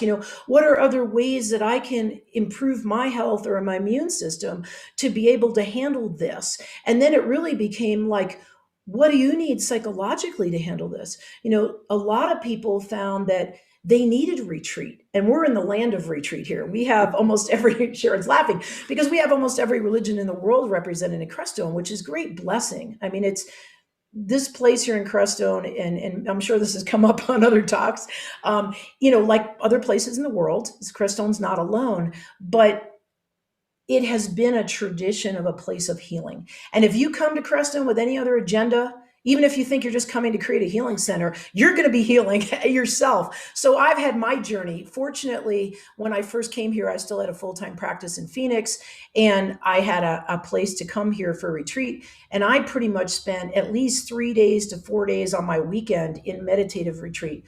I committed to Medicine Buddha. I did a lot of work like that. I'm also do a lot of yoga, Ashtanga and stuff, and meditation. So, I knew what I was getting into. I had land here over 20 years. So I knew that I needed that time to work on myself. But, we see this. We have so many wonderful traditions here, and how they've been affected. Most of them closed down. It's like, well, this is what people need the most. How can we make this work in our community? Like we want this access. And what it did was push a lot of the retreat centers to be able to go online. This is a wonderful tool. It's not the same as being in person, but it certainly takes it creates an environment that we can reach people. It's a massive thing. And, thank goodness that we can use the positive side of communication to do that. And I noticed that. I noticed that the psychological and emotional health of my patients that were going through this conundrum, going through this real difficult time, was huge in their healing. And as they moved through that process, whether they took more retreat time, which I thought was amazing. I'm like, you're living in a place of retreat, and yet they needed to be isolated more, and it was positive. And then the next person needed less isolation. And then it was like, how can you communicate with others? Get on a mutual talk. I was training, like elders in like how you can get on your computer or talk to your family, and so, that was part of the healing process, and it's still going on, right? It's still going on. Those now in the US, most states are opening up and people are able to do things again. And some people don't want to come out of retreat, which is good and bad. Sometimes it can become an escape, but I think that I've counseled people to, take that time. And how are you using that retreat time? Are you just, not focusing on other things, listening to news and getting full of anxiety, whatever that might be? Or are you actually using that as productive time to heal yourself, to strengthen your immune system? It's huge, and I think that that's a huge part of this healing process, that we cannot ignore. It is part of this. We've been hit with this blow. I mean, it is an attack. The COVID experience was an attack. However you want to look at that, politically, I don't care. It's not about that. It was an attack to our psyche, us as a community worldwide, right? And we're all experiencing something from that, pretty much. I'm sure there may be some people in a jungle or somewhere where maybe they don't know, but for the most part in the world, I think that that's not happening like it maybe did 20 years ago. I think everyone pretty much has some impact by this, and that brings the world together. That brings us together, and it's crucial. We need to, in order to solve the problems that we have, to be able to move forward with the process of evolution, so to speak, spiritually or whatever. We need to come together and understand how much we are alike and how much we need to support each other. I know with one of our meditation groups, and we were doing virtual, and we still have virtual. Sharon and I are in this. And when we first came together, I just remember all of us going like it's so powerful for us to be together doing this and sharing this energy and really connecting, with our divine self, with God, and grounding ourselves at the same time and opening up that channel and that's so powerful.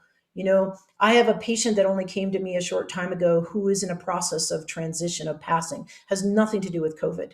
And all that I'm doing, which they requested at this point, was energy work. And it's that same thing and I saw, her color come back into her face, and peace and pain going away, just with opening those channels up, just with making those connections. And the earth connection is as important as the divine. I mean, knowing that we are connected in all those ways. If you look at chakras, our chakras go way above our crown chakra, and they go way into the earth.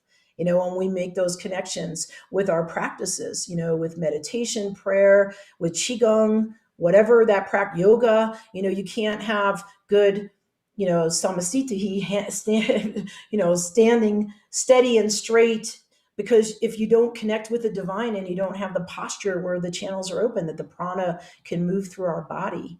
And so I think this is an opportunity for all of us to make those connections. And many people, here I see many people have those connections, but at the level that they're being called to do is different.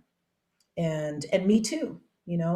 I mean, there are days, I try to do my practice every day, but there are days when, that's why I wore my meditation beads, because I put a lot of energy into them. It's not that I rever an object, but I put an energy in with Medicine Buddha to be able to carry that in me, so that I can be a vehicle, so I can help transition that energy to others. And I have a thorough commitment to that. And that's why I'm here, And so I hope that I can always do the best job I can. But as us as individuals, we need to do it for ourselves, our family, and just our health in general, And so that shock wave of COVID, can have a positive, and that's not to negate suffering. People have suffered, and I feel for that, especially in countries where there's been a lot of death, India, Nepal, other parts of the world. Certainly there's been places in the US that have experienced this as well. But that's certainly, I have a dying parent right now. And it's not directly, but indirectly related to COVID. And so I understand that. And someone precious to me that I hope that I can get back, my parents on the other side of the country, that I hope that I could get back to spend some time, my dad. And so I understand that, to some degree. I've had a lot of loss. I lost an infant child in this life that I could not, I couldn't do anything to change that.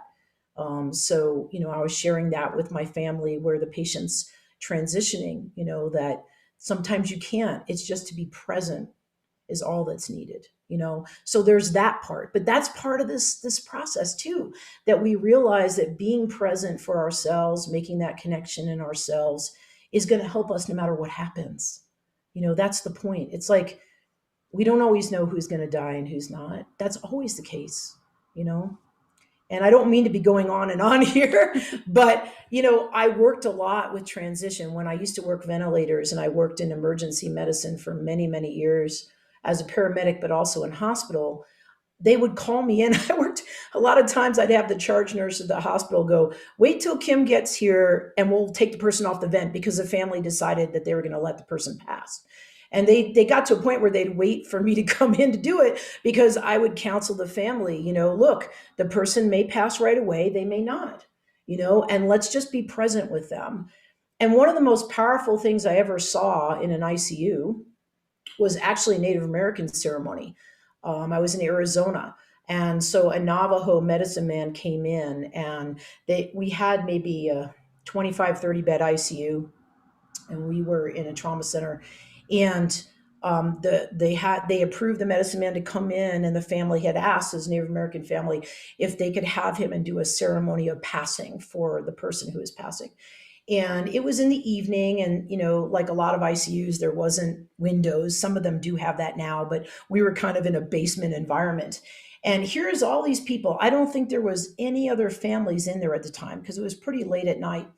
And here came this elder medicine man, Dine Navajo, and he brought his rattles, he brought everything. And the family's in there. I mean, there must have been 20 people in this ICU room. And I was sitting like in the nursing station, just waiting, watching the other ventilators on the screen and just watching what's going on, because I think I had sent up 17 vents to pay attention to. And they had let this person was passing, and the energy that occurred by just bringing in this divine energy, it doesn't matter what tradition. In my mind, it's all sacred unity, but in his case, it's like these people believed, and they brought this energy in, and it just changed the entire ICU.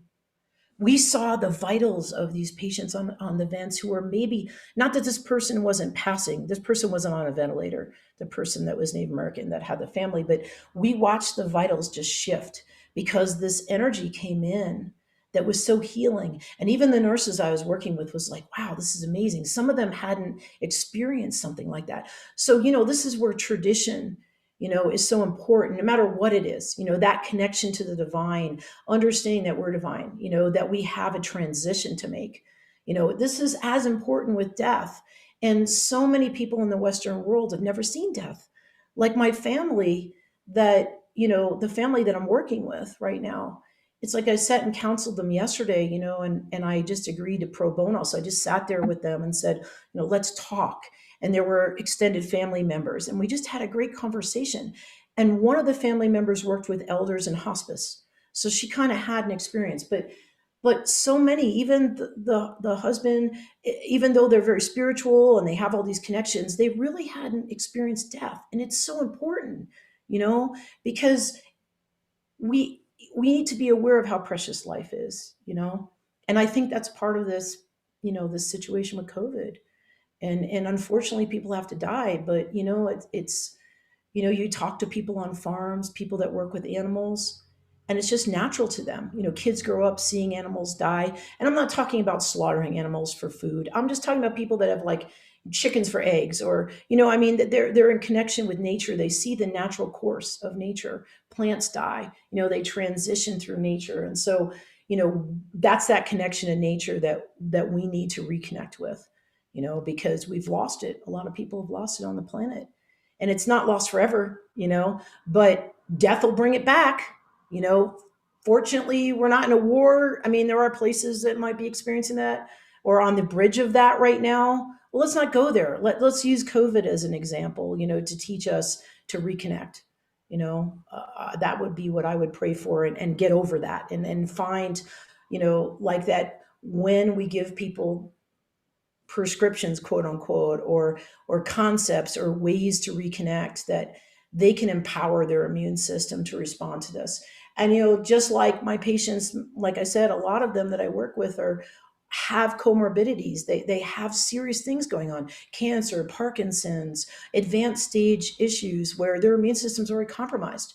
It's one of the reasons I was glad I got COVID, because I was like, what is the virus doing? How can I respond to this? And how can I help people? And, that's a huge thing. Breathing, it's massive, and people are so unconscious. We all become so unconscious, because when we don't make those connections to nature, we forget. And it's not that hard to bring people back to it. But they, I don't want to see people in fear and anxiety, because it's not healthy, and it hurts your immune system. I remember this study, and I don't have a PowerPoint or the study to show you, but many years ago, I remember seeing a study, they were doing probably 15 years ago on a pretty good, group of people, how much was stress reducing the immune function. It was massive. Like within a certain period of time of being hit by a stressful event, your immune system dropped over 50%. Sugar does that too, by the way, processed sugar. But the thing is, understanding that, okay, it's good to be vigilant. It's good to have a plan. It's good to, once you get a reaction of fear, to treat that, to work with that, because it will affect your ability to fight anything or to be able to deal with anything. And one of my friends, who's a naturopathic counselor, was a counselor for many years. I always remember Dr. Alice saying, if she's hearing, she probably isn't listening, but she would say, everybody forgets the freeze. There's fight and flight with panic and trauma, but there's freeze. I'm not going to do anything. What do I do? Deer in the headlights, and we don't want to freeze for very long. We want to take action. We want to move towards health. And it's a huge thing right now. And I see a lot of people who are still freezing. Fortunately, they're not my patients, most of them, but I do see that in the community. I see people in a fear state. And I sit there and I pray for them. I try to put energy out that energy can just be dismissed because it's not supportive. It doesn't mean you don't need to protect yourself. It doesn't mean that you don't need to pray or connect and decide what the best path for you is. I would say half my patients are immunized and half they aren't. And, I'm here to respect whatever their wishes are and give them as much information on that as possible. But I think that's still a personal decision. And the same thing is with health, right? It's the same thing. It's your body and you have a responsibility to your body and certainly to the people around you, for sure. But it's that personal connection that needs to be fostered, that needs to be aided, needs to be nurtured, right? That's so precious at this time, and it's the key, really. And certainly, are there supplements? Are there things that can help support people? Of course, that's part of the process. But I think we can't negate the impact emotionally, psychologically, of how this has affected us, all of us. Mine was more like, oh my gosh, I'm one person. How much can I do? There are many healers here, but as it is around the world, people sometimes are very isolated. And this is a place of isolation. Like people come here to be isolated. So the biggest thing I see is that everybody's independent, everybody's isolated. How can we work together, right? And, that was it. It's like, how can I carry this? And I made a choice by coming here. I used to have a huge office with multiple staff, and I had 2 doctors and a resident and staff members and all those kinds of things. And coming here, it's like, because I'm teaching more online and doing work on chakra science and other things like that, and lecturing and that sort of thing, I still have a full-time practice, but I shrunk everything down, so that I could be more focused and do it in a different way. And it has its set of challenges, just like people having to work from home, I mean, this is all a new world to a lot of people. And certainly millennials and other people who've been doing this, maybe not so much, but there are a lot of people that have just been called to look at things differently. And I think that there's definitely a very positive thing to that, and how much you get impacted by working from home and you've got 5 kids. I mean, I had a bank situation where I was looking into a loan for my nonprofit situation, and I had the person who's helping me with that ended up being at home because of COVID last year. And all of a sudden, it's like things we were talking about. I mean, his environment totally changed.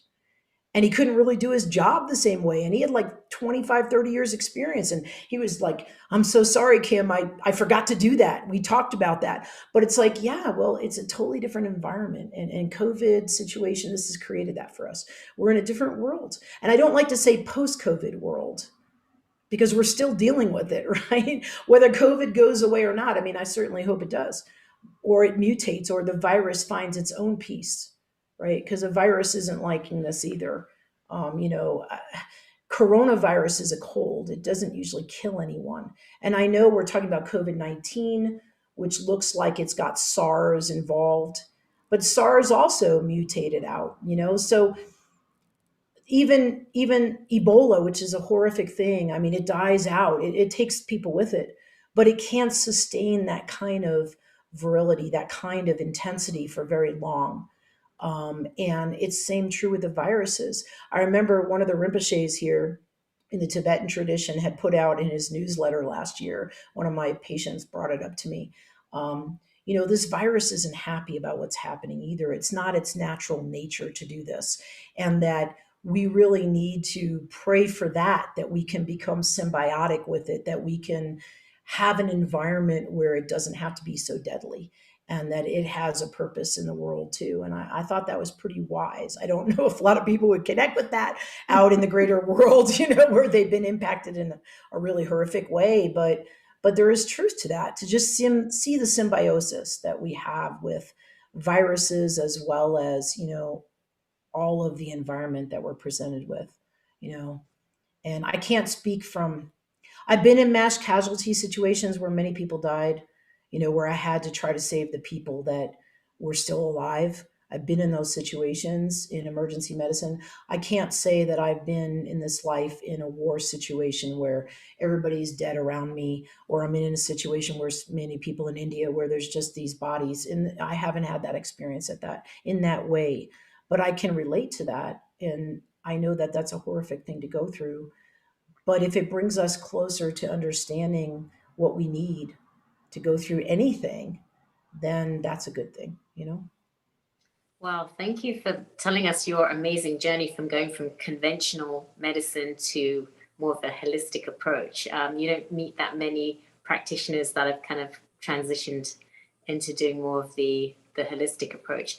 Can you share a little bit about how can we build up our immune system with what your knowledge is, so that people are in a better position to fight off the COVID-19? Again, especially if there's medication involved or chronic disease for a long time, really toxicity is a massive thing. And in some ways, it's been negated. And I don't mean about drug medicine per se, but also about environmental medicine. It's been negated because of corporations and a lot of money involved things where they're really lessening the impact. Now we're hearing about climate change. We're hearing about that. And some of that is truth. And I think there's some things that are being manipulated. Not that I don't necessarily believe the climate's not changing. Of course it is. I've worked I work for Greenpeace. I work in the environment long before I was a doctor. I was an herbalist, since I was 14. So I've been certainly, very aware of the environment in that way and what nature needs to be healthy, which a lot of times as humans, we're not really producing that. I thought it was great that your last guest brought up, she brought up that the pollution, can certainly affect our ability to breathe. I mean, I remember landing in Bangkok years ago at 2 a.m. and walking out. This was a number of years ago. It may have improved. I haven't been there since, and just being hit with that wave of pollution. And that was my first time in Asia. So not that I haven't experienced that. I grew up around New York City. So I certainly have experienced car exhaust and pollution, but to get hit with that and understand that people in many parts of the world, really large cities, they're dealing with this every day. And that's really affecting their immune system. It's a real thing. Environmental medicine is a huge part of my practice because when I work with people with autoimmunity issues, with complicated issues, a lot of times there's a toxicity picture. And I think the first thing is to try to reduce your toxicity load as much as possible. And everything that we heard in the last lecture with the doctor was to, say fresh food, organic food, and it's a supply and demand. If we're demanding organic food internationally, there's going to be a lot more organic growers. This has happened in California. You live in California. The demand's there. I remember working with organic growers 25 years ago in Boulder, Colorado. And, we had a little group, upstate New York where I worked for Cornell University with agricultural studies. And we had our group of organic farmers, but it's such a different level now. And you've got that battle going on with GMOs, and that's a whole nother story. It's going to take up way too much time to discuss that. But those things affect us, and the best that we can do, back to your question, is to try to reduce the toxicity load as much as possible. You know, I mean, sometimes if you want to reheat something like a microwave, you know, that's fine. But when you start cooking things in there, it breaks down proteins. It starts breaking down binding in the food. And so it's much less close to its natural state. You know, some people, and having worked with people with really deficient immune systems, many medications, reduced digestive, you know, lymph is very toxic in their gut. They can't always handle raw foods. I mean, I try to get them to food as medicine as much as possible. Some people can't. They need to eat well cooked foods. I just had a conversation with a patient and family about a cancer patient about creating kanji, which is a traditional rice porridge, and using some carminative herbs, you know, their spices like cinnamon and ginger to help the digestion. Because that person is not handling, they're going through a radiation series. They can't handle all raw foods. They usually eat a lot of that. But right now their immune system is under so much duress. So even though the raw foods have all the nutrients, if you find that you can't digest that, you know, going back to really simple organic things like rice, things that are, you know, think about baby food, okay, things that are easy to digest. And certainly if you have the immune system to be able to build up and using something as close to nature that you can digest, that's important. You know, making sure that the flora in your body, you know, that the probiotics that they're there, right? That's huge. And I'm sure we'll find at some point that there are positive viruses that we can cultivate, right? And I think that the energy of having time for a practice of some kind, that could just be contemplation. You know, if you have a spiritual tradition of meditation, you are also increasing that positive reaction in your immune system, because the immune system's alive. It has an intelligence. That's my belief. I've seen it.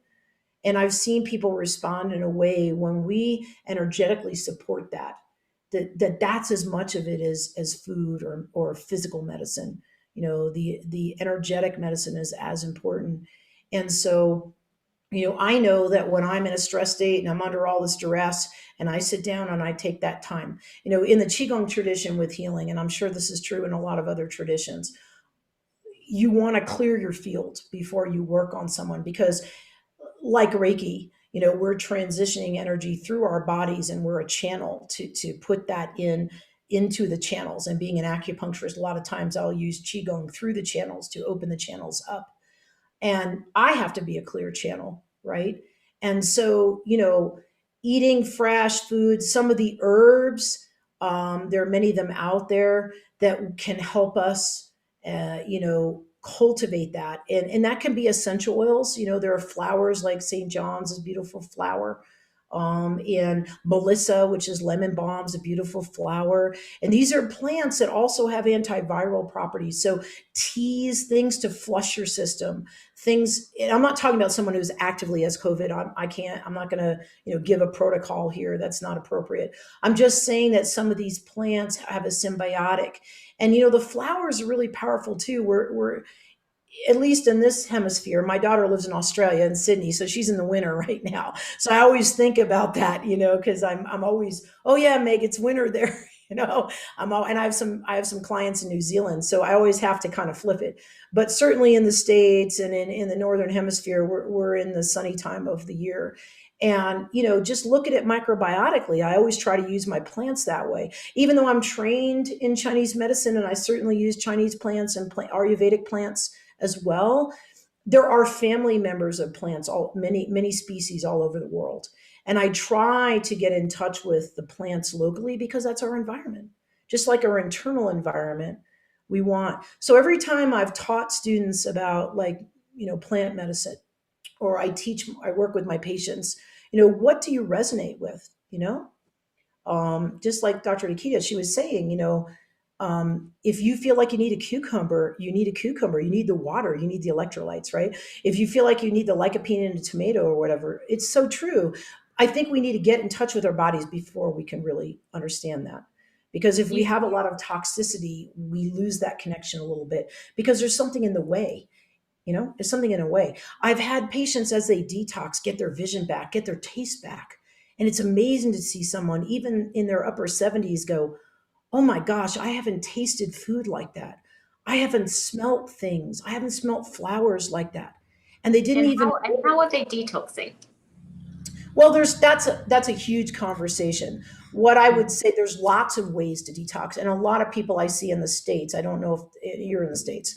A lot of people maybe listening aren't. It's different cultures are different. I understand that, but a lot of times we see people say detox is just colon cleanse, and I'm not saying that's not helpful, but it isn't just colon cleanse, right? There are plants, there are things that bind chemicals, right? And I think that most people could handle doing some kind of tea that would be nutritive. Like we have alfalfa that grows here. We're in a valley where they grow alfalfa for feed, things like that. That's very nutritional, has a lot of minerals, had a lot of vitamins, red clover, things like that. Some of the flowers I'm talking about, right? Things that are full dandelion leaf, things that are full of minerals, right? They do have some detoxification to them, and again, I'm not prescribing anything because I don't know people's health that we're talking to. Certainly, if you have health conditions or medications, you don't want to start using some of those things. You want to talk to your health practitioner, doctor, whoever, and make sure there's no interactions, right? Because there are interactions. The interactions aren't that the plant is negatively affecting the drug. What the interaction is that if you're taking a drug as a blood thinner, and I work with a lot of people on Coumadin and all the drug thinners because I do a lot of cardiology and things like that, we have to be careful when I give them a prescription, with a plant formula, that I may want them to be getting more of a thinner so they don't have to take as much Coumadin because it's so toxic, right? But they may not be able to go off of that. And so I'm being able to look at their clotting factors, and then I'll work with the other physicians involved and say, look, I'm going to add this. This patient wants this thinner, and we can make it a healthier situation, right? And that's great. But a layperson, you have to look at that. Am I taking things that could cause a problem, right?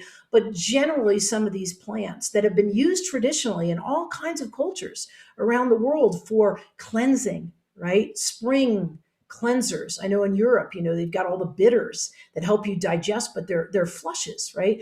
And it's really getting back to that we look at the seasons, we look at what we're eating. I love tropical fruit. It was nice to eat that in Phoenix, because we could grow avocados, we could grow things like that. But in Colorado, I'm like, okay, I like these fruits, my body likes them, but I'm trying to be that I'm eating them in summer, that they're not growing here, right?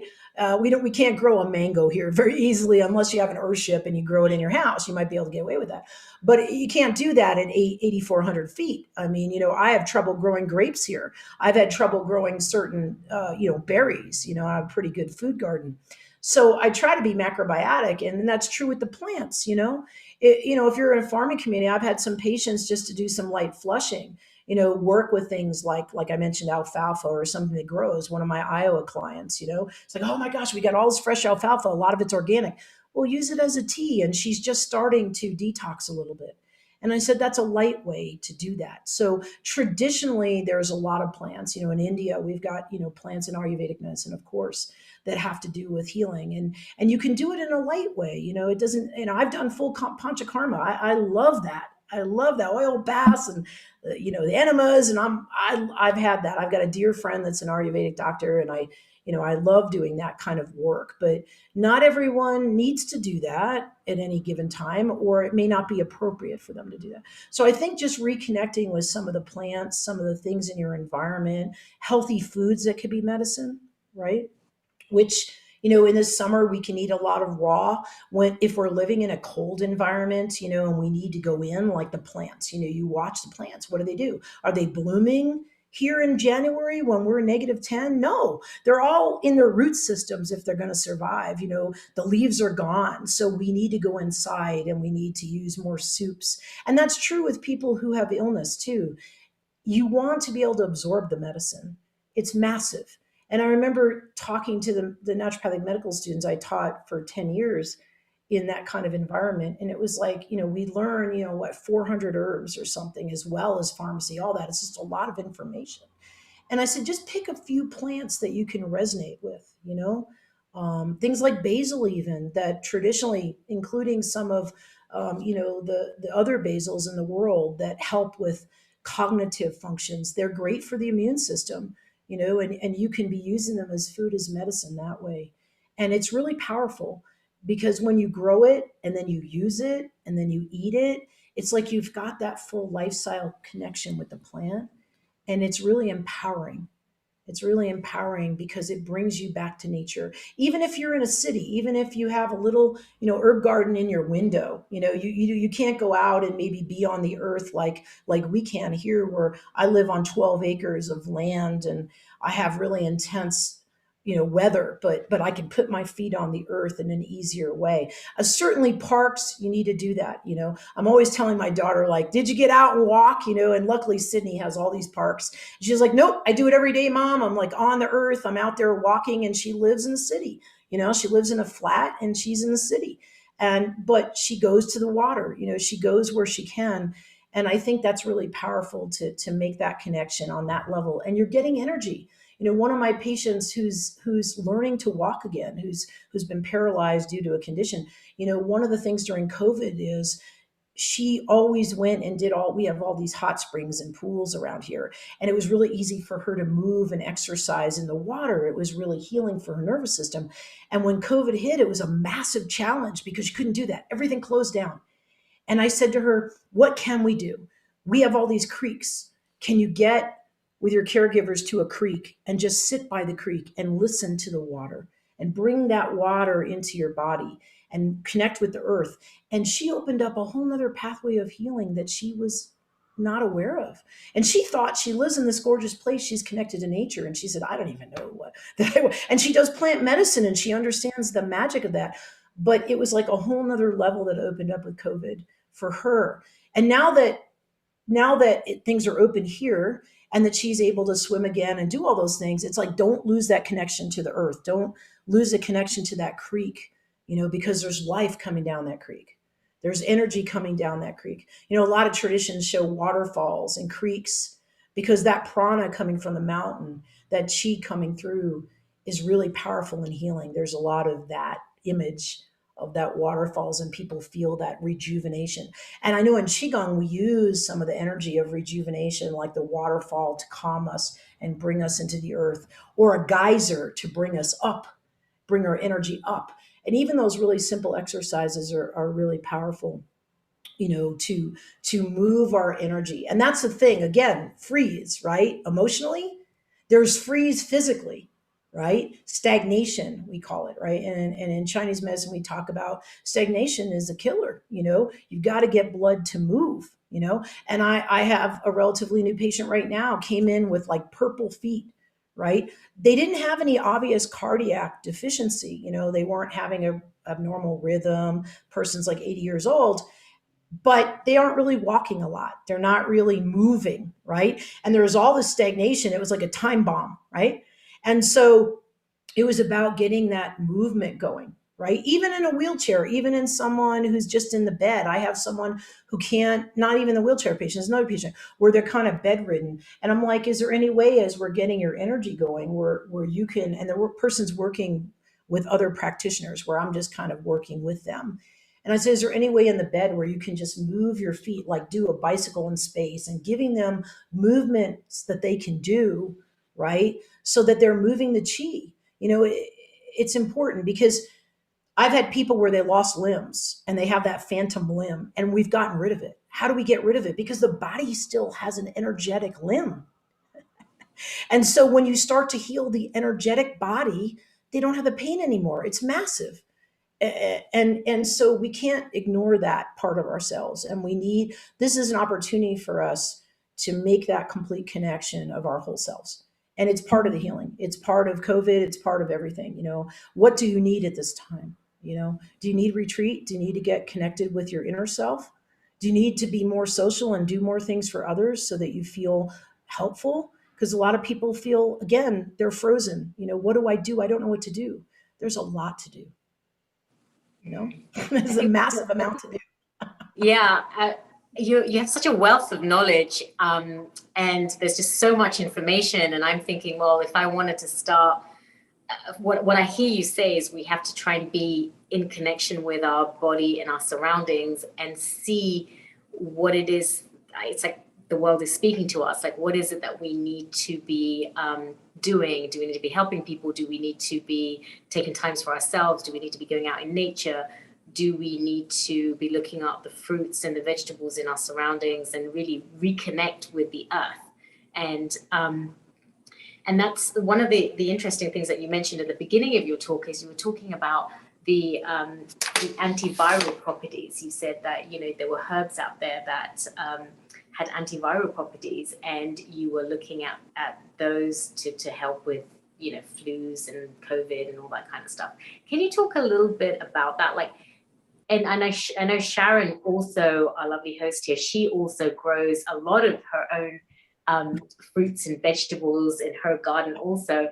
And can you both kind of share a little bit about the role of plants in the antiviral world? Now, you know, obviously in the Western world, it's a lot of the drugs, and they're looking into, you know, there's different things that we always hear, ivermectin, we hear, you know, all these different drug names that are helping people. How do you feel there's a role for plants in the antiviral world to help?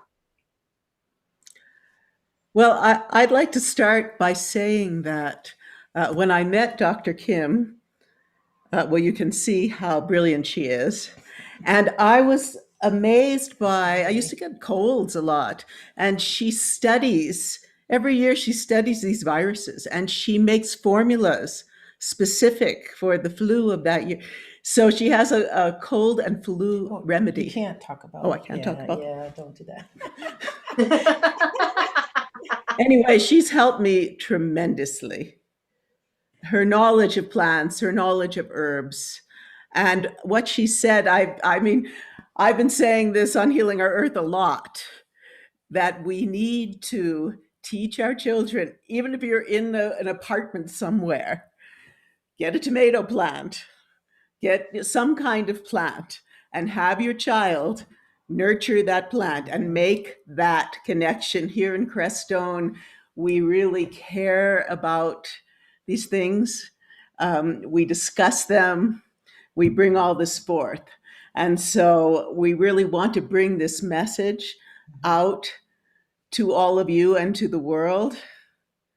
You know, it's go inward, connect, make that connection. Too many, I don't know, people, the farmers are leaving. You know, young people need to learn. Yes, it's huge.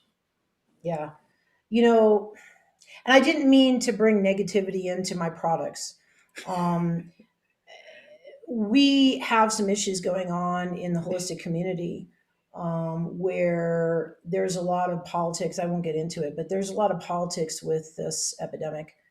And some people have had some issues about suggesting products. And the pharmaceutical companies are pretty big in the States. So that's kind of why I really want to empower people to have relationships with the plants, because I really think that beyond that part, can I get my specific medicine out to everyone on the planet? From an energetic standpoint, that's true. I can do that. From a physical standpoint, maybe not, right?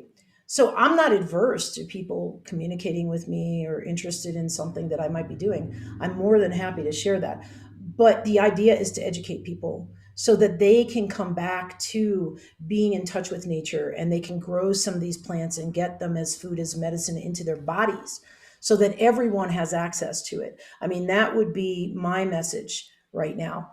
And the fact that I can help people learn about that, and that I can have things to work with. So a lot of times what I do, although I do have an herb business, has been in business, 27 years, 28 years this year, that makes medicines.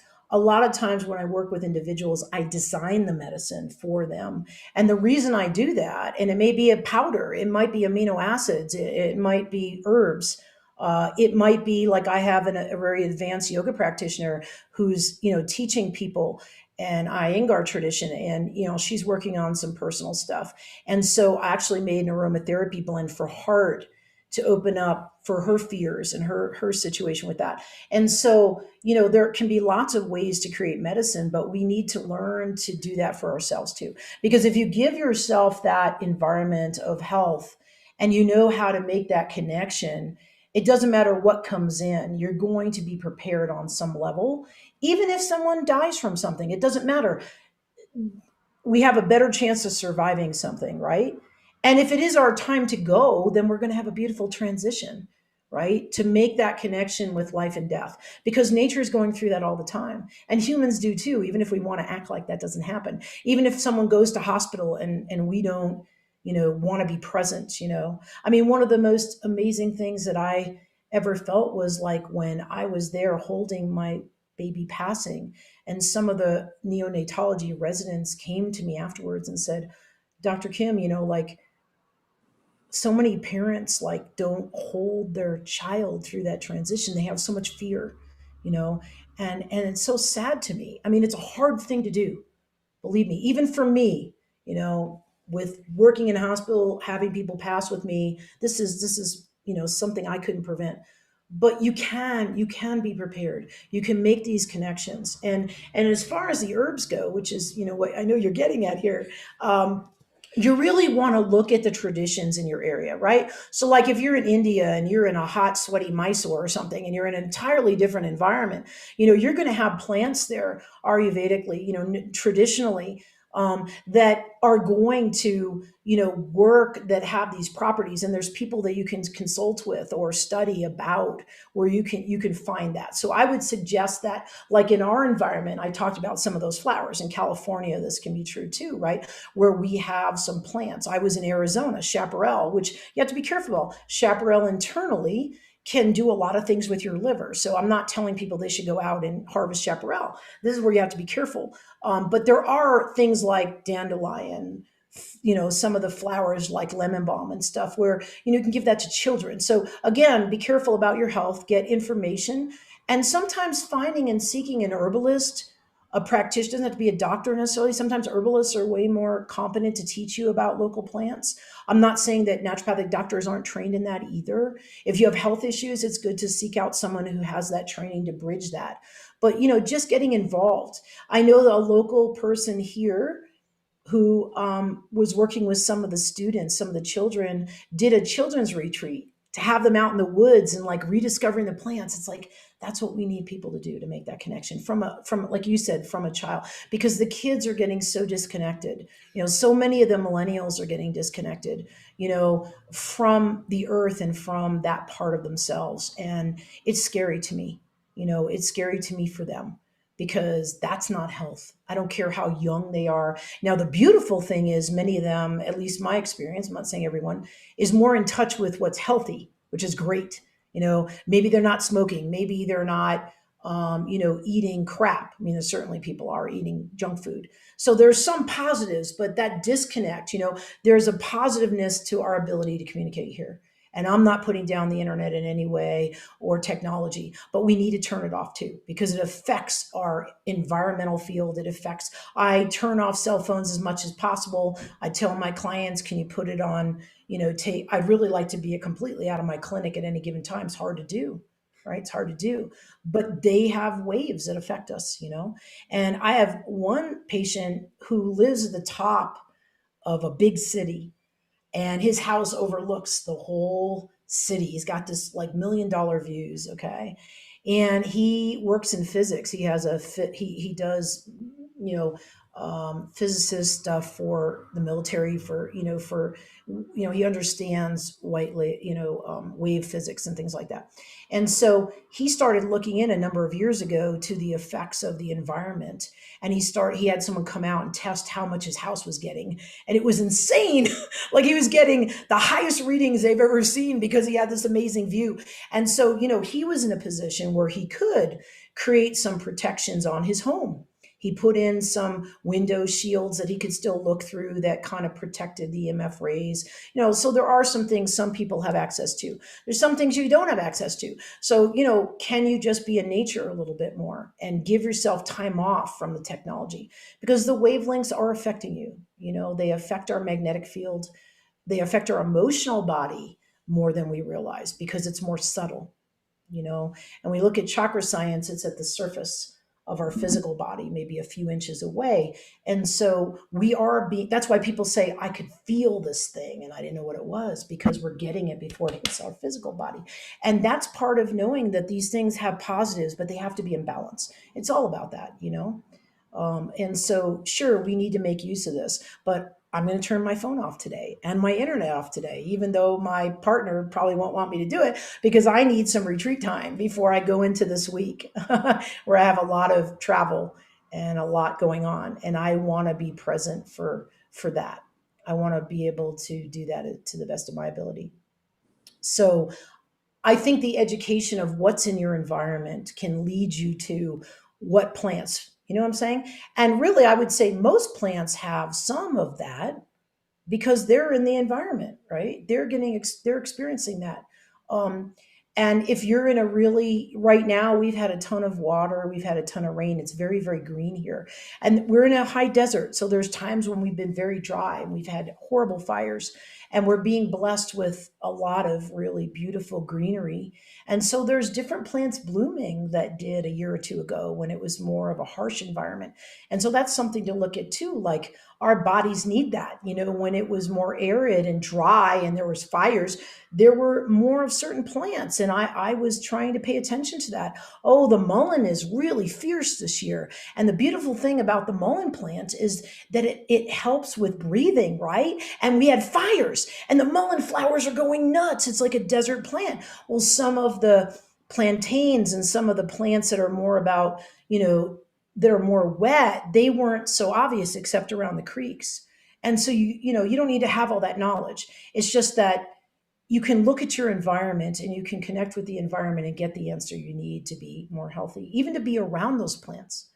I would try to take the students. We had a garden that we created in the desert, which was a little bit challenging because we wanted to have some aromatic plants. And I was part of recreating that at the naturopathic school and at Southwest College. So what we did a number of years ago is we had an aromatic garden and we tried to create the best environment so they could see some of those plants.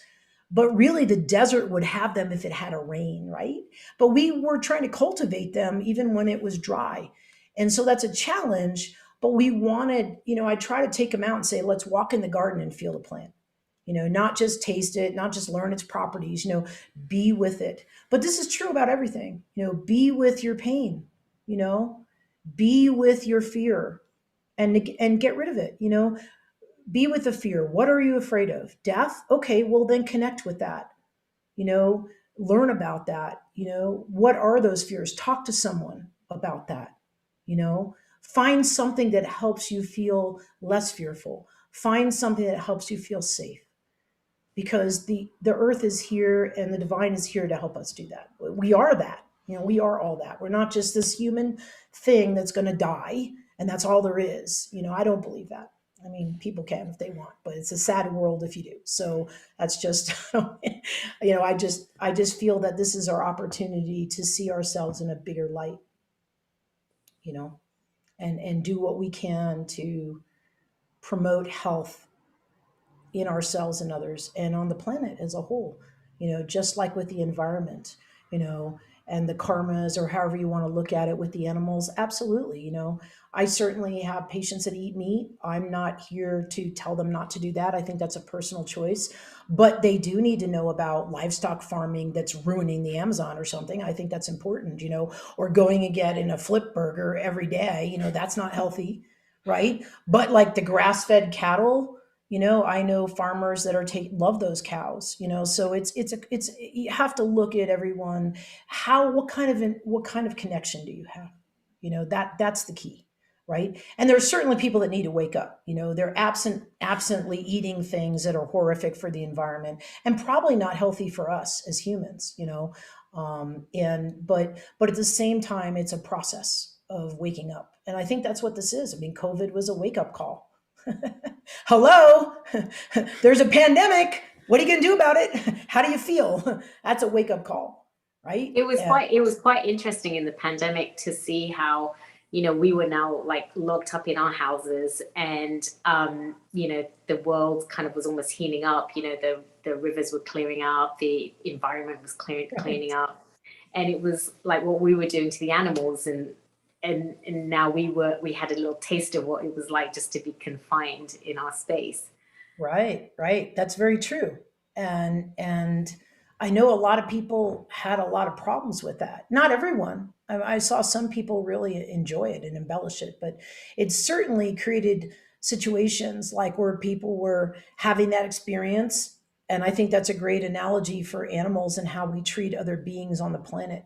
Because in my understanding and my belief system, you know, that every animal, every rock has a place of holding a dimensional space, and there needs to be sacredness to that. So I absolutely believe that. And that's not to say that someone who holds an animal sacred and feels okay about eating that animal, but has a connection to that process. I'm not here to tell them not to do that. I just think people need to be conscious of it. And that's a great analogy because so many people are unconscious. That's the key. Become present, you know, and seeing so many people who in this area who are, and many of them are, but like believe they're spiritual, believe that they're connected to the environment, that we're living in this gorgeous place that's so much about nature. And then they hit another level and they go, I'm not connected at all. I thought I was so connected, you know? It's like this experience made them realize, like, wow, I've got more work to do, you know? Yeah, this is a good time for us to actually connect with the earth and with the planet and the surroundings and appreciate. I mean, sometimes I'll go for a walk and I'll just look at some plants and I'm like, wow, just look at the leaves and look at just what's taken for this thing to be there. And then you look on the floor and there's insects and there's just so many beautiful things around us. And sometimes, I hadn't really noticed so much until this pandemic hit because I was so busy with my life. And now I actually had some time to appreciate things. And I'm even like the food, starting to really appreciate some of the foods because at the beginning, we didn't know we weren't getting everything. And, we couldn't go to the grocery store. So, there was, you had to wait to try and get a food slot for someone to drop food. And, Sonia, you have always looked at food very abundantly, especially in the US, where you've got, anything you want, you just walk into a store and buy it. And it made me realize and appreciate just the nature of where this food was coming from. And just like there was a farmer somewhere making it and then all this effort to get to me. So I really appreciate what you're saying as far as going out in the environment and just really taking in everything, because we have been provided with, and there's probably a lot of herbs out there that you were saying that are really helpful to healing us. And obviously on a talk, on a Zoom call like this, we can't cover all these things, and you can't just say to us, go out and eat, this herb and smell this and that. But it gives us this session gives us a little bit of an introduction to that work. Like I was reading the other day that rosemary, the herb, if you smell it, it helps with the brain, and you can actually stimulate the brain and helps with, prevention of some Alzheimer's and dementia because of, and to me that was amazing because I was like, wow, that's a plant that's in the garden that you can so readily get. And even hearing about you talking about the antiviral plants that are out there, that's amazing because it just shows us that there's so much, many of it may be undiscovered, things that can actually help heal us. Mm-hmm. And Sharon, I know that you do, you're very involved with a lot of the herbs and things out there. What do you have any advice or anything that you think is useful for our audience to know about?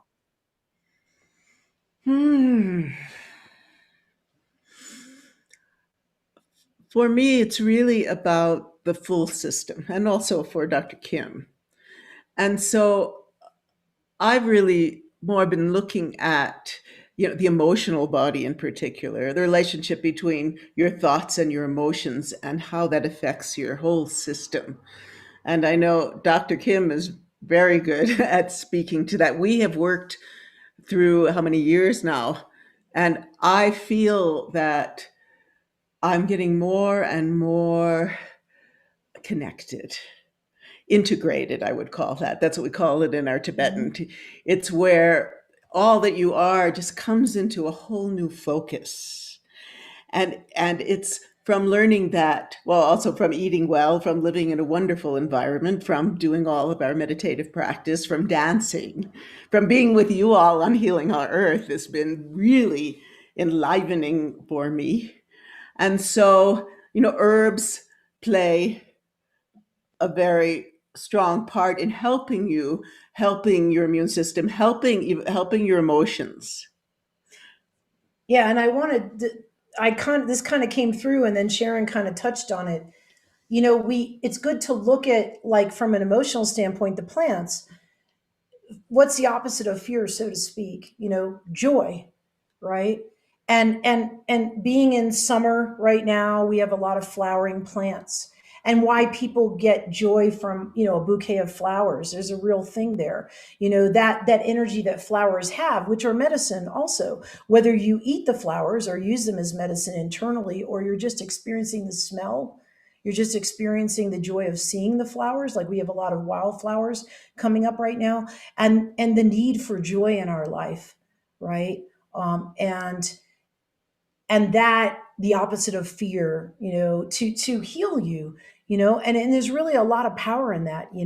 I mean, I remember being in the dead of summer in Phoenix, and I kind of had an issue with there's this butterfly garden there, and I was like, oh, they're shipping all these butterflies in for this butterfly garden, because they'll do it during the year when it's not. There are butterflies in Arizona in the summer, or spring and stuff, where they come naturally with the plants, and we have beautiful spring there. But they'd be bringing these butterflies in, and creating dome environments. It's not really, what's going on in the desert at any given time, maybe just part of the year. And I had this, like, kind of adverseness to that, like, oh, they're shipping millions of butterflies in. But I had so many patients and children that had this massive experience by going to the butterfly garden, and they have all these flowers in there blooming at any given time, and they experience joy. And so I was like, wow, even if they're recreating this for people to experience joy, it's powerful medicine. And I kind of rethought that a little bit. I thought, well, these people, maybe this is the only way that they're going to have that experience, right? But we need to cultivate that in nature, of course, right? I'm not saying let's build a million domes and forget the planet and just create these false environments. Well, no, there's people that want to do that. It's not a joke. But we want to connect with what's natural in the environment, but because then we're responsible for the environment. See, we just create a dome, the desert could be dying and we got some dome with shipped in stuff. That's not necessarily the answer. But the part about the joy, that people need to have that experience, like with the flowers, is a massive thing. So whatever emotion you're feeling, and the emotions play a big role, because if you didn't personally experience COVID, you definitely experienced the emotional body effects of COVID, because it hit you. It maybe didn't go in your body. Maybe you had someone pass that you cared about. It still affected you emotionally on a very deep level. And so there's still healing to do. And those subtle levels are so important, because in holistic medicine, when we are able to address the subtleties of illness or dis-ease, right? That word dis-ease, lack of ease, lack of relaxing and being present. If we're able to get that illness or that dis-ease addressed before it becomes a physical thing, then the person heals much easier. And that's the whole point of having a healthy environment internally as well as externally with your emotions, because then you're much better to deal with whatever might come at you, right? Whatever, and you can't control all that, right? Obviously, the healthier we make our planets, the more connected we are, then these things don't need to happen. You can look at any tradition of plagues, religious traditions, whatever, and you'll see stories, Bhagavad Gita, everything, you're going to see stories of these things. And there was a reason. And you heard the ancients talking about it. Of course, it's been poo-pooed by science. Well, whatever. I think we need to rediscover that there probably was some truth to that. That when we were out of balance with our environment, there were a million locusts that showed up, locusts and stuff. I mean, there's a truth to that. It's about that imbalance. It's not like, oh, it's not as simple as someone just sent it and you did wrong. You have to understand what that's about. It's like, oh, I'm disconnected. I've been raping the environment, or I'm not supporting that not happening. Do you know what I'm saying? Not all of us are responsible for that. There are certainly people that know they're doing it and they're not doing it with good intention.